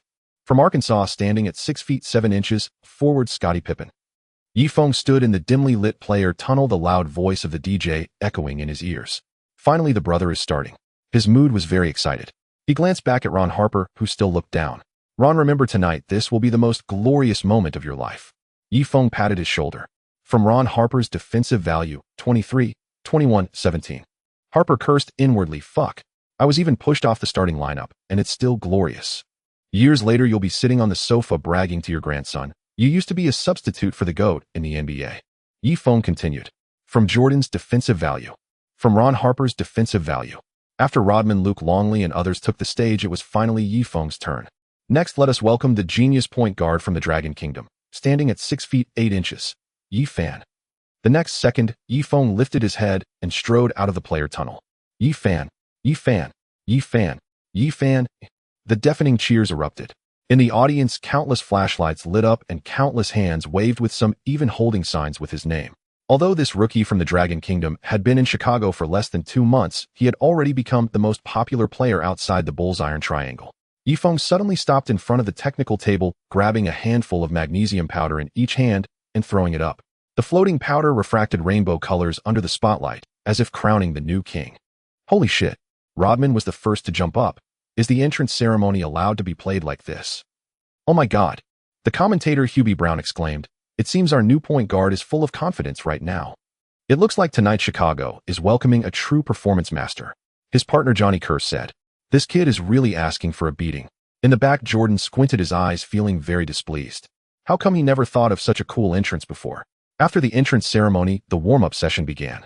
Hey Maiko, can this rookie from the Dragon Kingdom defend me tonight? Reggie Miller walked over, glaring fiercely at Yi Fong while speaking to Jordan. As you wish, Reggie. His principle was, defend the one you can defend well and attack the one you can beat. But not every game was. Before the game, Phil Jackson told Jordan, after all, you're getting older, you should take it easy in the regular season and focus your energy on the playoffs and the finals. Let Yi Fan defend Reggie Miller in this game. If he can't handle it, you can go in later. Miller's eyes sparkled. Reggie, I seriously suspect you have a tendency for self-harm. Yifeng heard their conversation and walked over slowly. Let the strongest defender on the Bulls defend you. You're simply committing suicide. Breakdown points acquired from Reggie Miller 58, 57-056. In breakdown points acquired from Michael Jordan 58, 57-056. In both Miller and Jordan stood frozen in stunned disbelief. How shameless can one person be? In you, the Bulls' strongest defender. Are you joking? In kid arrogance demands substance. Tonight prepare for nightmares. Miller snarled fiercely. In ding. System alert, this is the first time our illustrious host has secured a starting roster spot. A new mission is hereby issued. In score no fewer than 20 points in this game. Mission success will trigger system evolution. And mission failure requires the host to publicly kiss Dennis Rodman's irresistibly masculine fragrant lips. At that moment the system's voice chimed in. In what the hell? Nifong blurted out an expletive. And kiss Rodman's lips. Fragrant. NIS that even human speech. Nan, what kind of reward is system evolution? Little system, what changes occur upon your upgrade? Yifeng hurriedly asked. And, dear host, post-upgrade, 2 brand new features will launch. First, the lottery function. In each completed mission grants 1 lottery draw. In prizes include star player skills, breakdown points, equipment potions, and endless surprises. Second, the skill recycling function. In unwanted or subpar permanent skills may be exchanged for corresponding breakdown points, optimizing resource allocation and enhancing core abilities. The system replied warmly. Nifeng's heart leapt with joy. And though the lottery function was intriguing, the skill recycling feature alone was invaluable. And he had long fretted over skill redundancy. What if he acquired too many overlapping abilities? For instance, possessing both Kobe Bryant's and Michael Jordan's jump shots simultaneously. And most crucially, he found LeBron James's jump shot deeply unimpressive. Not only aesthetically awkward, but also statistically inefficient. Wouldn't converting it into breakdown points and allocating them elsewhere be far more advantageous? Yet truth be told, completing this mission would prove extraordinarily difficult. After all, the Bulls' offensive possessions overwhelmingly centered on Jordan and Pippen. Nifong had once scored over 20 points, but that was against the Lakers during garbage time. That night he'd merely padded his stats. And now as a starter, such late-game opportunities would vanish. And then I shall elevate my mid-range shooting. After brief contemplation, Yifeng invested all 50,000 breakdown points into his mid-range shot ability. In the NBA of the 1990s, the mid-range jumper remained the cornerstone of elite scoring. Instantly the skill surged, from B to BAA, finally stabilizing at a sharp whistle pierced the arena. Tip-off had begun. The Bulls starting 5 PG, Yifeng SG, Michael Jordan SF, Scottie Pippen PF, Dennis Rodman, C. Will Bartlett. The Pacers starting lineup: PG, Mark Jackson SG, Reggie Miller SF, Derek McKee, PF, Dale Davis, C. Rick Smits. Bartlett won the tip-off, securing possession for Chicago. NAS Pippen advanced past half-court. Jordan immediately demanded the ball, and Miller stood directly before him guarding.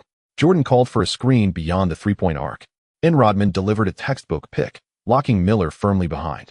And now defending Jordan was Dale Davis, standing 11 meters tall. With effortless fluidity, Jordan shifted direction, rose, and released the shot. In swish, in 2 points. Chicago's emphatic opening score.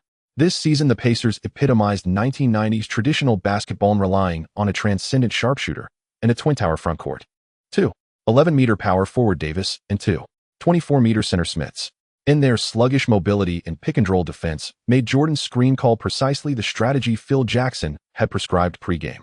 On the next possession, Indiana launched their offense. And, kid, welcome to slaughter time. And no sooner had Mark Jackson crossed half-court than Miller dragged Yifeng across the entire court. This kid's pathetically weak. And within seconds, Miller glanced back and saw Yifeng already 3 strides behind. Meanwhile, center Smits caught the ball near the free-throw line. In spotting Miller breaking free, he instantly fired. This was Indiana's deadliest weapon: flawless off-ball movement and masterful interior playmaking. And Miller caught the pass and exploded upward, flicking his wrist. In that suspended instant, he heard the sweet hollow swish of net. Yet he'd forgotten one vital truth. This rookie from Longwood was famed for his speed. How could he possibly be so easily shaken off? Indeed, Nifeng accelerated, surging forward like lightning. In smack. Just as Miller released the ball, Yifeng launched himself skyward and swatted it clean. The ball rocketed out of bounds. And the arena erupted. You're incredible. My brother. You just blocked Reggie Miller. And Dennis Rodman engulfed Yifeng in a bear hug. Oh my God, brutal. And our new point guard just served Reggie Miller a blood-curdling rejection. In the game's opening moments, commentator Hubie Brown clutched his head in astonishment. He deliberately slowed then exploded the instant Miller jumped. In unbelievable confidence, he trusts his speed and defensive instincts utterly. His broadcast partner Johnny Kerr gaped eyes wide. In next time you shoot, glance where I am first. Though honestly, it won't matter. By the way, thanks for gifting me one block. As Yifeng strode past Miller, he tossed the remark over his shoulder light as air. Breakdown points acquired from Reggie Miller 54, 51, 49. And detected extreme emotional fluctuation in Reggie Miller. Permanent skill dropped Stephen Curry's off-ball movement. The system's chime echoed, and Yifeng nearly doubted his own ears. And Stephen Curry's off-ball movement. Knee's heart hammered violently. Across NBA history, no player had elevated off-ball movement to divine artistry more than Stephen Curry. No's hallmark was unpredictability, never adhering to fixed patterns, rendering defenders perpetually unprepared. Now, this celestial technique belonged solely to him. And more significantly, the daunting 20-point mission suddenly shimmered within reach. Indiana inbound the ball. It landed in point guard Mark Jackson's hands. And Reggie Miller began moving without the ball once more. His earlier block had been born of carelessness, but now he was fully engaged. And he wove through 3 consecutive screens, cutting baseline, flaring to the wing, then darting sharply back to the top of the arc. His footwork was enigmatic, his routes kaleidoscopic. Yet no matter how he pivoted, stuttered, or halted, Yifeng shadowed him flawlessly. Armed with Curry's off-ball movement, he anticipated every turn. Shit, how does this kid read my mind like a parasite in my gut? Miller recoiled in shock. Good lord. Reggie's dragged Yifeng across nearly the entire half-court. Yet our new point guard hasn't lost a single step. Not one. Hubie Brown's voice soared, trembling with disbelief. The time for the attack is running out. Miller attempted 3 quick changes of direction, but couldn't shake off Yifeng. Seeing this, Schmitz had no choice but to request the ball low, attempting to back down Langley. At the moment he took his shot, Yifeng suddenly rushed in from the weak side, disrupting his rhythm. The basketball bounced off the rim and Rodman grabbed the rebound. Pippen advanced with the ball. Watch closely. Yifeng suddenly leaned into Miller's ear. Next, I'll show you what real off-ball movement looks like. How are you trying to teach me how to do my job? Miller was initially taken aback, then burst into laughter, angered. No one in the entire league had the right to teach him about off-ball skills. Now a rookie who just entered the starting lineup dares to talk like this. Yes, I am teaching you. As soon as Yifeng finished speaking, he suddenly took off. Mark Jackson, who was defending him, stood at 185 meters tall and was an incredibly speedy player. He followed closely behind Yifeng without giving an inch. Is that all you've got? Miller scoffed. However, the next scene left him dumbfounded. Yifeng suddenly came to a quick stop, causing Mark Jackson to shift his weight slightly backward. Then he abruptly accelerated towards Rodman. When Jackson chased after him, Yifeng swiftly dodged. Just as he was about to collide with Rodman, Yifeng executed a second burst of speed. This time Mark Jackson was left far behind. Pippen's pass followed closely. At the moment Yifeng received the ball, Jackson was still 3 meters away. Swish. The basketball went through the net cleanly. Do you want me to slow down? Afraid you can't keep up. Yifeng shrugged at Mark Jackson. Mark Jackson's defensive breakdown value 23, 21, 17. The United Center erupted in cheers. While the first-round pick mark is being toyed with by our rookie from Dragon Country, Hubie Brown pounded the table in excitement. Note Mark Jackson was selected 18th overall in the first round of 1987. Who taught you your off-ball movement? Jordan curiously leaned in. A primary school student. Yifeng shrugged. Honestly, I'm asking you seriously. Jordan's expression darkened instantly. I swear I'm not lying. Yifeng anxiously raised 3 fingers. Born in 1988, Curry was only 8 years old this year, truly a primary school student. Jordan arrogantly walked away. He still believed that Yifeng's dazzling performance was merely a coincidence. However, the subsequent game completely overturned the basketball god's understanding. Oh my. Yifeng has found open space again. Commentator Hubie Brown exclaimed excitedly, his voice trembling. This is already the 3rd time in this quarter. Mark Jackson is completely being played around. Ladies and gentlemen, we might be witnessing history. Johnny Cole took a deep breath. A rookie dominating the game with the most pure off-ball skills. Mark Jackson defending Yifeng was nearly driven mad. He simply couldn't fathom how one person could master such fundamental skills to this extent. Back cuts, back and forth sprints, speed changes, wall screens, baseline, weaving sudden stops.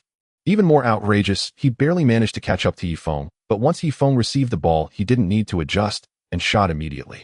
Just like that, in just over half a quarter, Yifeng scored 9 points. Meanwhile, the entire Bulls team only managed to score 15 points. This meant that Yifeng's points accounted for a significant portion of the team's total. Seeing this scene, Pacers head coach Larry Brown squinted his eyes. Larry, should we adjust our defensive strategy or switch someone to guard him? This kid is a bit tricky. The assistant coach asked in a low voice. For a rookie, that's just ridiculous. Larry Brown snorted coldly. Remember, the biggest threats on the Bulls are always Michael and then Scotty. This is the advantage of Yifeng being on the Bulls' a strong team. No matter how wildly he scores, the enemy's attention is always focused on Jordan and Pippen. More importantly, this guy can't last much longer. Larry Brown continued to sneer.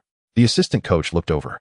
Indeed, Yifeng was panting heavily, leaning on his knees, beads of sweat dripping down his cheeks. Due to Yifeng's fatigue, Jordan had been holding back, and Pippen began to unleash his power with back-to-the-basket plays, cutting to the basket and mid-range jumpers. Beep. Larry Brown finally couldn't hold back and called for a timeout. Wow, my good brother, today you are like a god of war descended to the mortal realm, invincible in battle. If you keep playing like this, it won't be long before you stand shoulder to shoulder with McCall. The skies of Chicago will have two suns from now on. Rodman excitedly hugged Yifeng, shouting loudly. At the same time, he kept making gestures implying, with me flattering you like this, don't forget to teach me your boxing techniques. Since being convinced by Yifeng's overwhelming might, Rodman's attitude had completely flipped 180 degrees. He wholeheartedly revered Yifeng as his new idol and obeyed him without question. In his heart, what was basketball? Was his martial arts not better? Was he not tougher in a fight? Hearing this, the entire Bulls team was dumbfounded. Dennis was acting strangely today, as if he had transformed into a different person, standing shoulder to shoulder with McCall. How could he utter such cringeworthy words? Dennis, you are completely wrong, Yifeng suddenly said with a serious expression. Jordan smiled with satisfaction. It seemed this kid still respected him, the god of basketball. How am I wrong? Rodman felt a little apprehensive. Did I flatter him the wrong way? It's not about standing shoulder to shoulder with McCall, but completely replacing his position as the boss, Yifeng said in a deep voice. Defense break value from Jordan 59, 58, 57. Defense break value from Pippen. From Jordan was almost driven mad, wishing he could punch Yifeng's handsome face. However, Steve Kerr tightly grabbed his raised fist, saying, McCall, calm down. Never joke with your life. The timeout is over and the game continues. Yifeng was substituted due to exhaustion. At this moment, the lineup on the court was Hubble, Steve Kerr, Pippen, Kukoc, and Rodman. I must say, because of this young talent from the Dragon Country, the Bulls' bench depth has reached a terrifying level. Look at this lineup. Even without McCall, they can still maintain a formidable strength on both offense and defense, commented announcer Hubie Brown. If Yifeng can maintain this form, I dare say Chicago will definitely be able to defend their championship and even start a second dynasty, Johnny Cole said in a deep voice. This statement was like a spark igniting an oil drum, instantly igniting the entire United Center. Tens of thousands of home fans trembled with excitement. Indeed, without Yifeng last year, we still managed to win the championship. Now that we have this precise three-point shooter and formidable defender, the championship will surely be monopolized by us. Yifeng, Yifeng, Yifeng.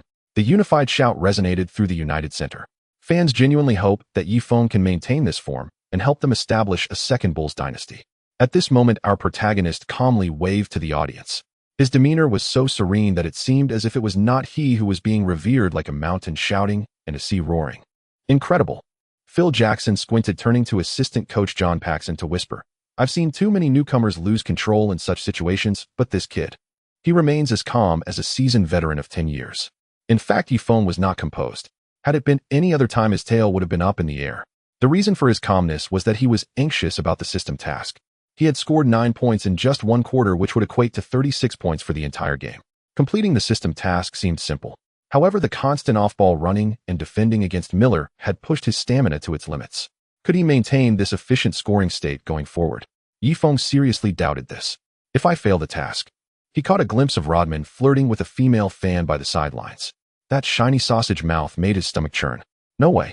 Absolutely not. I will do everything I can to complete the task. Kid, it's time for you to get on the court. At that moment, Phil Jackson patted Yifeng on the shoulder. Yifeng then realized that the second quarter was already halfway through. Reggie is to be handled by McCollum. You just need to defend Mark Jackson, the Zen master added. Understood. Yifeng instantly felt revitalized. He had rested for 7 or 8 minutes, regaining just over half of his stamina. However, the good news was, he no longer had to chase that Miller all over the court. Beep. The whistle sounded and all 5 Pacers returned to the court. Meanwhile, Pippen sat on the bench resting. The Zen master's idea was to let the long-rested Jordan lead the team, giving Pippen a bit of time to recover. What he didn't expect was that this decision would make things difficult for Yifeng. With the passing-oriented and ball-loving Pippen off the court, in came the energetic kill-mode Air Jordan. Everyone knew what that meant. Therefore, Yifeng made several desperate attempts to get open, but Jordan ignored him, focusing solely on scoring. The basketball god always had a strong team spirit, but sometimes he would completely monopolize the ball. "McCollum, I just got open and didn't you see that? My hands are burning hot, why should I pass to you?" Jordan replied coldly. "I can score 3 points, which is one more than your mid-range shot. Now the advantage is mine, ooh, I don't care. Don't you think that's a bit selfish?" "I am selfish, or what are you going to do about it? I am your teacher, I taught you the art of picking up girls. We have an old saying in our dragon country, which is to respect one's teacher and value the way." Upon hearing this, Jordan looked up at the sky. "All right, one should at least show some respect to their teacher. Keep running your routes. I will pass to you when I get..." Jordan's expression softened. "Okay." Yifeng happily ran off. However, he overlooked one thing. The old rogue had just said, "when I get the chance." In the next half of the quarter, Yifeng only received 2 passes from Jordan and accidentally missed one. The halftime whistle blew. Yifeng scored 12 points, ranking 3rd in the Bulls after Jordan and Pippen. Additionally, he garnered 2 rebounds, 2 assists, 1 steal, and 1 block. Yet he felt no joy. In the second half, Pippen would definitely return to the court, and Jordan's monopolizing behavior would likely be curtailed. But so what? Now his stamina was nearly depleted. Moreover, with a defensive value of less than 1,000, trying to boost his stamina was futile. "McCollum, you really lack public spirit. I got open 5 times, but you only passed to me twice." Yifeng angrily questioned Jordan during halftime. "Oh, really? I only saw 2 times. Jordan feigned surprise. Yifeng's expression darkened. Seeing him being put in a tough spot, Jordan couldn't help but chuckle. "Hee, you first fabricated a goat to trick me, and now you bring a little kid to toy with me. You even want to take my place. I've noted all these incidents down. Let me pass the ball. What are you thinking?" Yifeng was lacking in stamina, and the master pressed him onto the bench. In reality, even if he were to take the court now, he wouldn't score many points in his current state. However, the situation on the court made Yifeng increasingly anxious. The Bulls' iron triangle seemed to be on steroids today. Jordan and Pippen alternated between a fadeaway jumper and a powerful dunk, racking up 8 points in less than 3 minutes. The most outrageous was Rodman. That guy grabbed rebounds like a starving Labrador that had not eaten for 3 days, easily turning the unfortunate Dale Davis into a mere shadow of himself. Not good. The Pacers are showing signs of collapse. Yifeng's heart tightened. At this moment, the score on the court was 6-0-5-1, with the Bulls leading by 9 points. "Phil, let me go on the court," he said to the master. "No, you haven't fully recovered your stamina yet." Phil Jackson shook his head firmly. If it were before, he might not have cared whether Yifeng was tired or not. But now he had become a crucial piece of the championship puzzle for the team, and he couldn't afford an injury due to fatigue. "Where do you see that I haven't recovered my stamina?" "Your legs are trembling." "I'm shaking my legs intentionally to keep my muscles warm." "Then why are you breathing so heavily?" "I was adjusting my breath, preparing for my upcoming entrance." All right. During a dead ball timeout, Yifeng finally got his wish to take the court. The home fans erupted in cheers. The Pacers now had possession. Mark Jackson passed the ball to Miller as soon as he crossed half court. "Passing the ball so eagerly, are you afraid he'll treat you to hot pot?" Yifeng internally spat some trash talk, but on the surface he merely wiped his sweat. He had activated his energy-saving mode, remaining silent. If he angered Mark Jackson, he would have to expend even more energy on defense. After receiving the ball, Miller drove it into the paint. Rick Smits backed down against Longley when Pippen suddenly came over to double team. He had no choice but to shoot hurriedly and missed. "Mine." Rodman let out a wild cry, soaring like a butterfly to grab the rebound. "Fast break." Yifeng shouted at the top of his lungs, sprinting towards the front court. "Good, brother. Catch the ball." Rodman flung the ball with force. The pass had great velocity, almost spanning the entire court. After Yifeng caught the ball, he was already several steps beyond the three-point line. "Want to score? Dream on." Mark Jackson pursued relentlessly from behind, his short legs moving like a little electric motor.